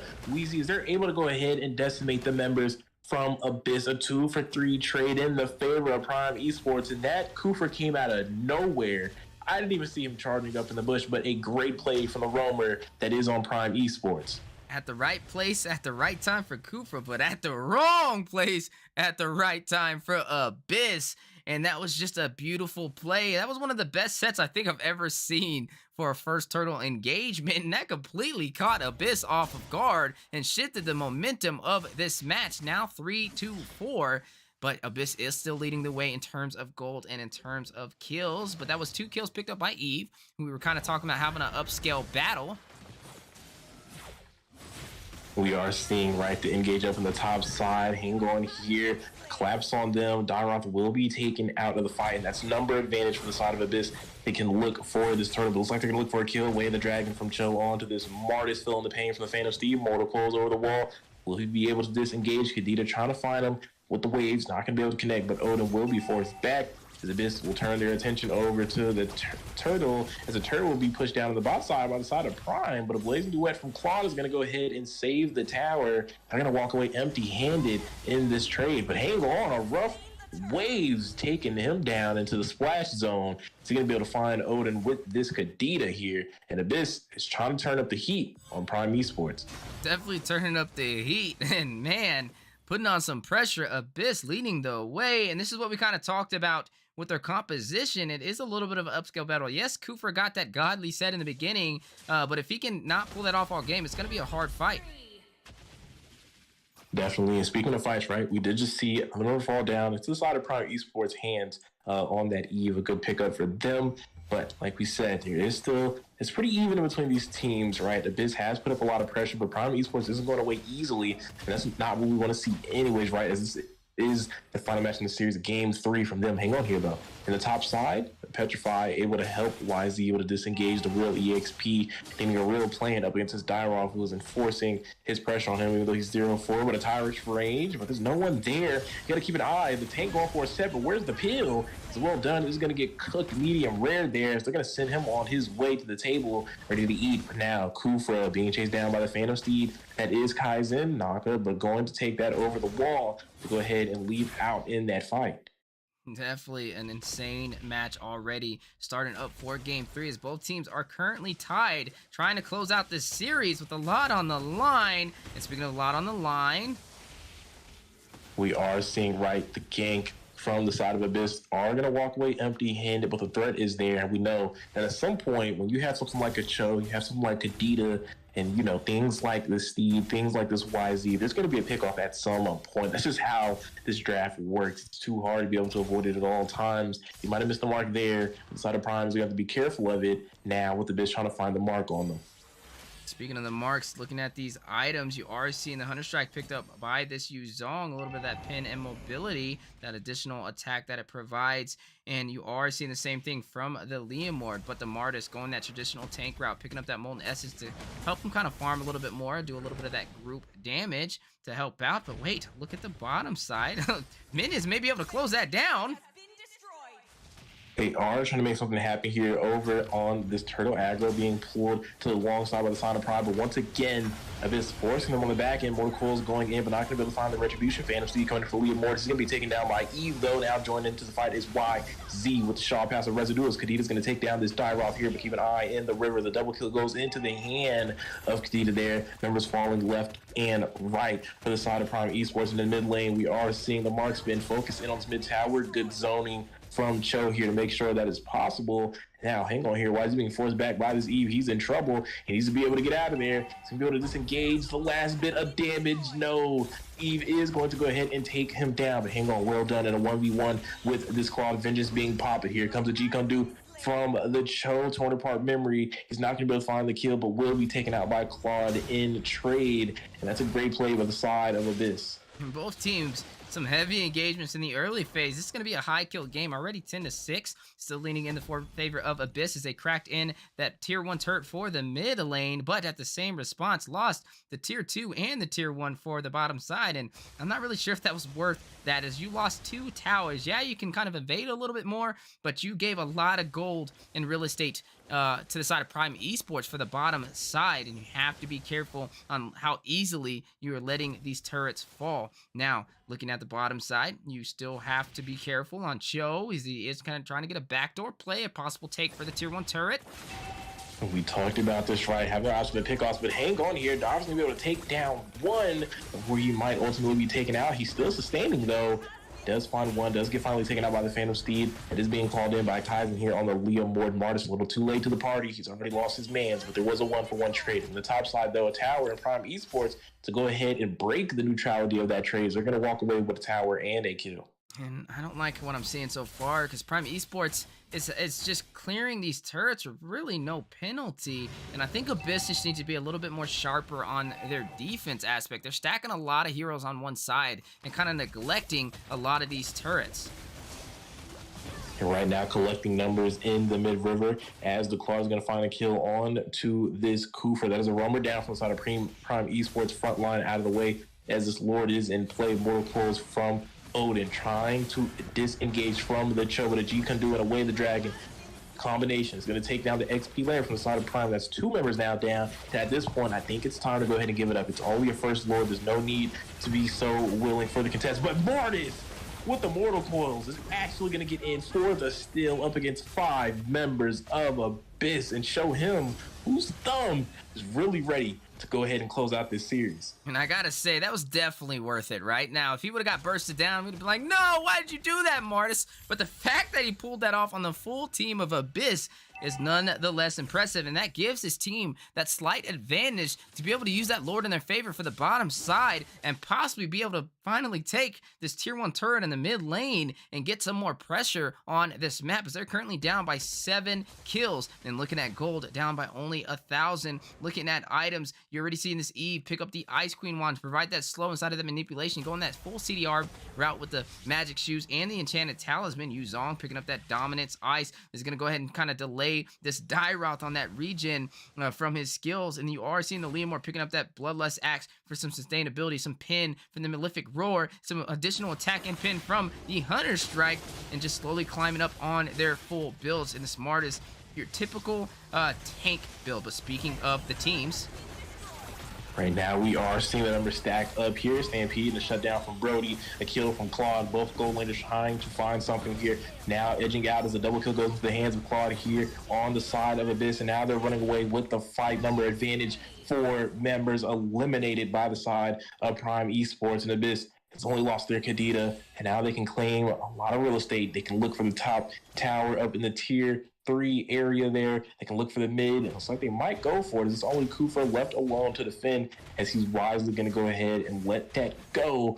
There's no one there to help him defend these towers. And this is what I talked about with their composition, right? This is a comboed composition. You have that Kadita for a knockup. You have the Cho to be able to guarantee keep somebody in place. And that is a lot of damage stacked up with the AoE from that Claude. But wait a minute. We just see a member fall into the hands of Dairoth. Cassian falls with the over-aggressiveness. And you cannot make these mistakes. This, as the game is progressing, are you going to see Prime Esports get this pace back in their favor? And that is exactly what we're seeing, right? That could potentially happen for the side of Prime here. And Abyss is going to have to be able to use this gold lead that they have, though, right? They are leading currently by 3K.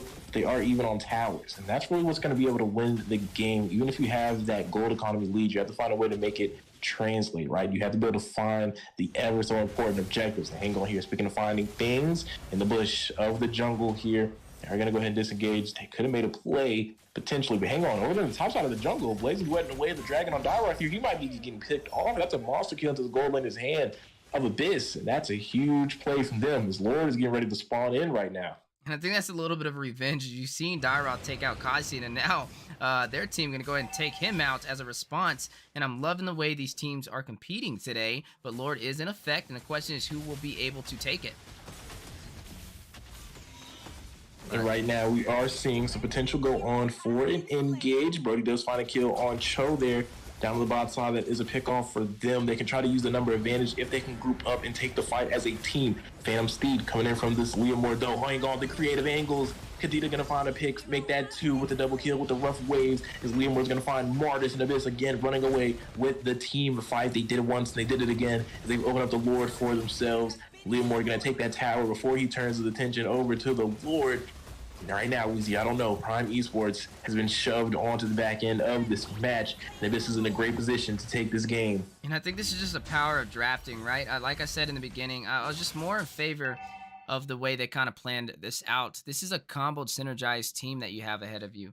That Kadita with the rough wild waves rushing in for that knockup for a guaranteed kill, and to stack that up with a petrified Cho with the way of the dragon to even help facilitate that. Claude with the blazing duet. If you are grouped up on any of these knockups, you are going to quickly get bursted down. And then not to mention the dragon tail range from Yuzong and his black dragon form to extend that range is just very hard to compete with. And speaking of compete, right, we are seeing the members of Abyss maybe trying to make a play. There's nothing there anymore. Now the sentry is out. Kufa charging up. They're going to go ahead and clear out these waves and make Abyss go ahead and disengage away from the push. But hang on here, maybe not. Abyss is still maybe looking for this mid inhibitor. No, Claude going to go ahead and dip out with that mirror image. And now these teams are quietly starting to separate from each other. Starting to separate, but still a good advantage for the side of Abyss as they are looking to try and close this out. But all 3 games have pretty much been a similar fashion. Abyss usually leading the way for the phase in the early game, and then being at this moment right here is where we start to question who is going to win. Are we going to see Abyss again try and close this out, or make these small mistakes like the one we just seen with the over-aggressiveness of Cho? Definitely not the spot to be. Nobody on his team is anywhere near him.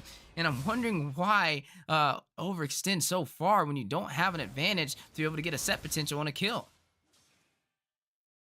And that's exactly right? Speaking of picking up these kills, that's what we need to see from the side of Abyss, right? Is to keep seeing them find these opportunities to be able to get to the back lines. We've seen the creativeness from them. Even in that last fight, right before that Lord, they sandwiched the members of Prime Esports using the Kadita with the rough waves from the backside, Phantom Steed from the other. And that's exactly what you can get with a composition like this, right? You don't have to fight the traditional front to back. You have a lot of room to get creative with your engage, to be able to find a way to throw your enemies off to go ahead and secure a pick. Because once you find one, you can find the rest. And if you can get enough of them out of the way, the game could be done. But hang on here, a knockup from Kufa. Speaking of picks off, they're trying to find something they weren't able to find a connection. No tyrant rage there. Show's gonna be able to disengage. They can steal from him.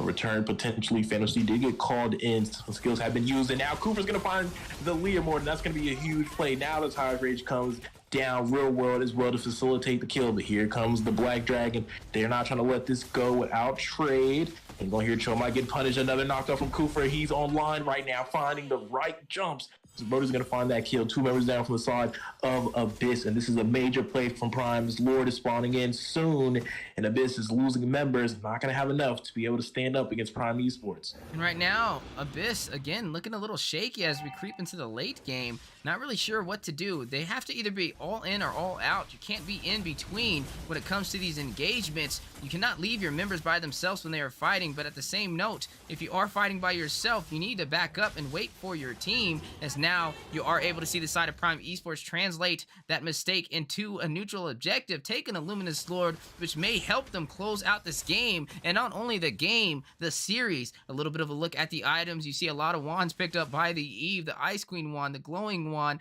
the Divine Glaive, and the Winter Truncheon to kind of be that saving grace when they do try and dive in on her, especially with the composition they have, like that Kadita, that Cho. Looking at their saving grace on the opposing side for Abyss, though, you do have this Claude, right? He is pretty much full built. Demon Hunter Sword, Golden Staff, Malefic Roar, Corrosion Sight, and to top it off, Wind of Nature, which he is going to bank on to kind of stop this Dyroth and this Martis from doing a lot of damage. And not to mention the Brody, who has picked up Blade of Despair, Blade of Heptases, Malefic, and another Wind, and a Wind of Nature to kind of compete up against this Claude. So a battle of the wind. But speaking of battle, And they're finding the pick off here, and that's pretty good there. They're going to be able to take out this Kadita, but that doesn't mean the Lord can potentially get cleared out without utilizing for any push. Way the Dragon from Cho, though, onto this Martis. He might be in trouble. Petrified from Wisey with the Furious Dive isn't going to connect just yet. And more close from him, trying to get out of the mix. Real world manipulation. And the flicker knock-up from the Kufra.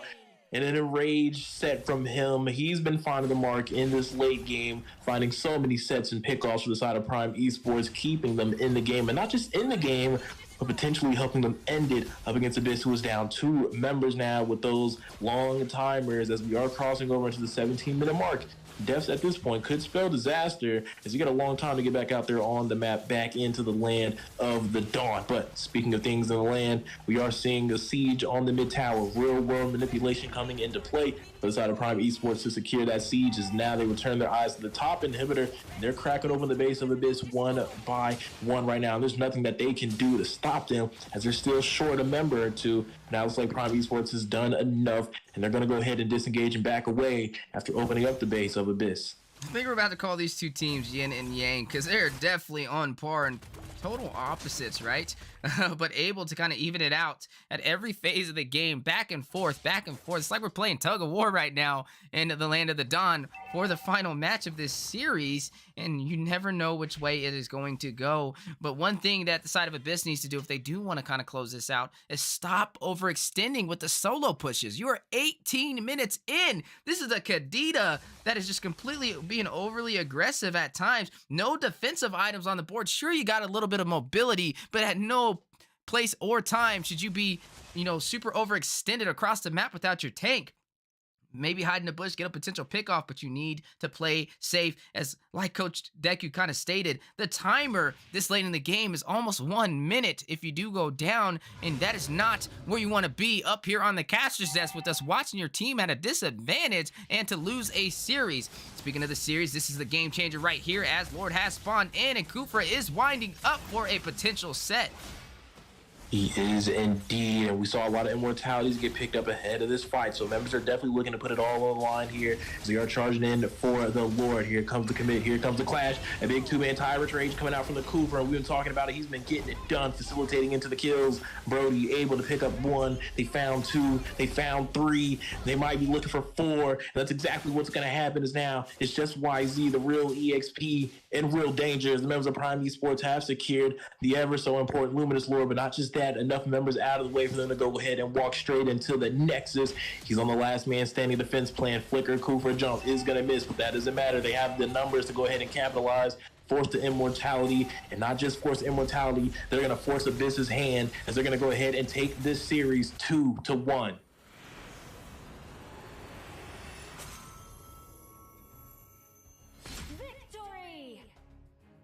Man, what a beautiful game indeed. Both of these teams down to the wire, and nonetheless impressive. And this is the kind of match we wanted to see.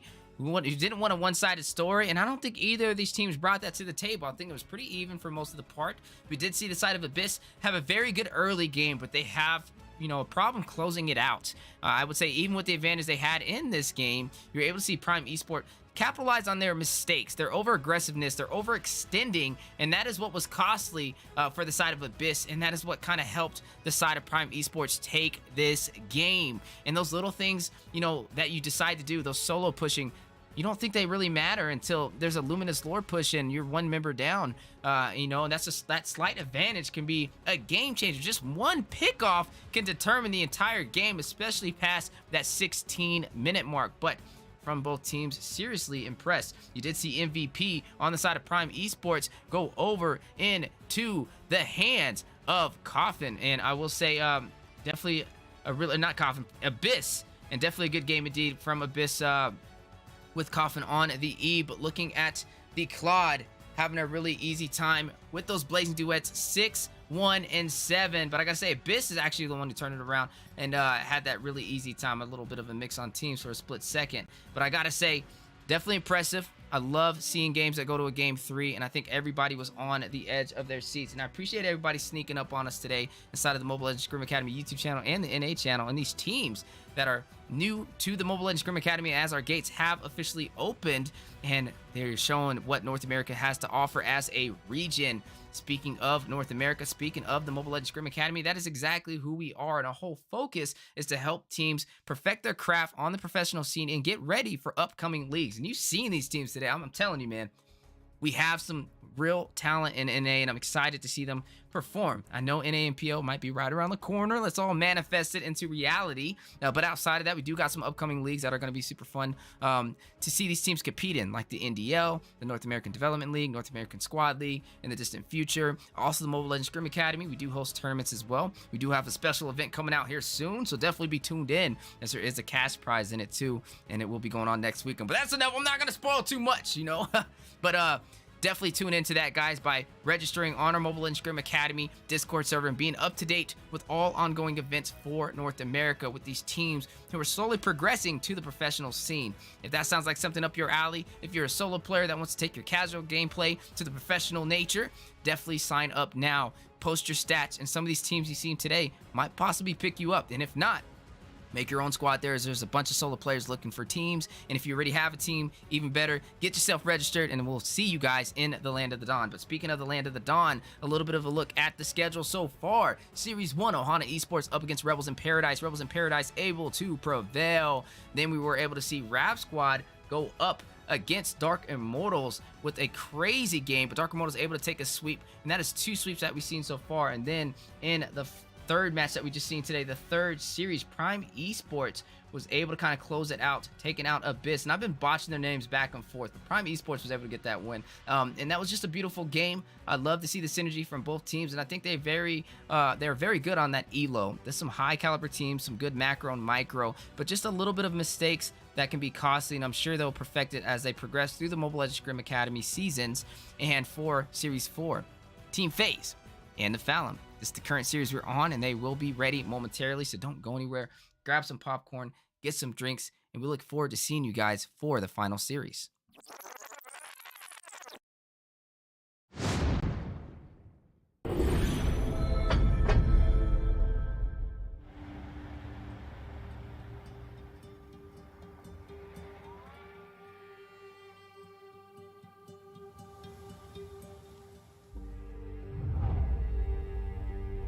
You can travel the world to find yourself. But that journey must start at home. Now we are going to end Because you can't know who you are without remembering your past experiences.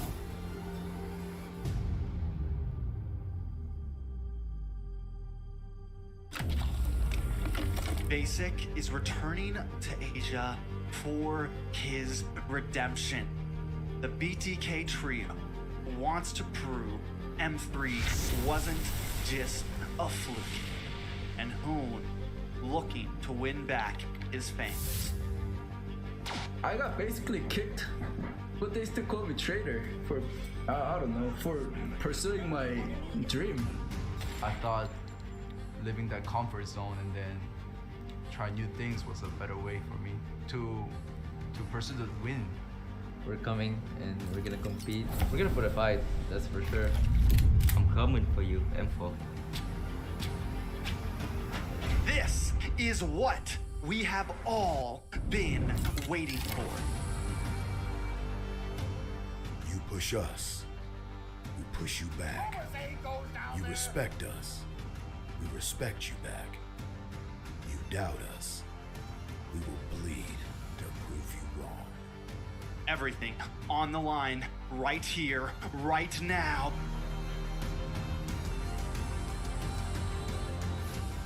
Definitely, they're not underestimating us as much as they did in M3. People probably see us and take us more seriously now, especially considering our accomplishment back then. I want to be the first in the world. I want to win a world championship. And the only way to really do that is day in and day out. There's no relaxing. You have to keep going. Here comes the valley.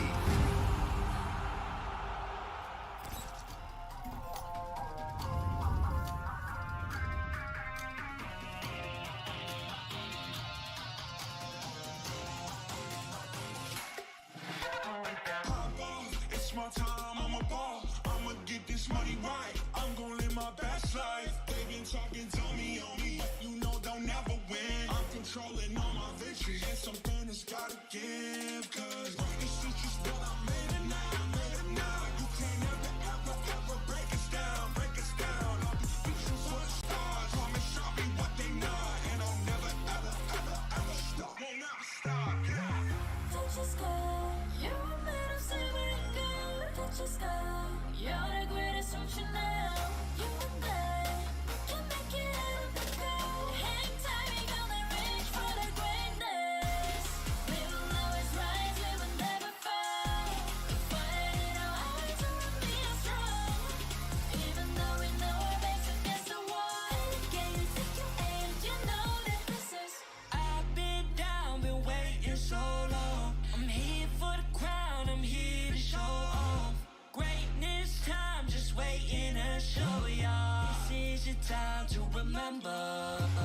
So many times I lie in the basement waiting for greatness. No, I won't listen to anyone hating on me and telling me I wouldn't make it. Cause I did everything that they said I couldn't. Caught my footing and I got the controls. I stand for something, I ain't running now. I'm the greatest now, I just wanna make it proud. Don't let me down, don't let it all. I've been on the road, accomplished all of my goals. And I ain't gonna let you down. Don't just go. You're a man of saving good. Don't just go. You're the greatest, don't you know? You and I, we can make it out of the cold. Hang tight, we gonna reach for the greatness. We will always rise, we will never fall. We fight it out, always we are strong. Even though we know our backs against the wall. And again, pick your aim, you know that this is. Coming for the game, cause we ready for the victory.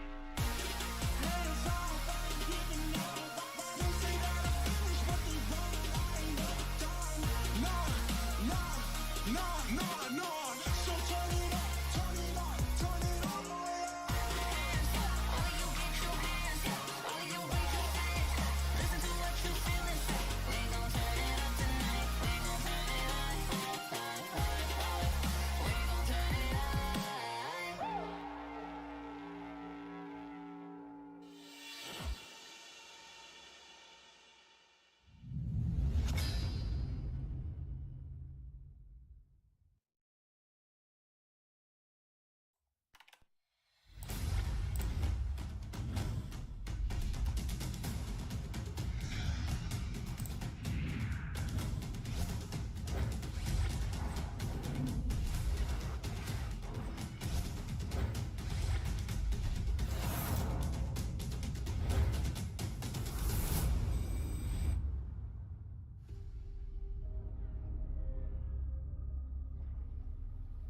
The sky is so vast, isn't it? My little flare. Papa? Can you reach the sky and ignite the stars?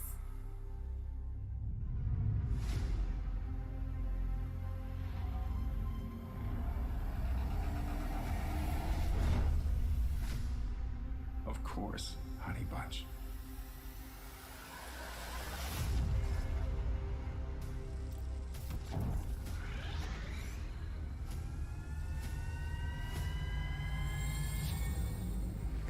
Papa never returned home.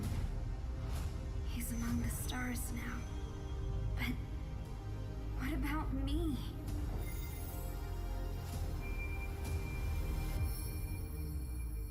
Have faith, little Flare.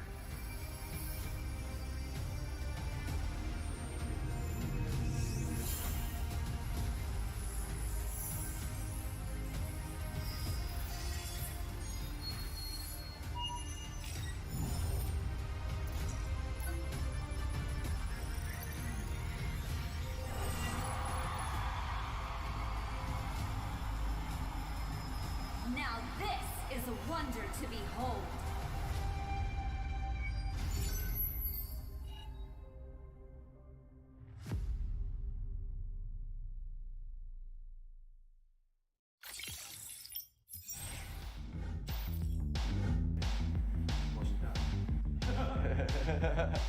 Time. Oh, it's time to make the most of the moment. I'm Hoon, I'm milling for the Valley, and I'm ready. I graduated high school a few months ago. Yeah. We dare to be great. Dude, that's perfect. One more second. Hello, my name is Fly Chicken. I'm XP Lane from the Valley. Let's go. Hey, it's basic. Again. Alright, that's I like that. We dare. And action. We dare to improve. Hey, it's basic. Coordinator for the Valley. Let's go.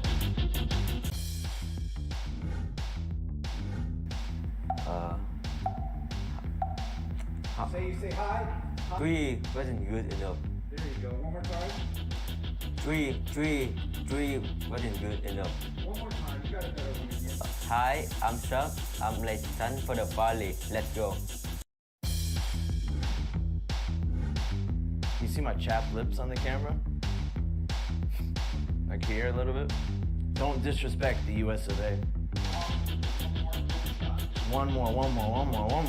Hi, I'm Moba Zane, Jungle for the Valley, and we're ready. I want to fight Yahweh from the Eagle team for Philippines. Definitely RRQ. They've done so much for Mobile Legends, and you could tell just by the amount of fans that they have. They've also been so driven. I mean, they've been in Mobile Legends for years and years and years, and they've always been pretty good. They've always, even when they weren't doing as well, even in this MPL, they bounced back in the second half of the season.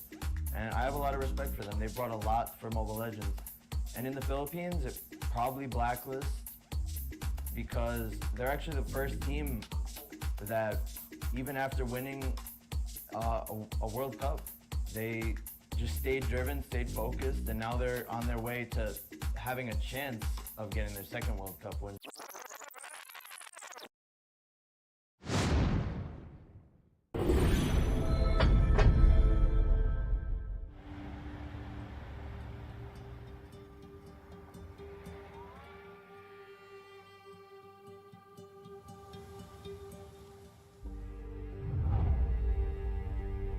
You can travel the world to find yourself. But that journey must start at home. Valley are going to end Because you can't know who you are without remembering your past experiences.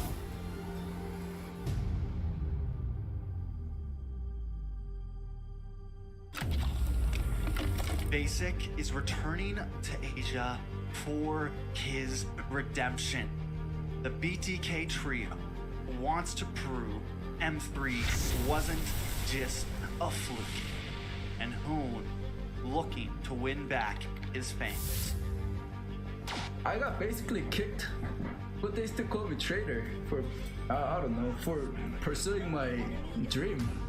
I thought living that comfort zone and then try new things was a better way for me to pursue the win. We're coming and we're gonna compete. We're gonna put a fight, that's for sure. I'm coming. coming for you, M4. This is what we have all been waiting for. You push us, we push you back. You respect us, we respect you back. You doubt us, we will bleed to prove you wrong. Everything on the line right here, right now.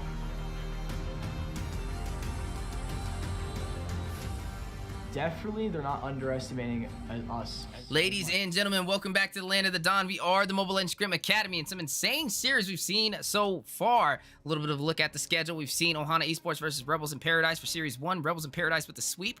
Dark Immortals versus Rap Squad for Series 2, taking a sweep as well. And then the series of the day so far, Abyss versus Prime Esports, landing into a third game, and we were able to see Abyss kind of capitalize and close it out. But now on to Series 4, we have Team FaZe versus Nephalem. Team FaZe, a team that I personally coach myself, and I've been putting in a lot of work behind the scenes with them, and I'm excited to see how they perform today up against Nephalem, another team that we've seen compete time and time again inside the Mobile Legends Scrim Academy, and I'm excited. I think they got some new members on their roster, so we'll see what they pull out in the draft today and inside of these matches with their plays. But speaking of the match, we have on the desk, joined with us, Coach Deku in the building. How you doing, my man? You're going to be handling the analyst, and I'll be doing the play-by-play. Man, last match was insane, right?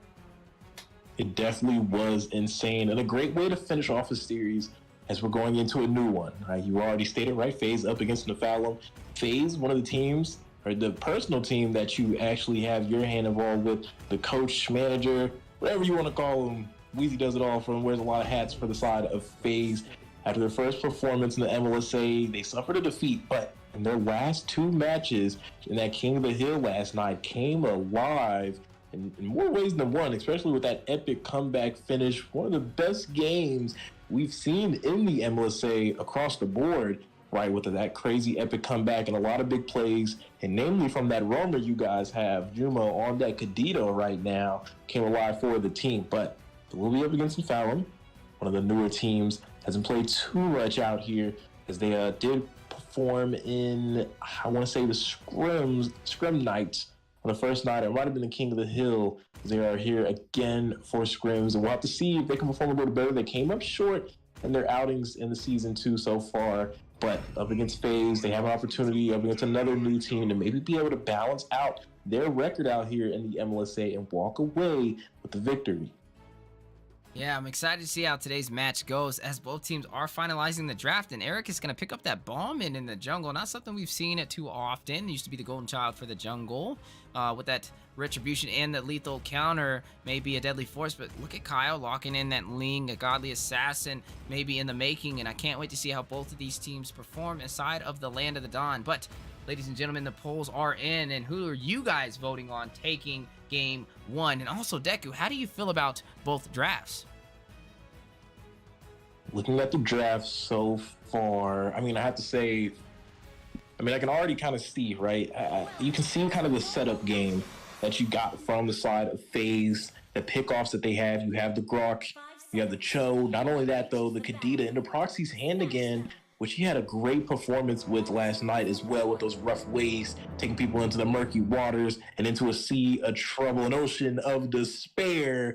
A lot of ways to go ahead and metaphorically speak on Proxy's performance with the Kadita, but the point is, he's great with it nonetheless. And up against Nephalem, their composition is a little couple mixed ways. They have a lot of burst, a little bit of set potential, but there's not too much besides that. I don't think there's any standout identity of this draft. It's just a lot of hope and prayers there that they're able to find something in the way of CC for a quick burst for either this Clint or this Dyroth to be able to go ahead and wipe out the members of FaZe.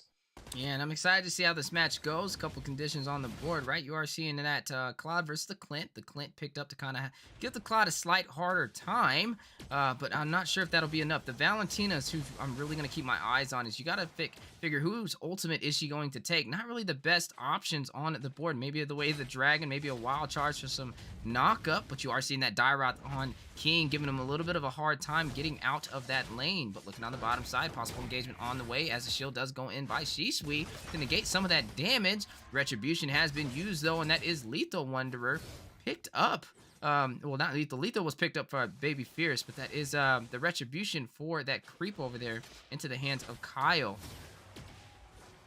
Speaking of things in the hands of, I think the Claude, right, is going to be in good hands in this match. You have to just get through the laning phase up against the Clint, like you pointed out.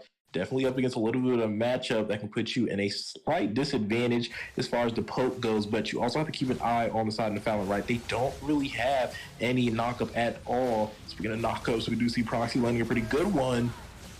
Ooh, engagement on the way, able to take out 2 members of FaZe on that overextension. Proxy just caught out of place, forcing the team to kind of defend against him, but King find a kill, taking out Baby Fierce with the turret damage, but Ceasely taking out King. Now 3 kills on the board for the side of Nephalem, and they're not done here. The RC and Juma rushing with the way. The Dragon is going to take out Flame with the turret damage as a direct response, and now 2 to 3 on the board, but the side of Nephalem already pulling the aggro on this turtle.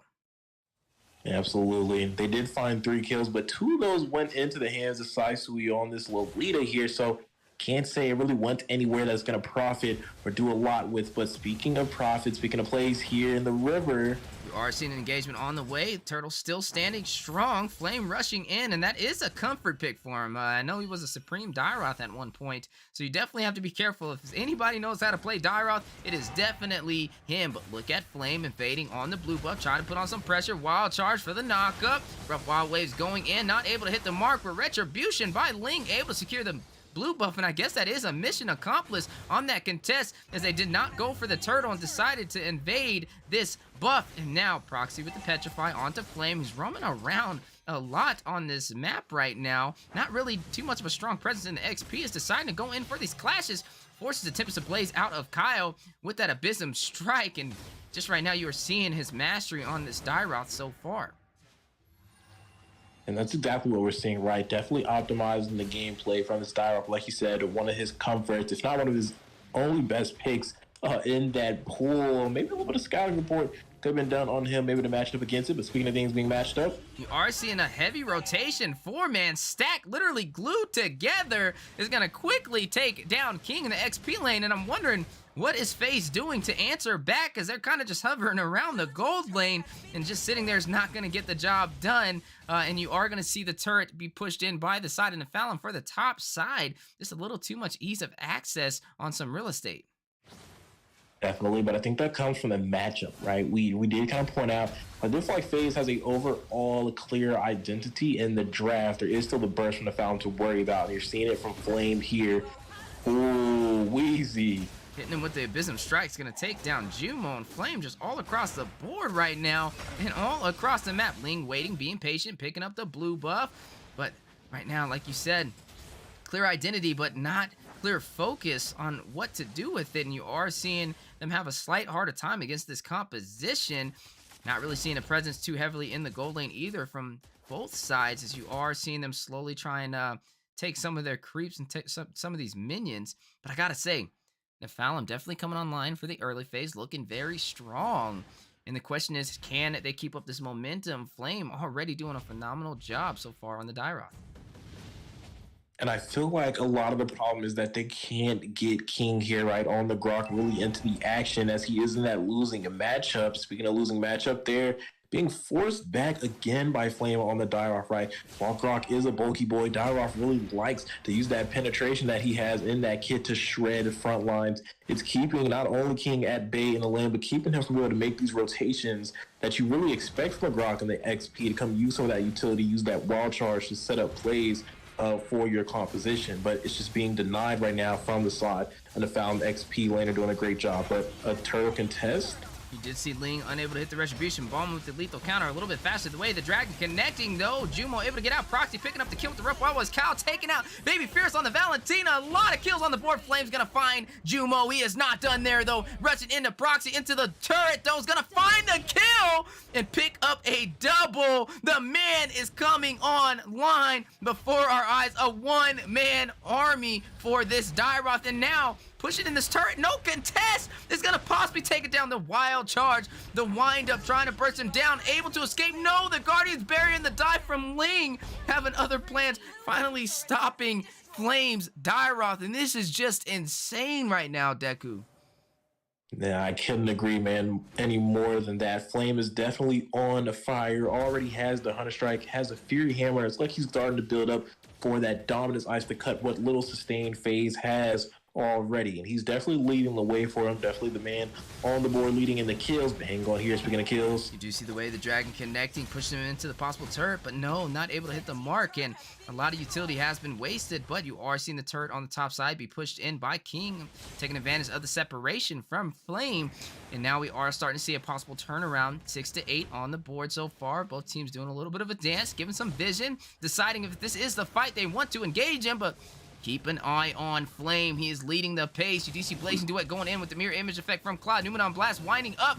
Flicker used on Jumo, getting the stun, but into the turret and a waste of utility. The triple knockup with the G-Kundo, and now the way the Dragon C-Suite is going to get taken down by the Claude. Fight not over, though. You are seeing the engagement still on the way. Tempest Blades going down by Ling, and King's going to pick up the kill, taking out Ericus. 2 members off the board for the side of the Nephalem, and that is a lot of opportunity for the side of FaZe, trying to get the blue buff. Flame going to take out Jumo for the overextension. Kyle not backing off, though. Wants it, and it gets denied. Man, Flame is just going off on this Dara. 6, 2, and 3, and you can't overextend, especially with how fed he already is. You have to be careful on how you pick your fights moving forward. And that's the scary thing about coverage, right? Even if they're not meta, it's the mastery of it all that causes the problem, as we're seeing him potentially almost find another kill right on King. He's definitely making his mark out here for the side of Foul up against FaZe. The comfort is definitely coming alive for their composition. He's basically been the main pick to kind of tear apart FaZe.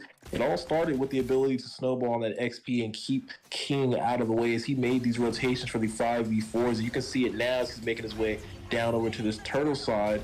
He's already going to be late, but hang on and engage potentially from the side of FaZe. And I'm kind of scratching my head right now as not really needing to take that engagement, but look at the knockup from Proxy. Yeah, Lord was already taken, so Jumo definitely not needing to really rush in there for that fight. Should have kind of peeled off a little earlier, but look at the mid lane. Looks like some real estate maybe taken by the side of the Nephalem for the tier 1 turret. Proxy going in, Blazing Duet activated. C-Suite picking a kill on to the marksman of FaZe, and down goes Jim, but fight not over. You are seeing King and Jumo kind of disengaged, but it looks like they are going to still push in, try and take this inhibitor. Not really much contest as Proxy is not enough to stop them from taking down that turret, but there goes Proxy rushing in with the wild waves, and you are not really seeing much of it. Just going to clear some of these minions.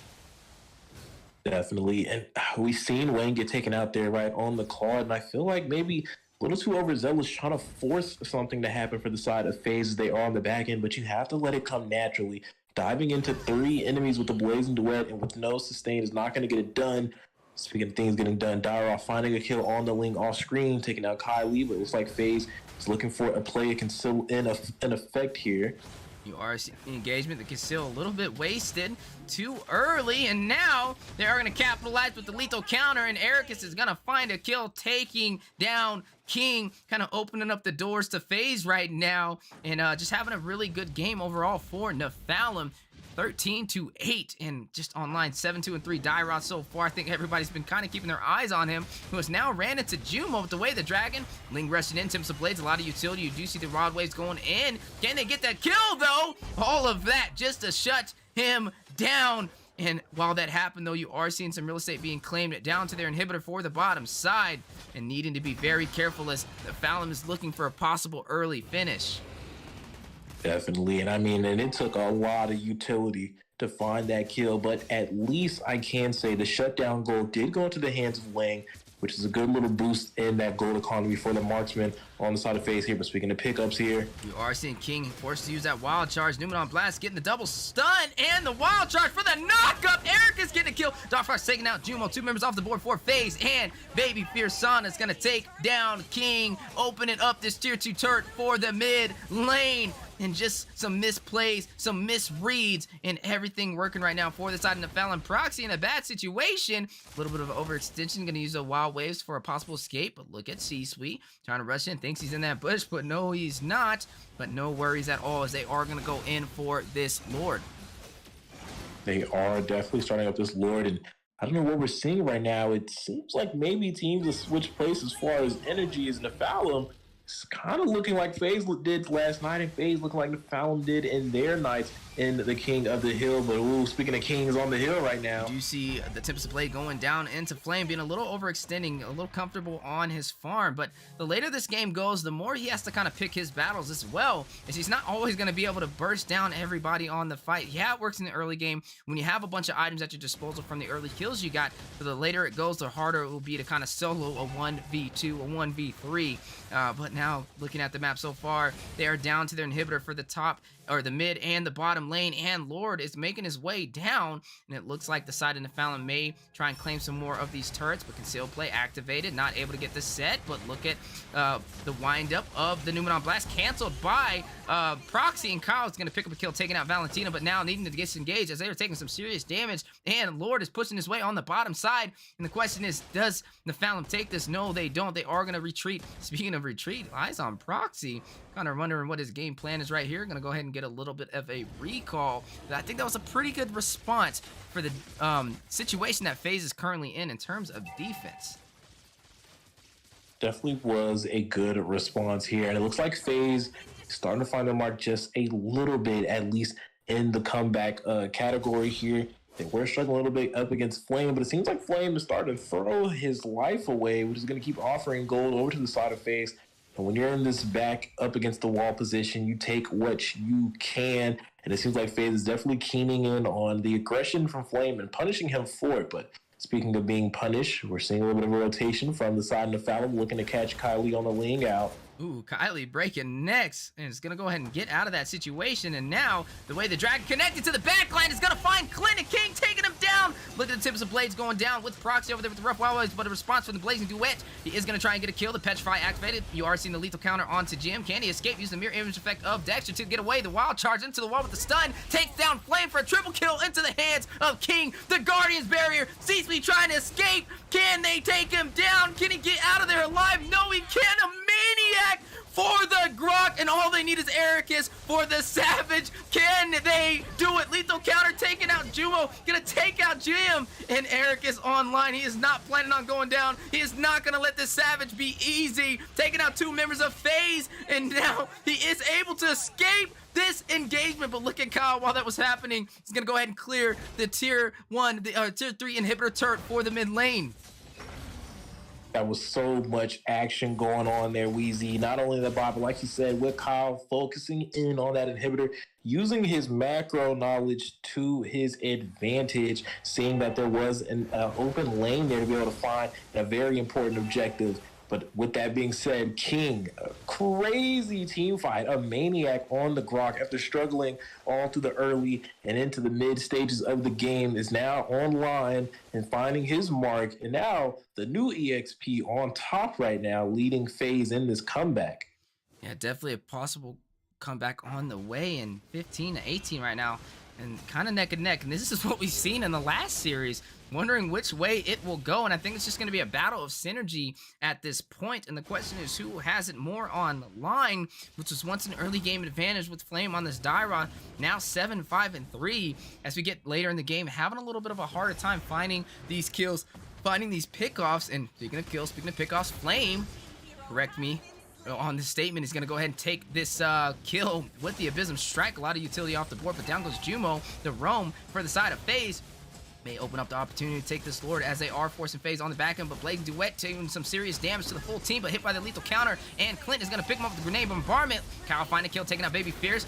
You are seeing Numenon Blast go down for the stun. Dark Fox going to take out King, getting a double kill, and Kyle getting a double kill in response, taking out Dark Fox. But look at the Lord, look at Kyle, look at Bowman, Retribution. Kyle is able to get it, but in with the Retribution himself, escaping the lethal counter. Can he get away? He's going to go ahead and try and get some energy off of this blue buff, able to get it, but can he escape? Oh my goodness, he takes out C-Suite on the chase, and he's going to go ahead and emote on the way out. That was insane. And not only insane, it was incredible. The composure from the jungler of FaZe. What did you take out two members there and still kept his eyes on that Lord as Ballman was spinning, trying to win that neutral objective, but not able to come up against Kyle, who also found a kill. But speaking of things being found here, are seeing a possible finish on the way. The Dragon connecting on to Jumo with the Valentina, stealing his ultimate against him. Dark Fox is going to go ahead and take down Jumo on that engagement. Down goes the Lord as well. Now FaZe has to be careful if they continue to try and push this. We may see a turnaround in the side of Nephalem for game 1. And speaking of that, this is only game 1, Deku. Can you imagine the type of games you're about to see for this series? If they keep going like this one, Wheezy, it might take a while to get to that game 3. But speaking of things we're getting to, we are finalizing these builds. We are starting to get fully completed, as we have seen, right? The Claw just picking up that Corrosion Scythe, full build intact for him. We also are seeing King start to get to that point. The members of the Valor are actually a little behind on the items, still trying to work up to those final items. In some cases, start trying to get a 4th. But nonetheless, this is the 17-minute mark. At this point, the items are kind of not going to tell the story. It's pretty even across the board for everybody. It's more about the setup. It's more about the macro and the micro on these team fights. And look at the plays. Oh my goodness, a wild charge for the double set and the Blazing Duet. Too much to handle, taking 2 members down from the side of Nephalem. Find out over though, Numenon Blast winding up for a potential set. You are seeing the Blazing Duet going down, and you are seeing Tips of Blade to connect on to Valentina. Down he goes, and almost a full wipeout. Yes, indeed, a full wipeout. FaZe has done it. They have taken this game, clearing Nephalem off of the board. One misread, one misstep in a clash was all it was needed to kind of close this out. And man, I gotta say, I didn't know which way it was gonna go, and that just shows you the power of map awareness and micro, right? Ran into the wrong bush at the right time, and the side of FaZe was able to capitalize. And I gotta say, that was an insane match indeed. Impressive nonetheless. Great job to FaZe, but great job to Nephalem. Definitely a great match between these two teams. I mean, 24-23. It doesn't get any closer than that, man. Almost reaching the 18-minute mark. But we got to talk about the winners, man. MVP falling rightfully so into the hands of Kai Lee. What a great pickup for the side of FaZe in that jungler position, man. We've seen him be able to take 2 members down, take that Lord, and open up this game for FaZe. And he definitely opened up more than that, opening up the map as he led the way, 77% on that Terry damage, 22k to his name. Take it to the bank as Wang was able to lead the way in far as damage, but leading the way really in those team fights. I have to get that up to King, man. The setups. He had 2 big setups, man, for the members of FaZe to capitalize on. And matter of fact, even had the play to seal the fate of the side of Nephalem there with that wild charge in the bush. Like you said, the wrong bush at the right time for the side of Nephalem. FaZe was able to overcome adversity and take match 1 in the final series of the night. I think it's just insane considering that was only match 1 and we still have an entire series. That's right, ladies and gentlemen, they are competing in a best of 3, and that game was explosive all around. We've seen Nephalem come online in the early game, especially Dairoth in the hands of Flame, a prior Supreme Dairoth for North America, and you're showing that in the micro and the macro today, Flame. I know he was pretty hyped with those early kills, but I think as it got a little later, that ego and that confidence kind of got him on the back end when he was trying to be a little too overly aggressive. And I think that's when the turn for FaZe started shifting in their focus. And once they got a little bit of kills in their way, I think they got online and were able to shift that momentum. And then it was neck and neck to that final clash, like Deku stated. But guys, I appreciate y'all. Hopefully we're putting on an amazing show. I know I was hyped, man. I was trying to maintain my energy and not blow y'all's ears off with the hype of that match and all those crazy plays. Kylie out there looking like Kyrie on the Ling. But outside of that, guys, we are the Mobile Legends Scrim Academy. My name is Wheezy. I'm your host today, and it is a pleasure being able to cast these games alongside Coach Deku, our little dynamic duo in the making. Hopefully, we're putting on a good show, as that is our whole focus, to help grow the MLBB North American community as the Mobile Legends Scrim Academy. We like to help these teams prepare for future upcoming leagues, and you already see the potential that these teams have. I'm telling you, man. And it has some big things in store in the near distant future. But speaking of the near distant future, let's take a look at what we've seen so far. Ohana Esports versus Rebels in Paradise, best of 3. Then we've seen Rebels take that out with the sweep, taking down Ohana. Series 2 was Rap Squad versus Dark Immortals. Dark Immortals getting a sweep. And then on to Series 3, which is one of the best series. I can't say the best now because this one's almost just as good, but we'll see as we progress through Series 4. But Series 3 had some bangers, and I was proud of both teams, but we were able to see Abyss kind of capitalize and close it out. And now on Series 4, Team FaZe, a team I kind of personally coach myself. I'm trying not to be biased, but I love both sides. I know some of the players on the Phantom as well. Definitely a family on both sides of the board, competing it out in this best of 3. But FaZe taking game 1 with an explosive finish. And we appreciate you guys tuning in with us and enjoying the show. Speaking of the show, both of these teams are getting ready to embark back in the land of the Dawn for game 2 of the final series.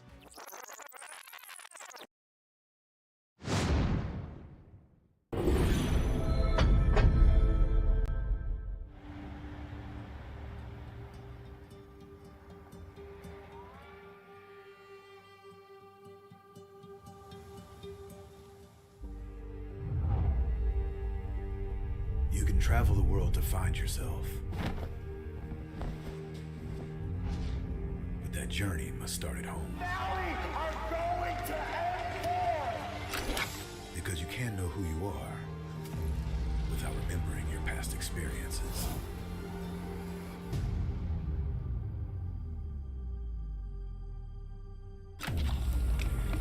Basic is returning to Asia for his redemption. The BTK trio wants to prove M3 wasn't just a fluke, and Hoon looking to win back his fans. I got basically kicked, but they still call me traitor for, I don't know, for pursuing my dream. I thought living that comfort zone and then try new things was a better way for me to pursue the win. We're coming and we're gonna compete. We're gonna put a fight, that's for sure. I'm coming for you, M4. This is what we have all been waiting for. You push us, we push you back. You respect us, we respect you back. You doubt us, we will bleed to prove you wrong. Everything on the line, right here, right now.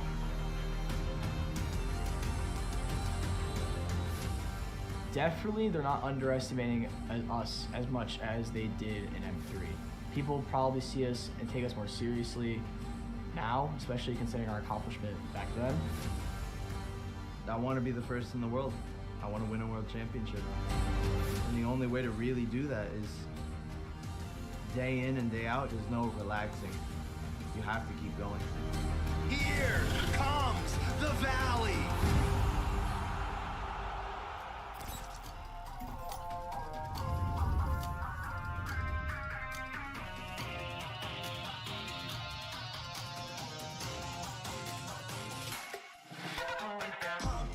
It's my time, I'm a ball. I'ma get this money right. I'm gonna live my best life. They been talking, tell me on me. You know they'll never win. I'm controlling all my victories. And something that's gotta give. Cause this shit just what I made it now. I made it now. You can't ever break us down. Break us down.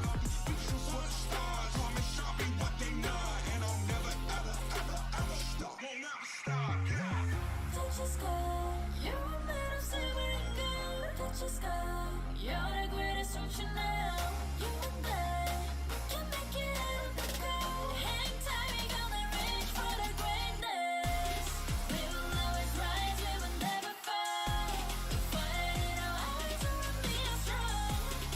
Even though we know our backs against the wall. And again, you take your aim, you know that this is. I've been down, been waiting so long. I'm here for the crown, I'm here to show off. Greatness time, just waiting to show y'all. This is your time to remember. So many times I lie in the basement waiting for greatness. No, I won't listen to anyone hating on me and telling me I wouldn't make it. Cause I did everything that they said I couldn't. Caught my footing and I got the controls. I stand for something, I ain't running now. I'm the greatest now. I just wanna make it proud. Don't let me down, don't let it off. I'm on the road, accomplished all of my goals, and I ain't gonna let you down. Touch your sky, you're made of silver and gold. Touch your sky, you're the greatest, don't you know? You and I, we can make it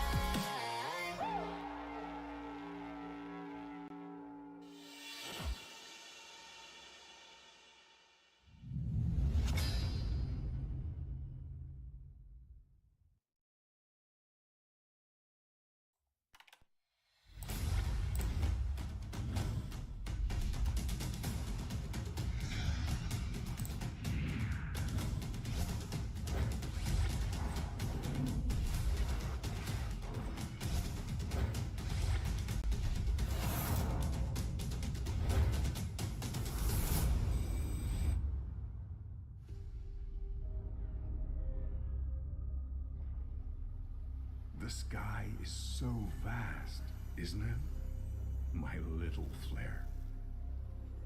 Papa? Can you reach the sky and ignite the stars?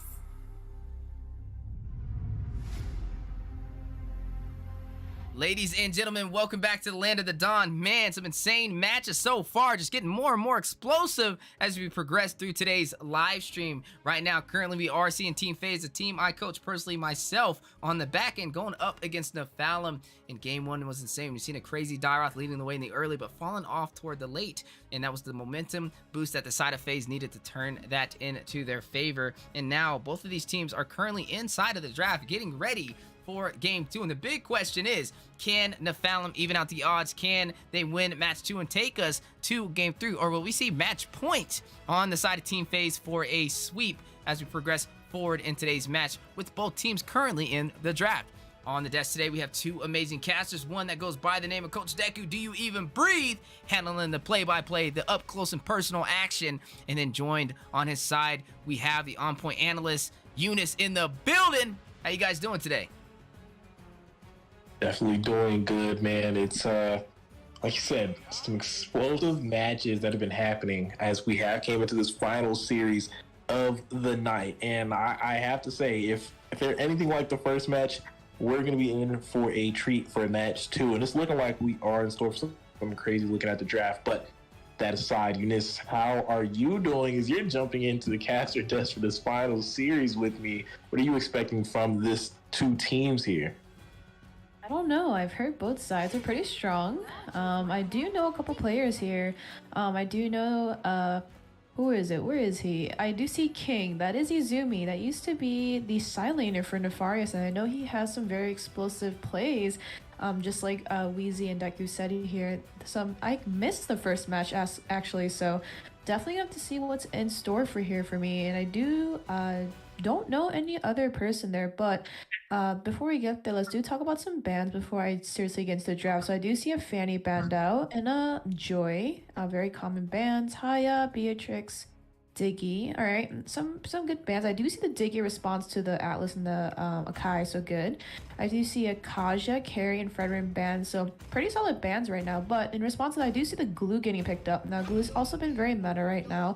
Being able to lane up against pretty much anybody and being able to pressure up those lanes would be really good. And instead, they did take the Yeve though, but they did play smart and did take the Faramis on the side of Nephalem there so that they can block out any counters. And I do know that Faramis has been one of the biggest issues for Glue. As soon as he goes in that split into his ultimate, Faramis just has to pop his second skill and pretty much he's a dead man for Glue. But I don't see Wanwan being drafted pretty often. I do know Wanwan struggles a little bit early game. She got pretty badly nerfed a few patches ago, but it's glad to see her back in the Land of the Dawn. But speaking of Wanwan, I do see a Lapu and a Claude being slotted in, including a Martis, which is pretty good. Martis has a really good early game and very good laning phase, especially in the laning phase area against pretty much any side laner. Being able to shove and punish lanes and having the opportunity to split push late game makes it very, very hard for the side or any side up against that's Martis. Should be able to defend their lane pretty well. But I do see an Argus getting slotted in with the Herod. I haven't seen Argus's either. I don't know if Argus is that good at the moment. I haven't really been able to see Argus's, but being able to slot new heroes here, very wide pool coming from both sides, and being able to kind of flex all of these new heroes and some heroes that you probably didn't expect to be here in the Land of the Dawn might be a little bit interesting. And I'm really excited actually to see this draft because both sides do have a strong draft. I mean, they both have good side laners, good fronts, good picks as jungles, not gonna lie. I mean, the Argus does have a lot of sustain with that ultimate, being able to kind of give himself a second shot at life before he does end up behind the caster's desk here. But I do see both sides. They're pretty good, pretty strong team. But Deku, before I start talking about the laning phases here, if you just had to pick a team, Deku, just by looking at this draft, whose side are you favoring? I'm not gonna lie, right? I feel like just because of the curveball nature of the composition that the side of the Nephalem has, I actually think they can edge this outright. You have the strong XP matchup up against Lapu with this glue. You also have that Harith as well unlocked in the mid lane. I do feel like Proxy on the Eve offers a little bit more, but we have seen Harith be able to perform as well, not just here, but in the M4 stage of things. And then you have the Walma, right, which is always very powerful if you can get that crossbow. Tang unlocked, the game-changing marksman, the same as Claude. But I feel like it's really going to come down into Arceus on this Argus. I have heard that's a comfort pick for him. And speaking of comfort, getting a little too comfortable in the mid lane. The Falcons taking a lot of damage. Here comes the Shadow Stampede from them. There comes on the Argus. He's going to force the flicker from Lolita Glue, trying to go over the wall for the kill. Not going to be able to get it, but they do force the utility out from FaZe. And I think Arceus doing a good job already making the Argus punish the member of the FaZe. Absolutely. I do see, though, before we get too crazy here in the laning phases, there are different ways these both teams can actually win, because they do have all late game heroes. So they do have that 1-1, they do have that glue, that Harith, but we also know that the Yve scales, the Martis does scale. Claude is able to attack Nephalim's entire backline here, so we do have to be careful for both sides. Nephalim kind of has to be more focused on sustain, but speaking about sustain, Deku, they are able to strike first blood. Wang able to pick up that first kill on the 1-1 there. That's a great pickup for the Claude and a great pickup for Wang, who normally typically struggles in that early game on the marksman, but this time finding his mark nice and early up against Dark Fox, the gold laner for Nephilim. do you see, though, Claude is running a killing spree. I don't really see marksmen, especially Claude's, running any assassin emblem nowadays. It's more usually the weakness finder for 1-1 or something like that. Speaking of kills, we did see, right, the glue able to find a kill on King there, formerly known as Azumi. Kind of tells the first match as the decimation gets popped online for this Martis in the hands of Kylie, and here comes a Numian Blast. They're looking for the set, finds the stun, but Argus is able to get out of range for any potential follow-up. And now hang on here, Glue getting caught in between Kyle with the mortal coils there. Is going to be able to disengage. That decimation has been ran its course. It's on cooldown, not able to strike the final blow. They will go ahead and start up the first turtle in this match uncontested. Yeah, absolutely. But with that being said, the turtle did slot into the favor of FaZe, being able to pressure that map in that mid lane zone. Absolutely well done by the side laners and the mid laner and the roamer to be able to give the team enough vision and be able to sustain that ground. But speaking of ground, I do see these items getting picked up slowly by each side from side Nephalim and FaZe. I do see Harith is starting to build a lot of items here, a lot of core items for the early stage game. I do see Wanwan still kind of stuck in that early game DHS build, kind of waiting for that gold. But speaking of gold, we did see Lapu now being able to find a trade onto this glue. He lost the 1v1 earlier, but he's going to win it this time around, assuming after those fours have came online. But look at Proxy feeling the damage from this Harith, one more. But there goes the real world with enough shield, but to return it with that Colt ult to be able to sustain as a Calamity Reaper falls into the hands of this Harith. But hang on here, fight may not be over. A stun from Lolita, a mortal coils from Kylie to close the gap. They're not going to be able to close the distance to be able to take him down. That is a trade in the favor of Nephalim here.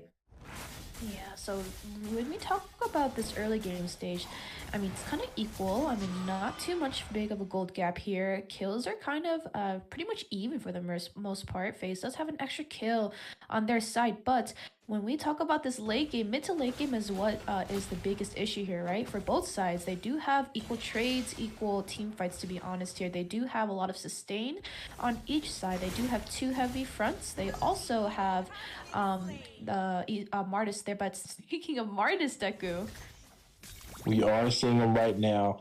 I did find a kill over there on the wall while they're blazing duet in the back to be able to cut the wave. They're going to put a lot of pressure onto this bot side. Speaking of pressure, it looks like King's in trouble again. It looks like your foul is starting to focus on the XP lane. Something on the goal. They're going to let Wang have his way, but they're going to go ahead and try to shut down this Lapu. I don't know if that's the right call, as Dark Fox is in the hole right now, 0-2. That whole tower is going to fall to the side of FaZe in the bot side.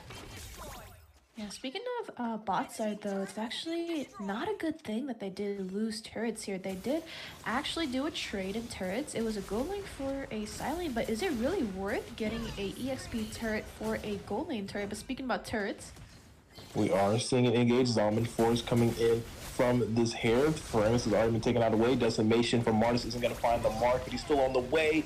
He's going to finalize that kill on hair. The stun onto the Argus here, but he has popped his ultimate. He is still looking for the fight. Now he's going to disengage, but it's not going to be enough as Wang's going to be able to take him down at Blazing Wet. He's online right now on side Sui here. As Proxy's going to take that kill with the Eve, and FaZe is starting to run away with this. Flame in trouble here. He's going to find a way to get out with the slows from Eve. And now the Brave Fighter stands for Waku Waku, and the Raging Slash is going to send him into the past. His crossbow tank has been unlocked, but it's not doing anything as he doesn't have the damage, does not have the gold or the items right now. He's 0-2, never had the opportunity to scale in this part of the game to be able to fight back against FaZe. Absolutely. Now it's a little bit shaky, a little bit on the rocky side for the side of Nephilim. They do need to come aligned with these team fights and these engages. But speaking of engages, Deku. We're seeing more action, real-world manipulation coming into play. Wang waiting for the cold ult to be done. Flame trying to cover for him, but there goes the mirror image. Blazing the web, but he's taking a lot of damage, a lot of bursts. Numian Blast coming into play. Wang narrowly able to escape there. Slickster Trickster with the monkey clawed there on his back with Flame trying to close the gap. He's not going to be able to get there in time with the split. A little more moves from Wang, and he's playing this well right now. The mobility from Claude, he's not worried, as now Kylie with the Martis is going to be able to take down this glue Flame out of position and overextended on the map. FaZe running away with this 12-4. Well, nice play by that Claude, being able to kind of juke out that glue. Unfortunately, that glue was not able to catch that Claude. Lots of movement speed coming in from the Claude's passive, so very much movement speed is up there for that marksman. But before we get there, though, it's 7 minutes in. It's 12-4 for the side of FaZe. Nephilim really has to be careful with these team fights now. They gotta prioritize getting all that economy on their side. I mean, the bot lane is down to its inhibitor turrets.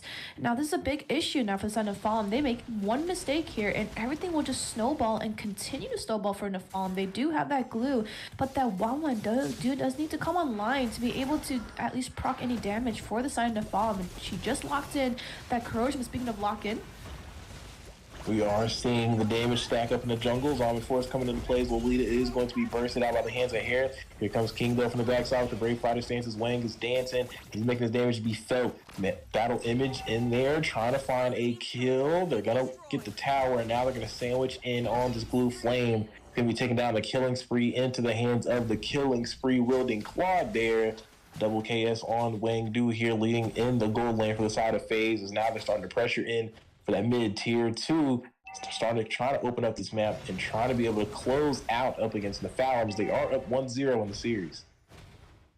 So, you know, with that being said, neutral objective Lord is popping up on the side of FaZe, though. They do have the upper advantage to get that Lord. But speaking about Lord, we are seeing more engages here potentially. King got a Brave Fighter stance out of trouble there.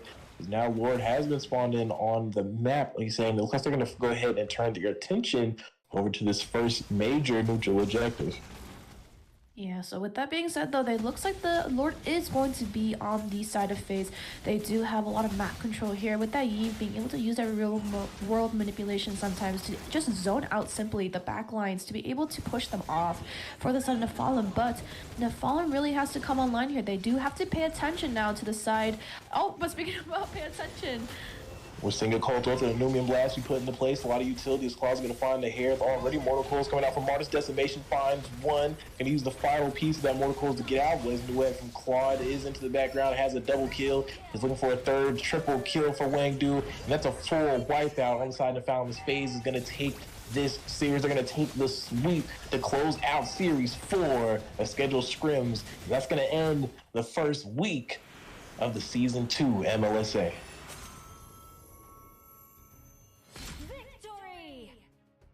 yeah, congratulations to the side of FaZe. Very well played. Good rotations all around. I do actually, honestly, before we even hopped into this game, I did favor the draft on the side of Nephilim with that glue, and honestly, being able to have those 2-second lives coming in from the Faramis and the Argus, I did actually favor their side, but looks like the side of FaZe did prove me wrong.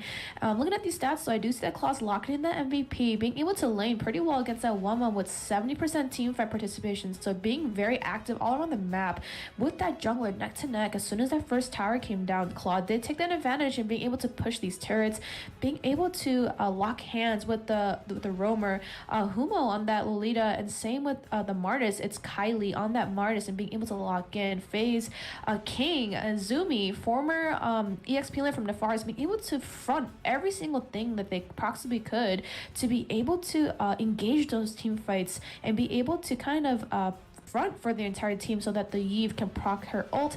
And Claude has no trouble being able to demolish the side of Nefalis' backline. But I do see a lot of turret damage coming from the hair, so good split pushing did happen, but unfortunately, good try, good luck for the next upcoming series we do have for the Mobile Legends Scrim Academy. But congratulations, Team FaZe, you did win this scrim, so congratulations, you do get the trophy.